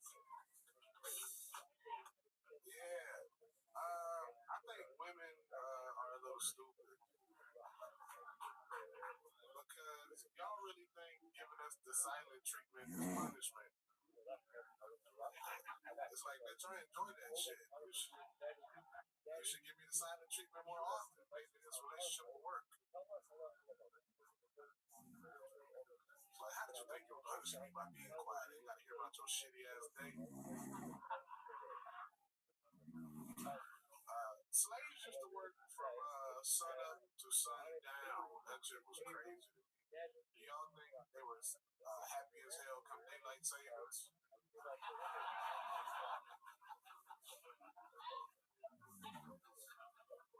Like, hey man, the sun go down next week at 5 o'clock. You sure about that?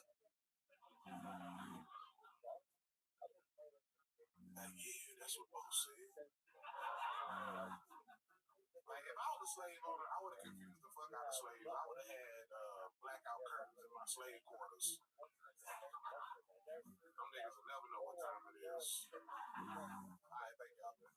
Hell yeah, another minute from David Lucas. Welcome back. I love it. I love it how often you're here from Los Angeles visiting us. Yeah, you zipped up, right? Yeah, man. I like you. You actually wore something other than camouflage tonight. Right, we need to hold on the underwear for just a second. Right, Holt's been getting more and more excited to give away underwear on this show. It's incredible. Actually, y'all don't know that's Tony's private collection. Oh, there you go. Here we go. Son of a bitch. If you smell it, the pussy part smell like dick. Oh my, why would you say that? I love you're wearing a Dennis Rodman shirt today. Yeah, that's your sign, Nick. I don't really know about that. But you're shaped like a basketball, so you're good on the court, the food court. Makes sense you're repping Chicago because you thought it was the windiest city.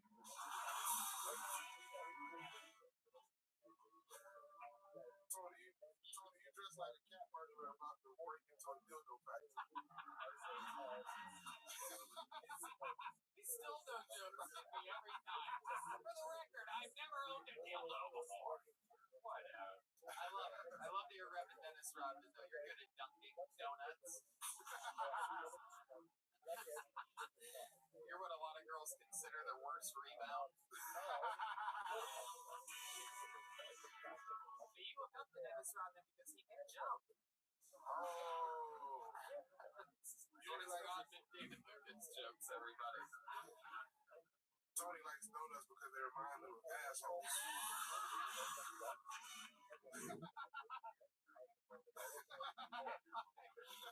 Why would donuts remind me of assholes? Because they got the little part in the middle where you can barely stick a finger in it. Oh my god. Oh my god. I love it. Are you a big fan of basketball? Yeah, I go watch it. You are Dikembe Mutombo. That's so stupid. You are always Phil Jackson. Tony, you on the Chicago Bulls show. Tony got on the basketball team just for the showers. Is it shower time yet? No, nigga, it's halftime.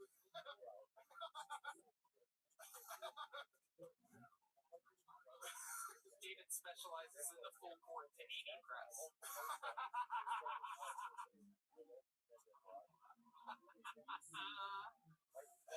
Tony only played basketball so he can ass check me. Hey, back it over there. I got it. The only time David boxes out is when he's leaving a restaurant. To go box Jim. I love it. You only play ping pong because the ball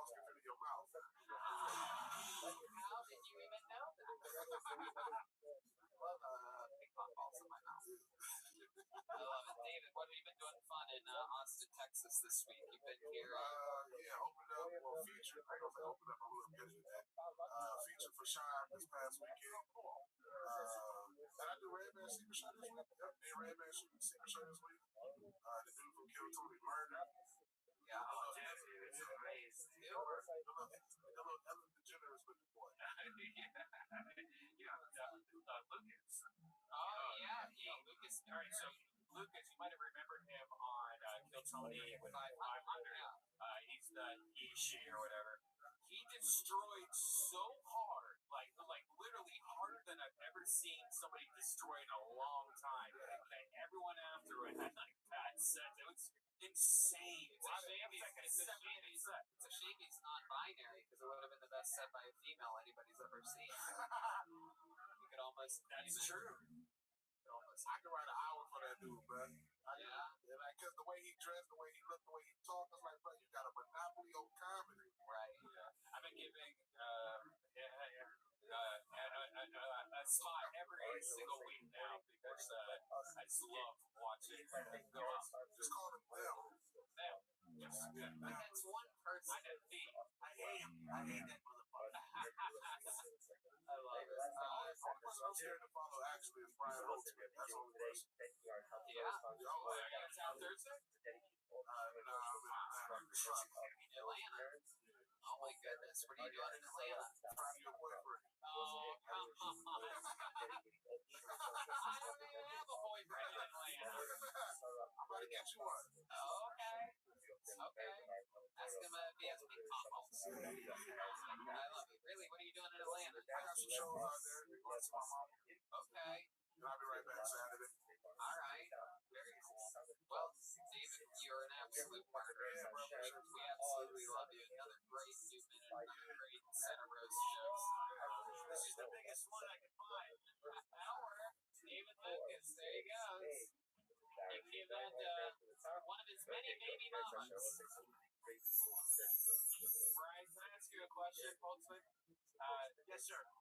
Did you get all this underwear at the thrift store? Where do you? What do you think? You went to the new releases of Victoria's Secret? You spent $1,000 on fucking underwear before coming here? The man lives with an Indian family. Garrett Fisk is next. How about a big hand for Kaylee? Kaylee, look at these people. Take off your mask for a second. Show them your beautiful face. Blow them a kiss or something wild. It's Kaylee fucking. Look at those lips. Perfect lips. She refuses to be like, she flips off the audience for some reason. Whoa, Brian, what are you doing? Kaylee, get out of here. She's forcing us into a Me Too situation. Thank God this isn't live anymore. Fucking Christ, man. Kaylee, please don't tempt Brian Holtzman like that if you can. I just saw a finger. Oh, here's Garrett Fisk, everybody. Come on, one more time for Garrett, everyone. Thank you. I need that shit. I'm about to hopefully do very well. Yeah. So Amy Schumer, she were to move to Austin, Texas. I bet she'd steal all of my barbecue. If Amy Schumer ever moved to Austin, Texas, I bet you she would steal all of my queso too. If Amy Schumer ever moved to Austin, Texas, I bet you she would eat all of my breakfast tacos as well. And just if you didn't know this, I have a really bad diet, so sometimes my poop really smells.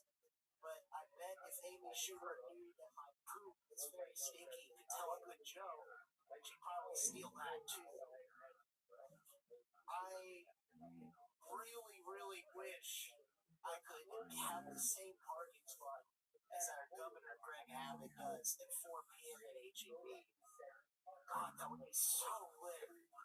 That's my time. Thank you so much, y'all. Good Lord Almighty. Garrett Fisk. It was better than my last shit last week. Y'all couldn't even air it. What are you talking about? We couldn't air it. What do you mean we couldn't air it? Like, first of all, stop saying you're sorry. Breathe for a second, Garrett. I can already tell you're very excited right now. What are you talking about? We couldn't air what happened last week. Well, first off, look, Brian. No, just not first First of all, answer the fucking question that I just asked. I looked it up. What did you look up? The show, it wasn't aired from last week, unfortunately. You're talking about 1 week ago here in Hansel. You were on. Not how it goes. I'm so Yeah, sorry. it's not how it goes. God, you're horrible, Garrett. Thank you every possible way. Wow, what the fuck did you say up here? What was all that Amy Schumer stuff supposed to mean? I don't really like her. She steals a lot of shit. Yeah, but why would you do those jokes? So it was like she wrote those jokes herself. That's what it's like if she writes her own jokes. You're so fucking right. That was terrible. Honestly, God fucking hates me. Like, I can't believe I got up here for the second week in a row. It's pretty crazy. This is my third show, like, ever in front of an audience that, like, gives a shit. Thank y'all for laughing at some of it. They don't give a shit, and they did not laugh at any of it. Oh, I got some chuckles. What are you talking about? I don't think you know what they're laughing at exactly. I don't think you realize what's going on. Kaylee is throwing something on this stage. This is all brought to you by Fix Vodka. I don't know what's happening here, but Fix Vodka is out. Oh my god, Kaylee, fucking No, you guys stop it. You're being fucking beyond disgusting right now. Yeah, alright. Yeah, this is a little creepy, Brian. No, you shut the fuck up. You're the creepiest thing on the stage right now, Garrett. I'm not that Jesus Christ. What's a redeeming quality about you, Garrett? Because I fucking hate you right now. So give me a reason to like it. Now think about the question that I just asked, and then give an answer. I'm Give trying me to be a nice guy to like you. Are you listening at all? You're talking while I'm still talking. Give me a reason to like you, Garrett. I try to be a nice guy when I can, you know. I'm doing this is my third time again, like, on a stage, so I'm pretty fucking stoked to be here in general, so. Okay. Okay, Garrett. Fuck, that's your answer? Yes, that was my answer to a shit. Has anyone ever told you you're funny before? Yeah, I've gotten that a million times, unfortunately. Many a time? Unfortunately, clearly they were all fucking lying. Do you work at an autistic, like, hospital or something like that? I speak mainly to autistic homeowners, yes, that's exactly what happens. What do you do for work? So I work over at, I do online sales, we'll just say that. I sell a lot of solar equipment and do other shit along those lines, whatever makes it. Garrett, shut up. Listen to me. Go do open mics other places. Take a couple weeks off signing up for this show. Go do other open mics. Try different things. Don't ever do those fucking... Nothing worse than a bad Amy Schumer joke. Like, I mean, if you're gonna bring up Amy Schumer, you gotta crank that fucking thing out of the park. You gotta hit the nail on the head. I mean, there's so much there to make fun of. You're talking about stealing and breakfast stuff. For sure. Also, may I make the suggestion that when you're ever on a podcast, to listen to what's happening in the current time, like if someone's talking in the exact moment, maybe that's not the best moment to talk. There he goes, Garrett Fisk, everybody. He's been prescribed other open mics and time off. Very rarely do I tell someone not to sign up. So, there he goes. Garrett, there he goes. Almost walking off the side of the stage, this fucking guy. How loud can this place boo for Garrett Fisk, huh? Yeah. Go ahead, Kaylee. Go ahead. Kaylee's a little firecracker tonight. She can't keep that middle finger to herself. Hi, honey, I'm home. Oh, I had a hot day. Kaylee.funk 73, I had a right? hot day, honey. Man, you want to get up in there? Jack Timmons is next. Jack Timmons is next on Kill Tony. That's right. Jack Timmons. You guys having fun out there? Anybody thinking about signing up next week? There's one chick that's delusional. What? You want a woman up here? Alright, we'll do that next. We'll pull until we get a woman up here. There you go, absolutely. Did you sign up? You signed up? Okay. Here he is, Jack Timmons, everybody. Hey, guys, my dad's kind of gay. My other dad is really gay. wrestle sometimes. At least that's what it looked like that one time. I thought they were having sex too, and then there's a third guy in there, just like a referee. So I really don't know what was going on. I'll be honest. Having gay dads is cool because, like, when you're a kid, some kid will come up to you and be like, "My dad can kick the shit out of your dad." And you're like, "Oh, buddy, that's a tag team fight, my friend. It doesn't even matter if they're gay. That's 2-on-1. That's just a numbers game, baby. They'll fuck them up, prison style, and they wrestle. They know what they're doing. They'll come to school the next day and pick you up just like usual. Except this time he's standing in between my two gay dads. He's holding their pockets. This is my third gay dad. He dresses like a referee now. Thought I was close to the minute. I'm ending it there. There we go. Minute? Sure, absolutely. Jack Timmons, everybody. Jack, you been on the show before? Yeah. What happened last time you were on? Remind me. It was Joe and Adam. What happened? And went well. What do we find out in your interview part? What's It's my job, personal trainer. Oh, yeah. By the way, you asked to come on, like, over to the country club and play golf, and have not hit me up yet. So, Okay. I'm just saying. You work at a country club? Yeah. Austin Country Club? No, River Place. Okay. That sounds great. That sounds awesome. I will. Message me on Instagram or something like that to remind I got you. Okay, River Place sucks. I'll come play in your country club. I love it. So Jack, you work at a country club, you're a personal trainer, or you're both, you have two dads, they're gay? No, my uncle, but it's Your uncle's gay? not like blood related, but he is very gay still. Did you fuck around with you as a kid? No, not like that, but he's cool. No. But you have a gay uncle? Yeah. But not your blood uncle? No. What do you mean exactly? He was my dad's RA in college, and now they're best friends. RA? What is that like? Like his resident Rear Admiral? Yeah. Okay. I love it. So what does he do for work? My dad or my Hey, uncle, who gives a shit about your boring ass dad? We're talking about fucking uncle, my friend. He's like a I don't know, he does like sales stuff, but like he never tells me. It's more interesting that he's gay, I think. It's like really boring stuff, but I don't even know what the title is. I love it. What's your love like Jack? You seem like the kind of guy that has banged a dude before. I'm single right now, baby. Yeah? What are you into? What's your dream girl or boy? What are they like? Like, if you look out in the audience and point to someone that you consider your type. Shoot, anyway. Anyone that's gonna have sex with me. Back there, you, baby. Oh, okay. So, nobody. Yeah. Alright, it really gave you a softball there, and you just did nothing with it. I love it. Have you been in a relationship? Yeah, last relationship was like 8 months ago. Okay. What happened there? How long was that for? Year and a half. Okay. And what happened? We broke up. I lost 60 pounds and moved to Texas. Where was this at? Where was the relationship at? Ohio. I'm from Columbus. Okay. And you broke up, she broke up with you, or you broke up with her, or him, or what? What is this? Broke up with me. She broke up with you? Yeah. Why? I don't know. She was fat living in Ohio, so I You changed that. 60 pounds more? Were you a personal trainer back then? No, you were just a little fat boy. Yeah. Look at you now. I know. Does that girl know that you've gotten in shape and that you're cool and like? I think so. We don't follow each other on anything anymore. You don't? No. Really? You were together for a year and a half.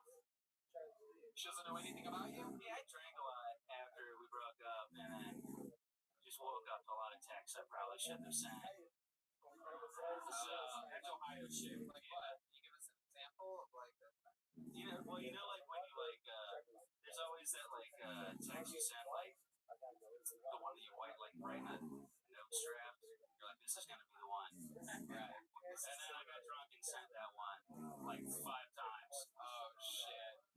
She was just getting railed at the time. Yeah. There's no way for you to know that she was just bent over squirting.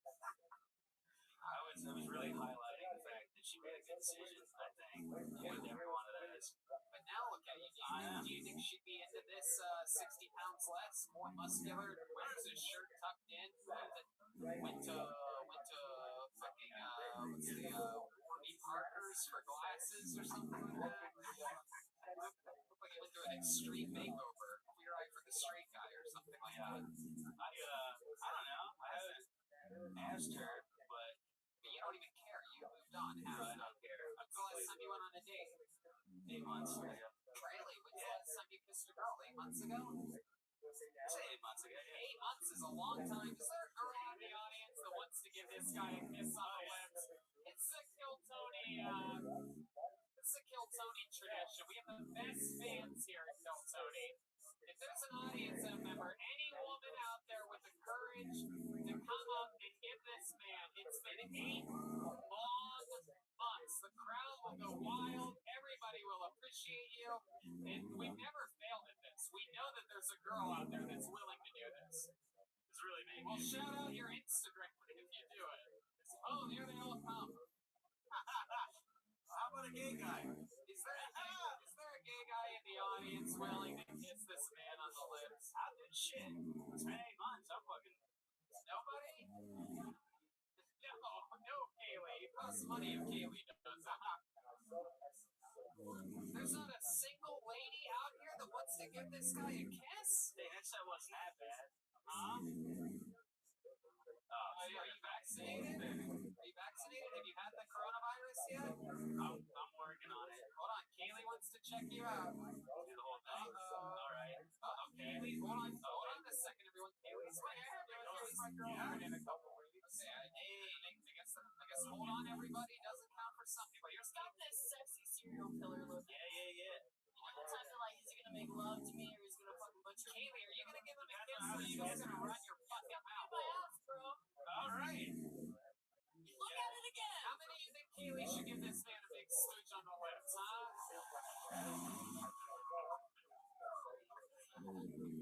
Holy shit. Whoa!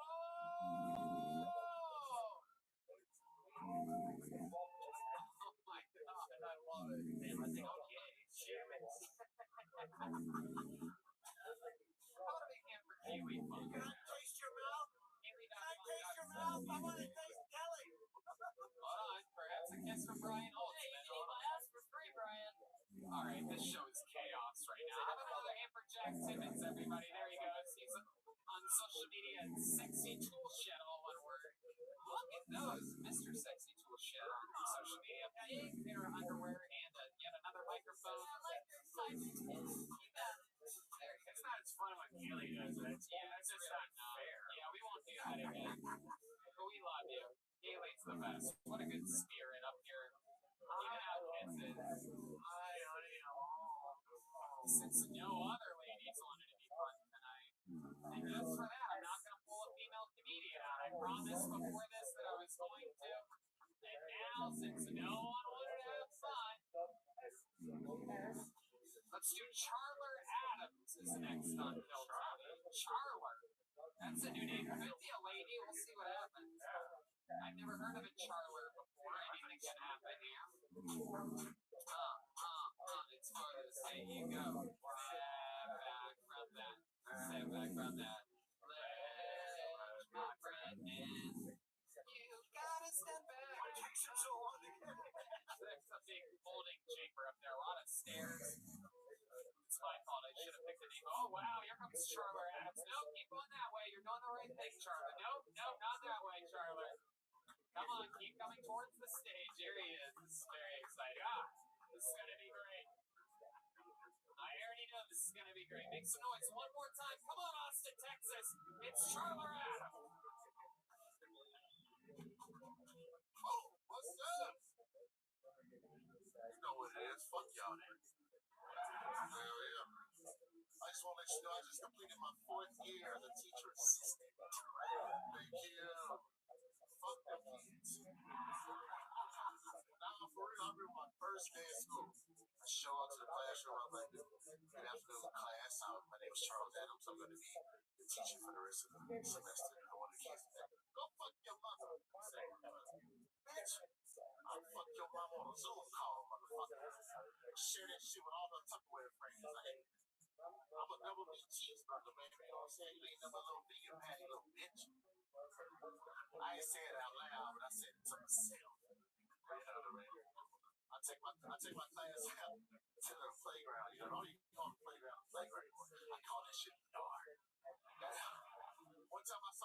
niggas out there fighting. I was like, hey, y'all break this shit up, break it up. What the fuck I tell you about fighting without a referee?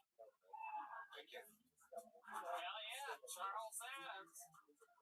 I'm sorry that I called you. I called you Charler because your S looked like an R the way that it was written. That's what we call it. That's what we call in the business a hard R. Okay. When you can't quite read it, like ouch. You can't. We call it ninja. Charles, you've been on this show before. I remember you being on. I made a joke about how you look like Kimbo Slice and went over really well. Everybody in town are using that shit too. I know, man. They're like, oh, you'll do it. Kimbo Slice. I'm like, bitch, I'll get you in the face. I hate those out. Charles out there scaring innocent white men. I love you, motherfuckers. Charles, you have a great energy, real great stage presence. How long have you been on stand-up again? Man, about 12 years. 12 years. I love it. All of it here in Austin? Where are you from? Yeah, Austin, Texas, baby. Born and raised? Born and raised. Wow. Count high school and this motherfucker out high school. Elementary and all that. Tell us some fun things. There's something we haven't done because we almost never, by the way, this is one of the only cities we've ever been to where we almost never meet anybody from this city. Tell us some fun things about Austin that we need to try out. You seem like you have a lot of, what's the word, soul? Oscar nominated. Tell us some cool things that we have to try out.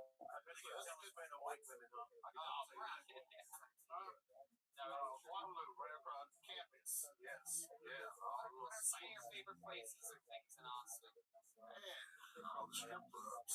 Really? You go to the Yellow Rose and the Red Rose? I do. They never let me in. Really? Yeah. Well, you know what? We're going to change that. They know I don't have money. They were like, we need to get him in there. stay in the parking lot, sir. They probably think you're the bouncer. That's why they want you out there. I'm already wasted. What else, Charles? What else do you love about Austin? Any restaurants or anything? Let's see, Jamaican Tony. God damn. Jamaican Tony? Jamaican Tony on 11th Street, man. Jamaican curry. I'll tell you, curry. You get fucked up. I'll tell you, one plate, you sleep. Oh, shit. The man knows about You got the mocktails, all that. You know what I'm saying? Let's all just. That's cold blooded right there. Hell yeah. Right? I'll try that place, man. Jamaican Tony is the hard. Occasion eats. Eats? What do you get there? Like bags of seafood? Shit. Chicken and mac and cheese, baby. Oh, shit. It's seafood mac and cheese. Oh my God. I'm talking about one bite. I'm talking about. I ain't sharing this shit. I'm getting food here. I'm getting horny, man. I love food. It's so funny. Every day, even like I was saying, like we stumbled into Chez the other day. Am I saying that right? Chez, it's French. Chezee. That sounds like some white people shit, Right? Chez out, Chez what? Yeah, exactly. And and then you end up going there, and then you find that place, and then you find out you're recommended 3 other places, so the list never gets short. It's such a fucking That's why everybody's big in Texas, baby. All we do is eat. All right. I know, but the weird thing, we gotta eat everywhere. The weird thing is that we go to Houston and Dallas 3 or 4 times a year. There's nothing like Austin, Texas film. And the food trailers? Oh my God. We go everywhere. We travel the entire world. There's not a fucking city like this one's so fun. You're pretty good shape. How do you stay in shape, Charles? How do you stay away from looking like David Lucas? That's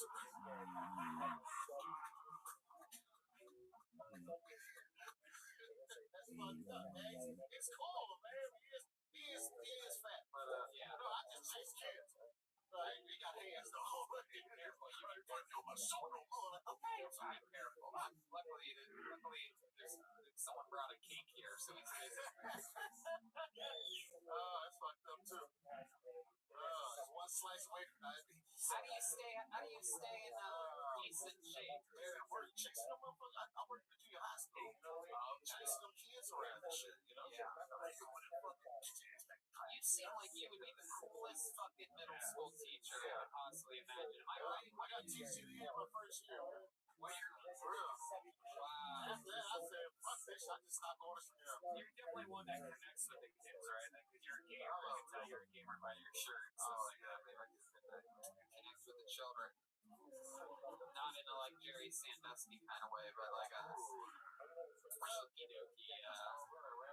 Charles, what else? What did we not find out about you last time you were on the show? What's another thing that you do or that you're into? Or I didn't tell you, so I used to still work at this venue called Mohawk. Oh, that's right. Yeah, in the Red River, you know what I mean? Hopefully open it up next year. what's Mohawk? It's a music venue, you know what I mean? It's county corner of stuff, you feel me?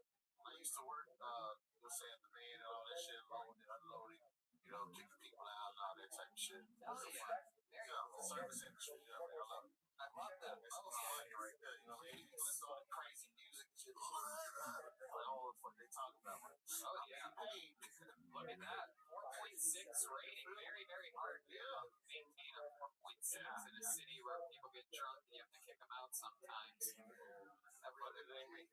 4.6 is basically a 5.5. Yeah. That's awesome, man. Mohawk, Austin. Yeah, man. What's your favorite show that you've seen there? Oh my God. Let's see, yeah, Wu-Tang, Ghetto Boys. Ghetto Boys? Oh, man, what? Hell yeah. Which one did all the motherfuckers? Yeah. We had the baby. Oh, shit. Ooh, I didn't know who he was.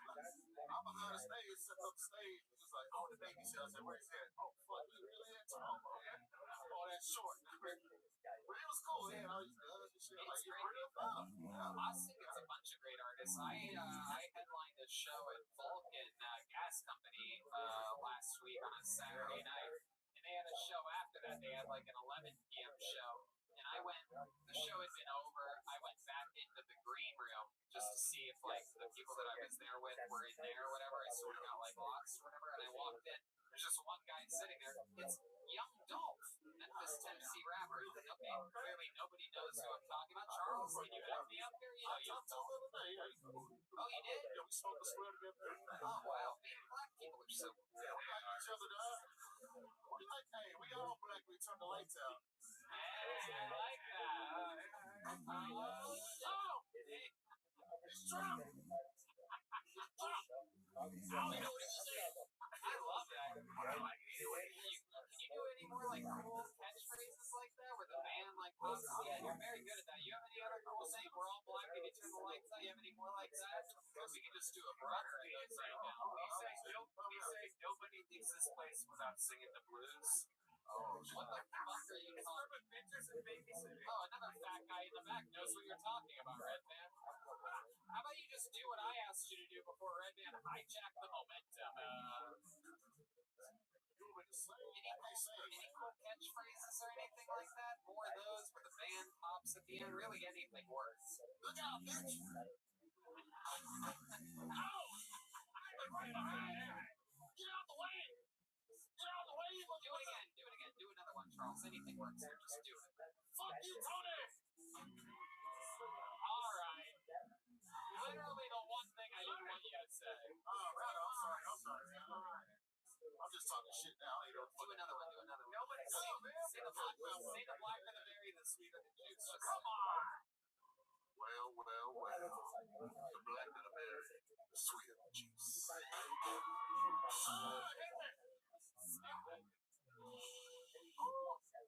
Ladies and gentlemen, I love this man. Incredible energy. What I would give to have had you as a middle school teacher. My guys were such assholes. You have a great fucking energy about you, man. I hope you come back. The opposite of what I prescribed Garrett Fisk. I want you to come back anytime. Sign up anytime.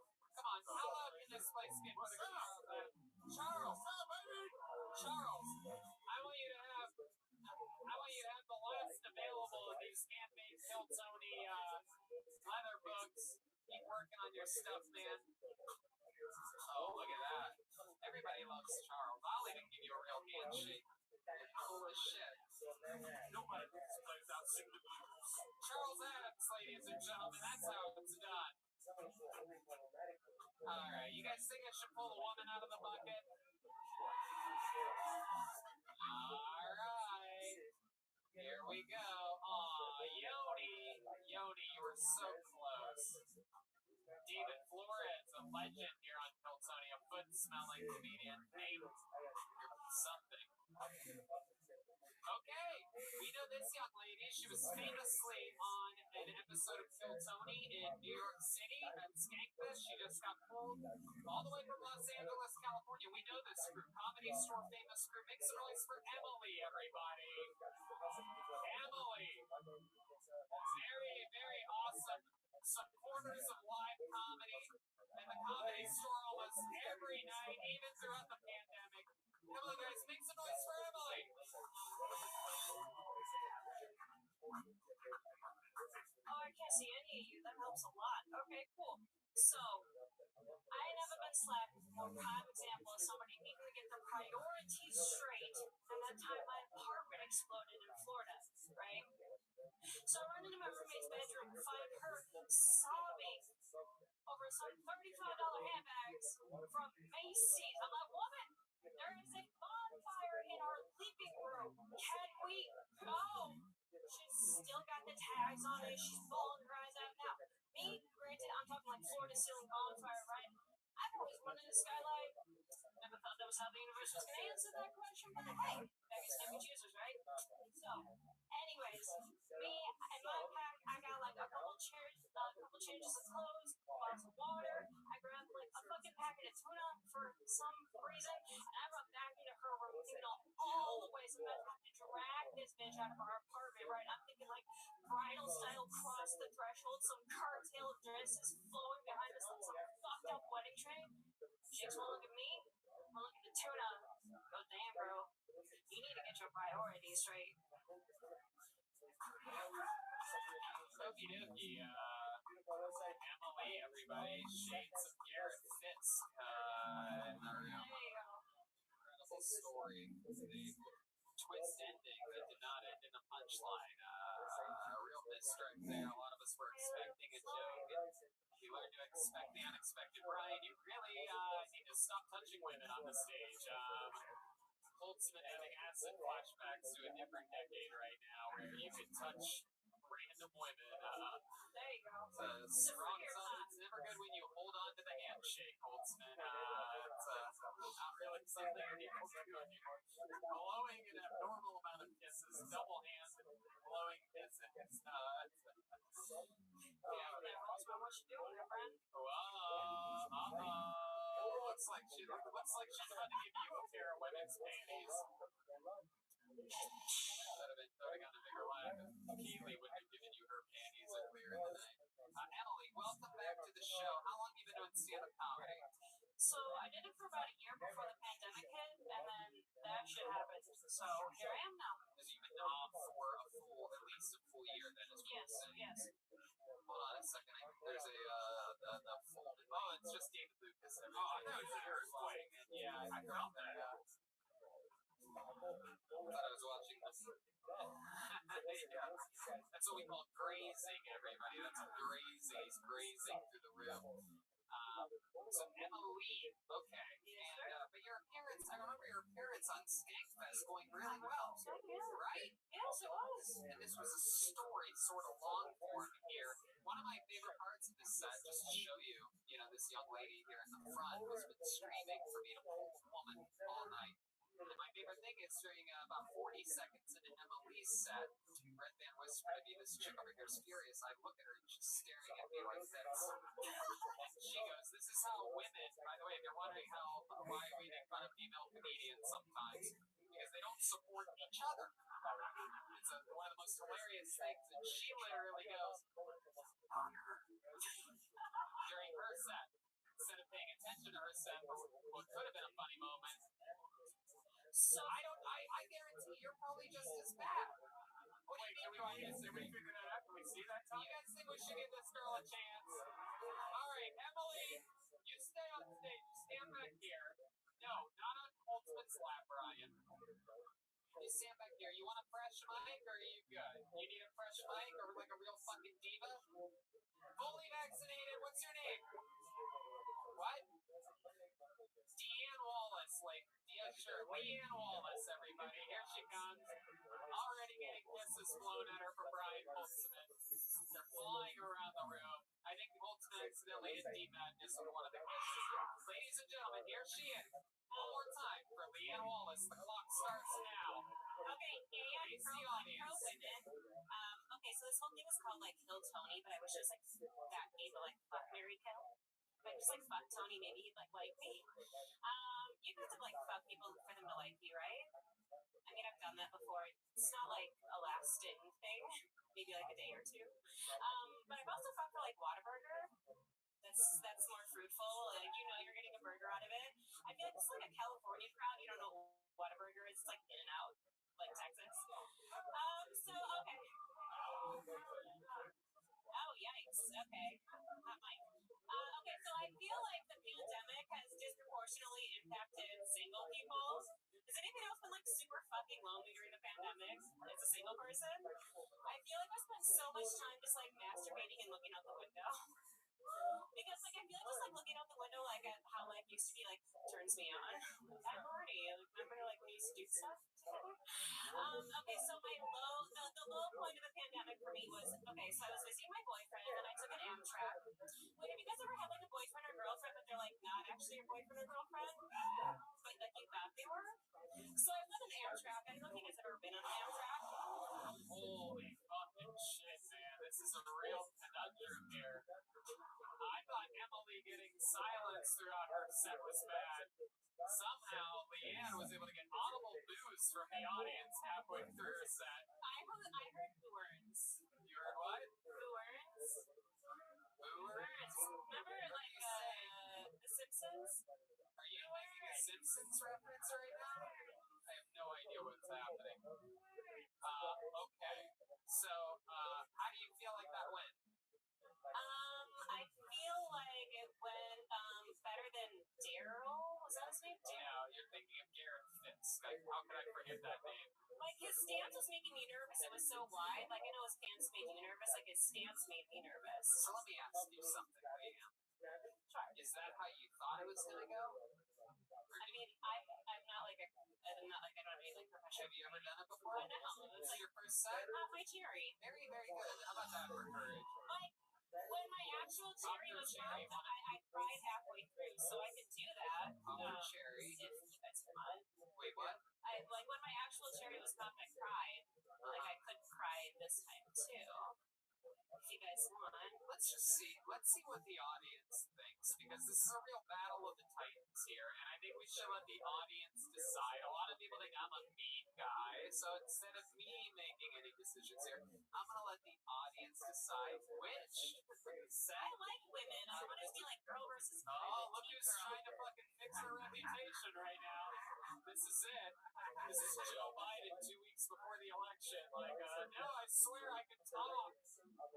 Hold on, ultimate. Okay, yes, I see what's happening. All right, how many of you have Emily? Ultimate, Jesus Christ. And how many of you have Leanne? Oh, shit. Oh my god, the guy that's fucking her tried to cover the mouth thing where he tries to make it seem like the whole audience is going, yeah, at once. Leanne, is this something you think you're gonna try again? Yeah. Is this something you've always wanted to do? Yeah. I feel like is that should I just like do a single teardrop? Just cry. Okay, what did you like about it? What? What did we not like about it? Yeah. Is that what you just asked? Okay, well. I like the feedback. I'm a coachable. Okay. You like the idea of Too much teeth. What does that mean? Okay, that's what There's a fully vaxxed table of old people if you don't want teeth. Okay. You're still trying to don't drag that cute table of old people into this. We support the elderly here at Kill Tony. By the way, for those of you listening, these guys are just like in their 50s. They're not that old at all. Not that old at all. Kaylee, what do you think about these girls? What do you Wait, who? Wait, there's a third chick? Oh shit, what the fuck is this? She's got the stunner shades already. Just gonna take this.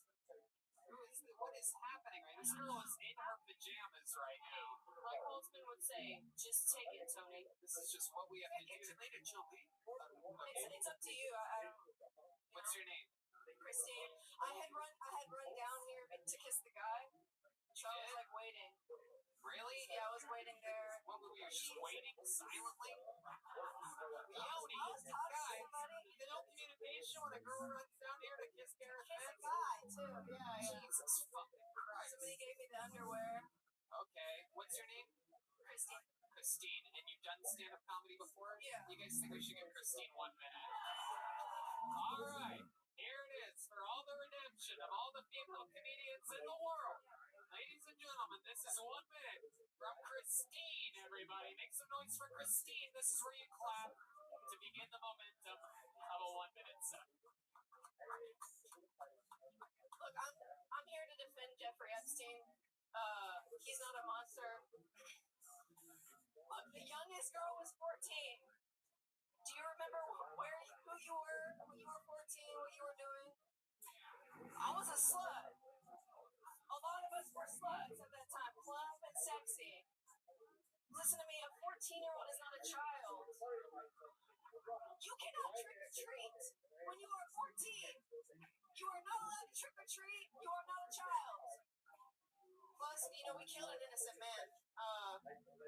He had private yachts, a private island, millions of dollars, private planes, gorgeous man. I don't know if you remember the pictures. If he had hit me up when I was 14, my parents would have driven me to the airport just to meet him.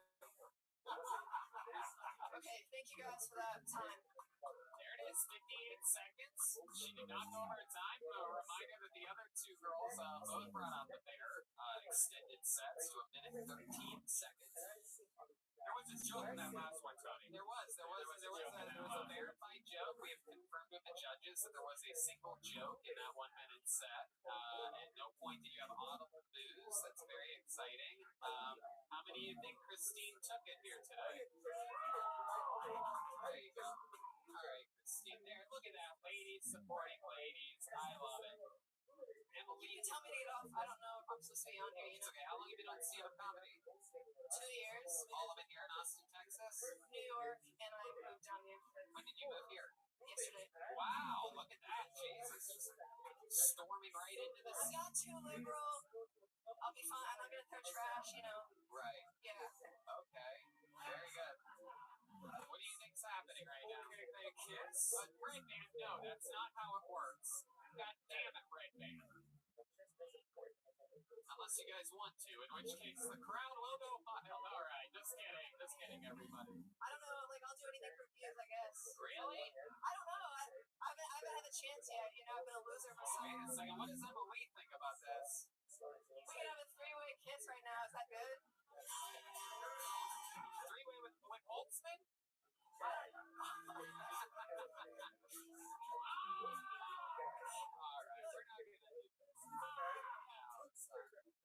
I haven't had the opportunity, so I don't know what is supposed to fly. We created a ruckus here in Anton, so hey, you can hang out in the green room at Vulcan Thursday if you want to. Oh, red man, you're out of control.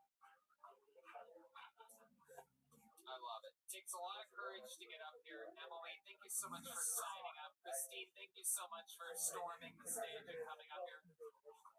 Give Emily the underwear. She took it like a champ up here.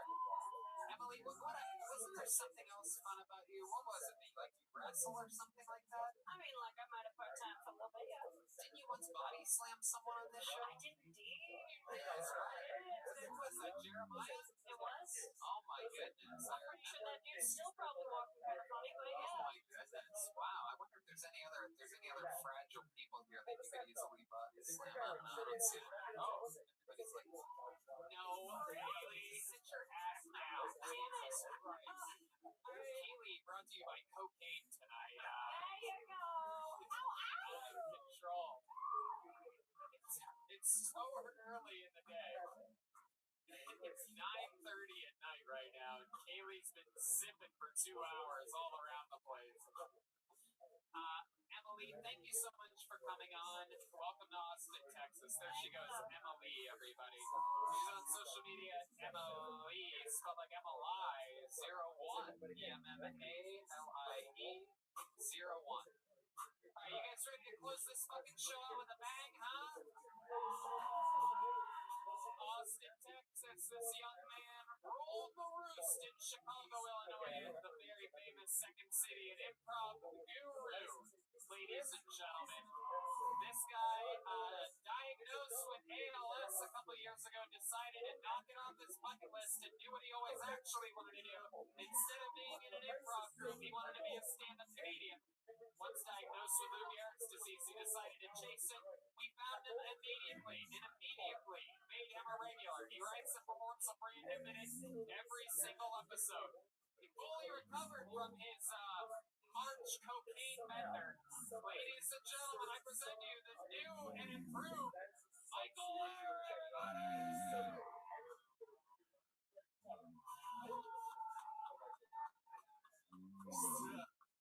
Stop telling me how cool my wheelchair is. That's like saying you look sexy on dialysis.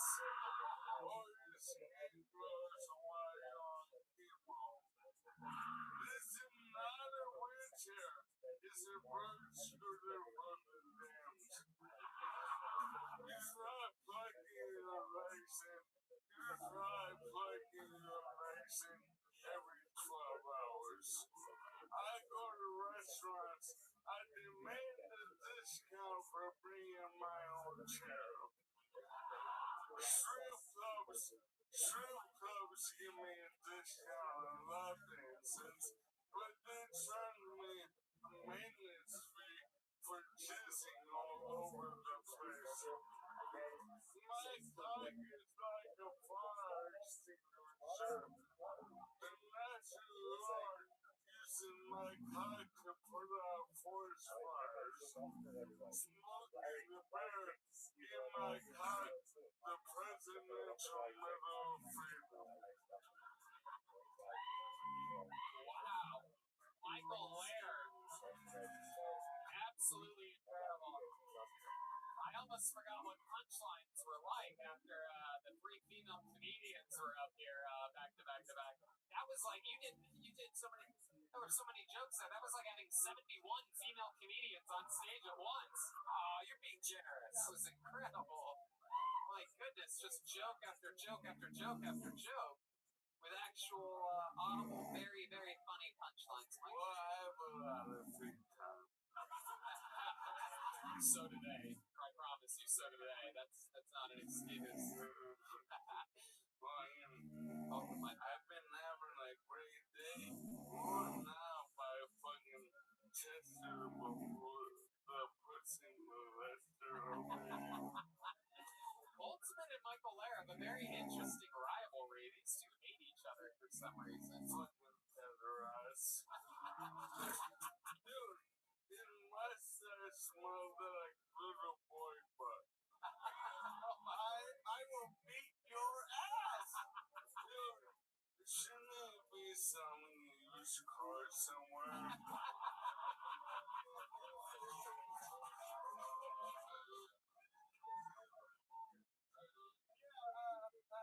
Handicapped fans, I guess, yeah. Fucking lizard skin over here. Fucking Ultimate has a record for most drank honey down to close for that goodwill. Oh my goodness, Michael Lear absolutely up here shredding, wearing a new tiger outfit. Look at this get up. I mean, you are just a fucking rock star. Yeah. Oh, yeah. Well, you gave me the Yeah, I got it on Amazon. Not the website, in the jungle. That explains all the tigers. I get it. Love it. For the first time ever since I've been on Kill Tony, I like you, Tony,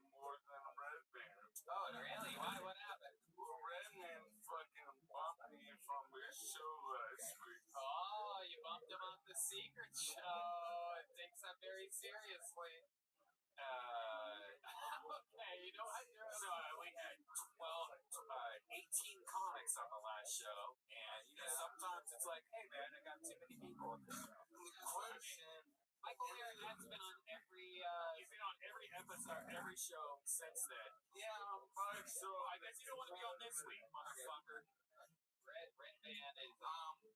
But any of those other comics, does it take them 3.5 hours to get dressed? Oh, good question. He did. Red Band seems genuinely mad. Mind you, he is 4 Jack Daniels in right now. I don't think he's taking these like jokes at all. No, I mean, look, Michael, I try to give everyone as many spots as possible. Sometimes I don't have, like, I overbook it, all right? So you gotta be like, hey, I thank you for giving me 14 spots since I've been here. I can take a week off. You don't have to be a little bitch about it. I agree with Red Band.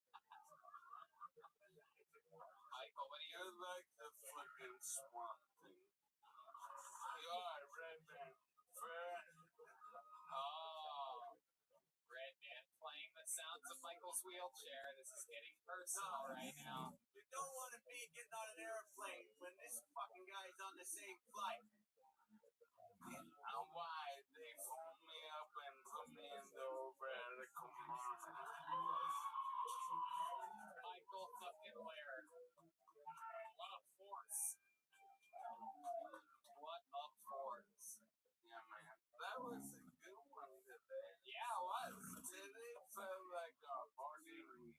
Yeah, absolutely. A lot of highlights. I mean, who could forget the guy asking for one of the coolest jobs ever imagined? Just basically because he did a few fundraiser bartending gigs, which anybody that's ever bartended knows that is the absolute entry level of bartending. Right? Fundraising usually gives you like maybe a red wine and a white wine to pour in a fucking glass. So tremendously cans of beer. Like it's like I would say either beer or wine.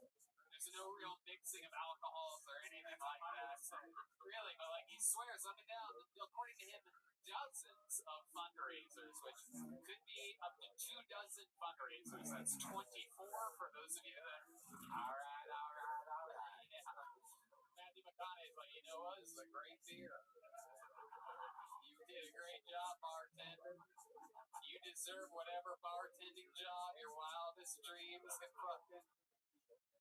I love it. And then, of course, we had a triple threat female comedian face-off where we. That was awesome. Maybe we could do that like every week, just have 3 females like come on. Wow, the Red Band, the king of bad ideas, ladies and gentlemen. It's incredible. Really, and if you want bad ideas, email Red Band at redband.com. Michael Lair, I mean, you are just a fucking. The word cherry has been used a lot tonight, and I'll use it again. You are the cherry on top of a fucking very fun episode of Kill Tony. You know how to bring this thing home better than anybody. How loud can this place get for the great Michael Lair? MichaelLairComedy.com for everything Michael Lair. And we did it again. This is another banger of a Kill Tony episode. Let's check in with the drawing for Brian and Jay. Holtzman, look at this mamma jamma. Ooh, look at that. Get in a little bit closer there. Holtzman has a shotgun. Oh my god, this is incredible, the detail. I'm in a coffin with a bandana. That is so cool. And Red Band, very cowboy, very western Texas edition of a Ryan J. Ebelt drawing. Guys, how about a hand for Brian Holtzman, everybody, our guest tonight. The Dead Air Podcast. Death Squad at Comedy Network. Everything Michael Lair at MichaelLairComedy.com. How about the band tonight? D Madness on the bass.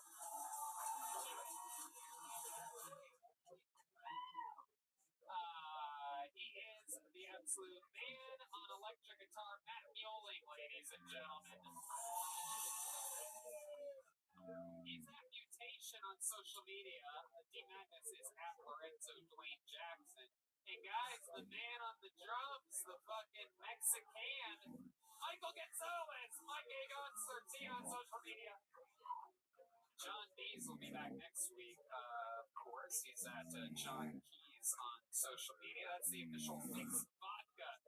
Tony Fix is so great, man. We love Fix Vodka. I had a screwdriver this morning to get my day started. Before I went to the gym, I had a delicious screwdriver.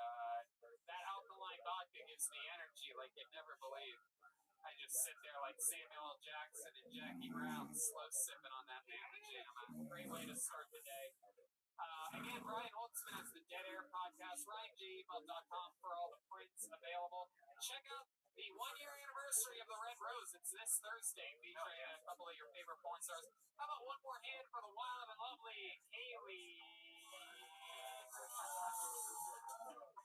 She just did a line of cocaine off the bottom of her shoe, for those of you just listening to the podcast.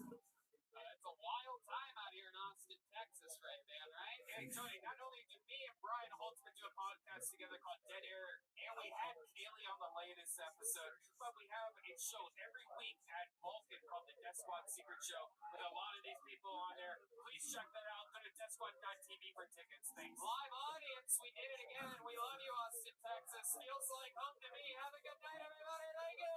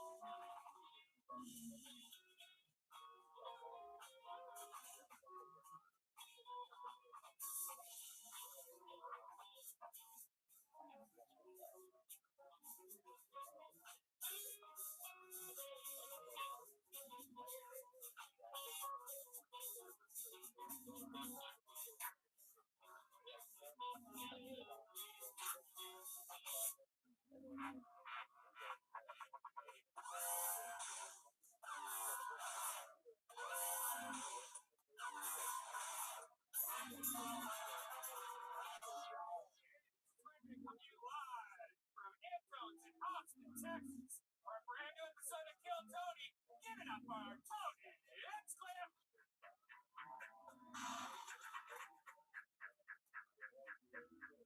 Fuck yeah, come on, Austin, Texas. It's a real live audience for this podcast, guys. Make some fucking noise. It's the birthplace of the blues or something like that. Red Band's here. What's up, everybody? Very, very exciting. We've been having fun every single week here at our new home of Antones in Austin, Texas. It's a lot more packed today. Yeah, we've gone to another level.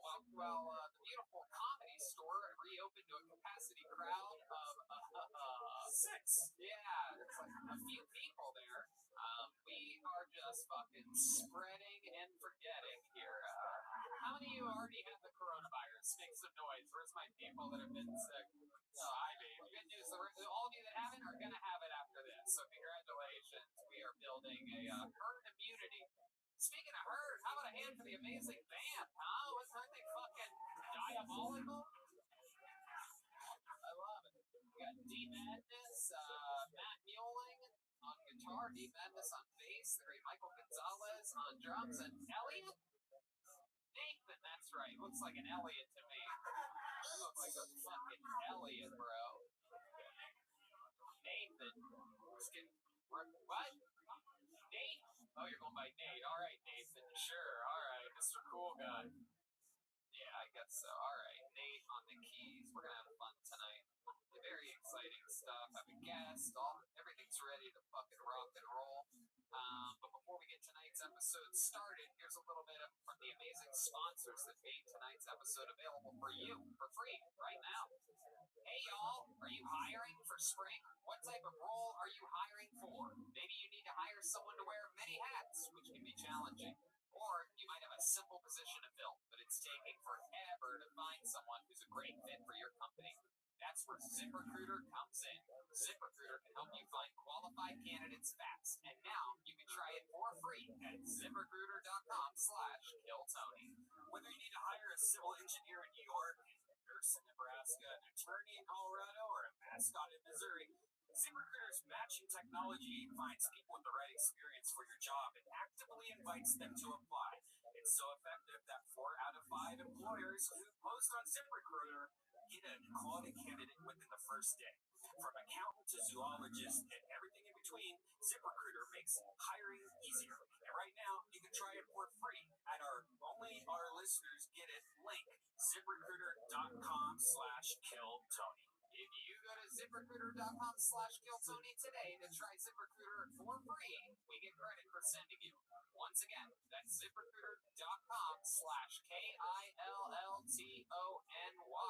You know ZipRecruiter is the smartest way to hire. Hey y'all, this spring, as you get back outdoors to explore, take Bespoke host on all your adventures with a new lineup of essential Box of Awesome collections for guys, guaranteed to upgrade your life. I was wondering about this stuff. I got my Box of Awesome, and it is so cool. I got a bunch of whiskey drinking stuff. I got a cool flask, a cool decanter with some glasses, an axe. This stuff is awesome. Whether you're out taming the wilderness or taking your home bar to pro-level heights, Bespoke Post only sends guys the best stuff every month, no matter what you're into. Box of Awesome has you covered. From style and grooming goods to barware, cooking tools, and outdoor gear, Box of Awesome has collections for every part of your life. Yeah, this is really cool. To get started, just take the quiz at boxofawesome.com.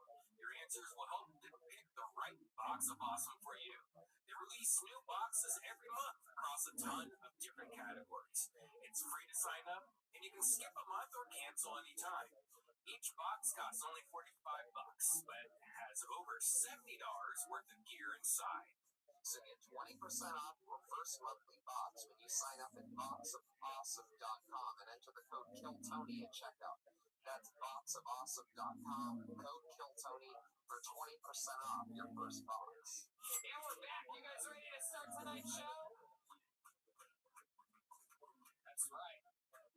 The band is here. They're going to be with us all night. The official Fix Vodka band, brought to you by Fix Vodka. The first ever alkaline vodka, less hangover, no heartburn. It's distilled 10 times, so you get a lot of acid reflux. Try it out. Nice clean buzz. I can tell there's some real fucking girly girls here tonight that like vodka, probably have serious drinking problems. That's the way to do it. Get your girl a bottle of Fix Vodka, and that's why they call it Fix. It'll fix all the problems that you have in your relationship. What? Yeah, absolutely. We have a guest tonight, everybody. You want the guest? Want a guest, everybody?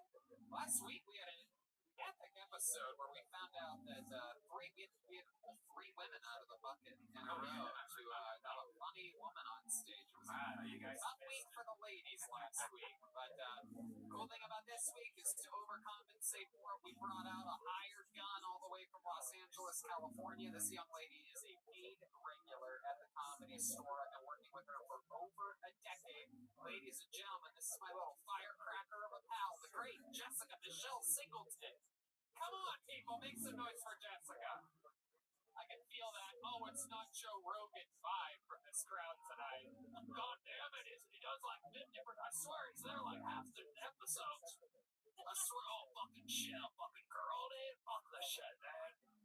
Look at all these fucking alpha beefheads here. This guy wore a fucking tank top out on a Monday night. You know he was hoping for Joe Rogan, this fucking sloppy fuck. I love it. Jessica, welcome to the show. How are you? I'm great. Thanks for having me. We're going to have so much fun tonight. We're going to see comedians get pulled out of a bucket. You guys know how this works. We have a bucket filled with comedians. I don't know if they're in there. I don't know what we changed things today. How are my standing room only people doing? Hell yeah. Look at that fake enthusiasm. They want to sit down so bad right now. They're willing to murder the person next to them just so they can sit on them like a warm couch. Yeah. We're going to see how this works out tonight. Some people are comedians. A lot of people signed up. If I pull your name out of the bucket, you get to come on this stage and you get 60 seconds uninterrupted. You know your time is up when you hear the sound of a kitten. That means wrap it up then, or else you're going to bring it out all the way from West Hollywood. He's back. It is the West Hollywood Bear. Wow. First time back. Normally we had other gay areas of Austin, but we figured it out. We just paid the money. We flew the West Hollywood Bear here via Spirit Airlines. So stupid. I don't know what I'm saying. Ryan J. Evil is drawing tonight's episode all the way from Los Angeles, California. I'm going to hand for Ryan J. He draws all the tour posters every single episode of the show. A really wild thing, if you're into art at all, go to RyanJEvil.com. Every single episode of the show has its own personalized, awesome drawing, matching the tone and the guest of the show. And here tonight, a local artist, because we support all types of wacky fucking art. Here he is, Chris Rogers Art, everybody. He's right there. Live in the flesh. A real local artist, really from Austin, born and raised. He's wearing headphones. If you're wondering, he's listening to this episode of Kill Tony. He's not listening to music. He's still such a fan of the show that he wants it loud in his head. I love it. I'm all filled up. We had Best Barbecue Show. CM Smokehouse before the show. Our favorite place, CM Smokehouse of Golden Acres. That's CM_Smokehouse on Instagram. Brought to us by Yoni, our ambassador of barbecue. Follow him at Best Barbecue Show on social media. Jessica Michelle Singleton has a podcast, Two Filthy Nerds, and she has a brand new country song for the first time ever. It debuted just about a month ago. It's called Now I Need a Whiskey. And she stays true to the art form. That is a real whiskey, thanks to our friends over at Whistle Pig Whiskey. Not to be confused with number one tequila. We have sponsors for every type of liquor. That's how you know we have serious problems on this show. Normally you have one liquor sponsor at a time. Not here. We have it all. For anybody that's into anything, we have it. If anyone likes sweet vermouth, the show is alright. Let's fucking do it, shall we? How many of you are big time fans of the show. You've been listening for years. All right. In that case, since there's so many of you here, why don't we start off with something special? This guy has his own entrance music because he is the longest standing regular in the history of the show. Beating out Ali Makovsky's record. He has been a regular for, geez, I think almost frickin' 3 years or something. Might have to get rid of him soon. Something crazy. He writes and performs a brand new minute every week. He has an incredible style. He's the real deal. I call him the Big Red Machine. Make some noise for your first comedian. Not out of the bucket, a regular, all the way from Los Angeles. Make some noise for William Montgomery, everybody. Wow, it's really him. Yeah, it really is fucking me. My dad's so old, he used to spank me.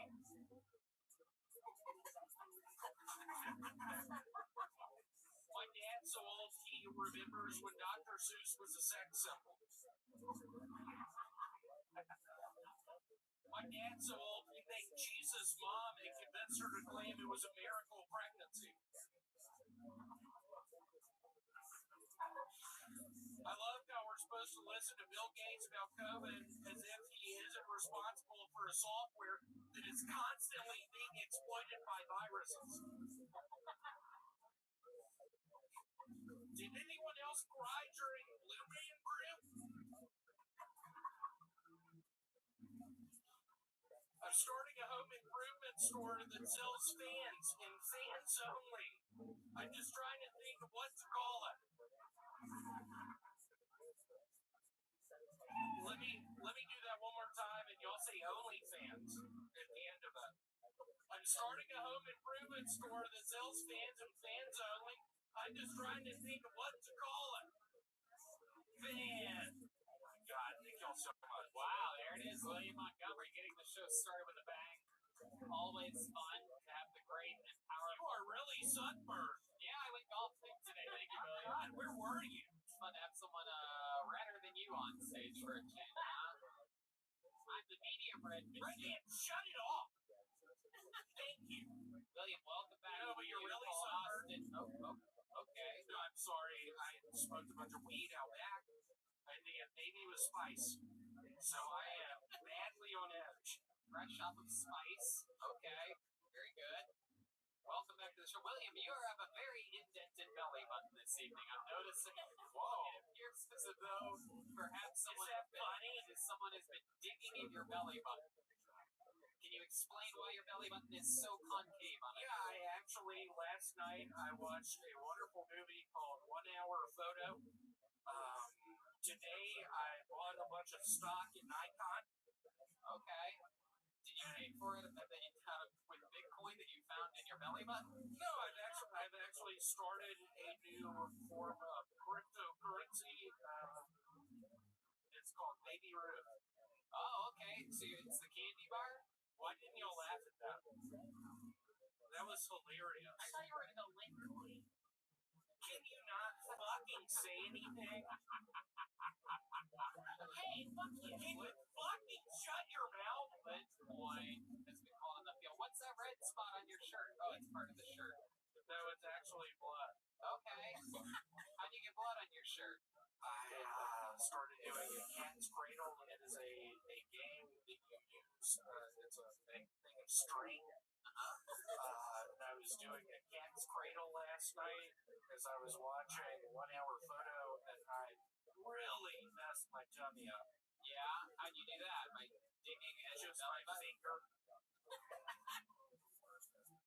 Just my finger. I really hurt myself. William, what's one of your favorite things about Austin, Texas? You keep coming back. It appears like every week and a half now. It used to be Probably the horrible fucking heat. I was sweating like a motherfucker earlier. Tony, I'll be quite frank. I don't think I should move here. Whoa. I hate this place. I hate Austin. They're booing you, William. What do you want to say to these people? They're booing Don't buy my cryptocurrency. You can get it at 7-Eleven.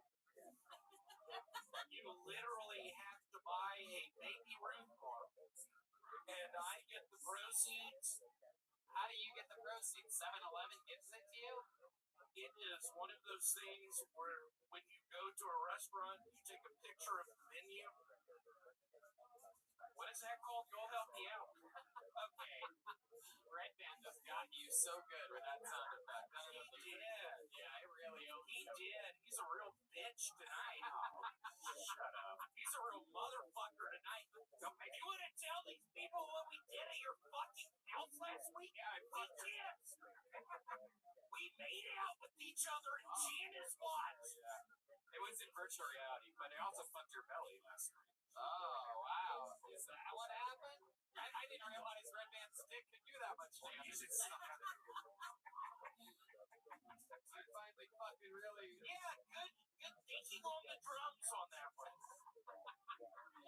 My God! You got Afro Man on the bass guitar. My goodness, are you roasting people, William? I've never seen this. I am roasted on spice. He is on skate. K2. Perhaps a little dehydrated from a hot day today. I am really dehydrated. How do you know? What are your symptoms of I dehydration? have only been drinking Yoo-Hoos. Oh, well. Yoo-Hoo is not the drink to have. What do you mean? It is a chocolate water drink. Yeah, it is. How many And Yoo-Hoos? I've had probably 4 of them today. 16 ounces. Oh, my God. William, you are... I've been sweating all over the fucking place going to... Stop that, Red Man! That's a cat. It's a real cat. I've been going to 7-Eleven. That wasn't even Red Band. That was an actual... An actual cat. I'm not buying it. Okay.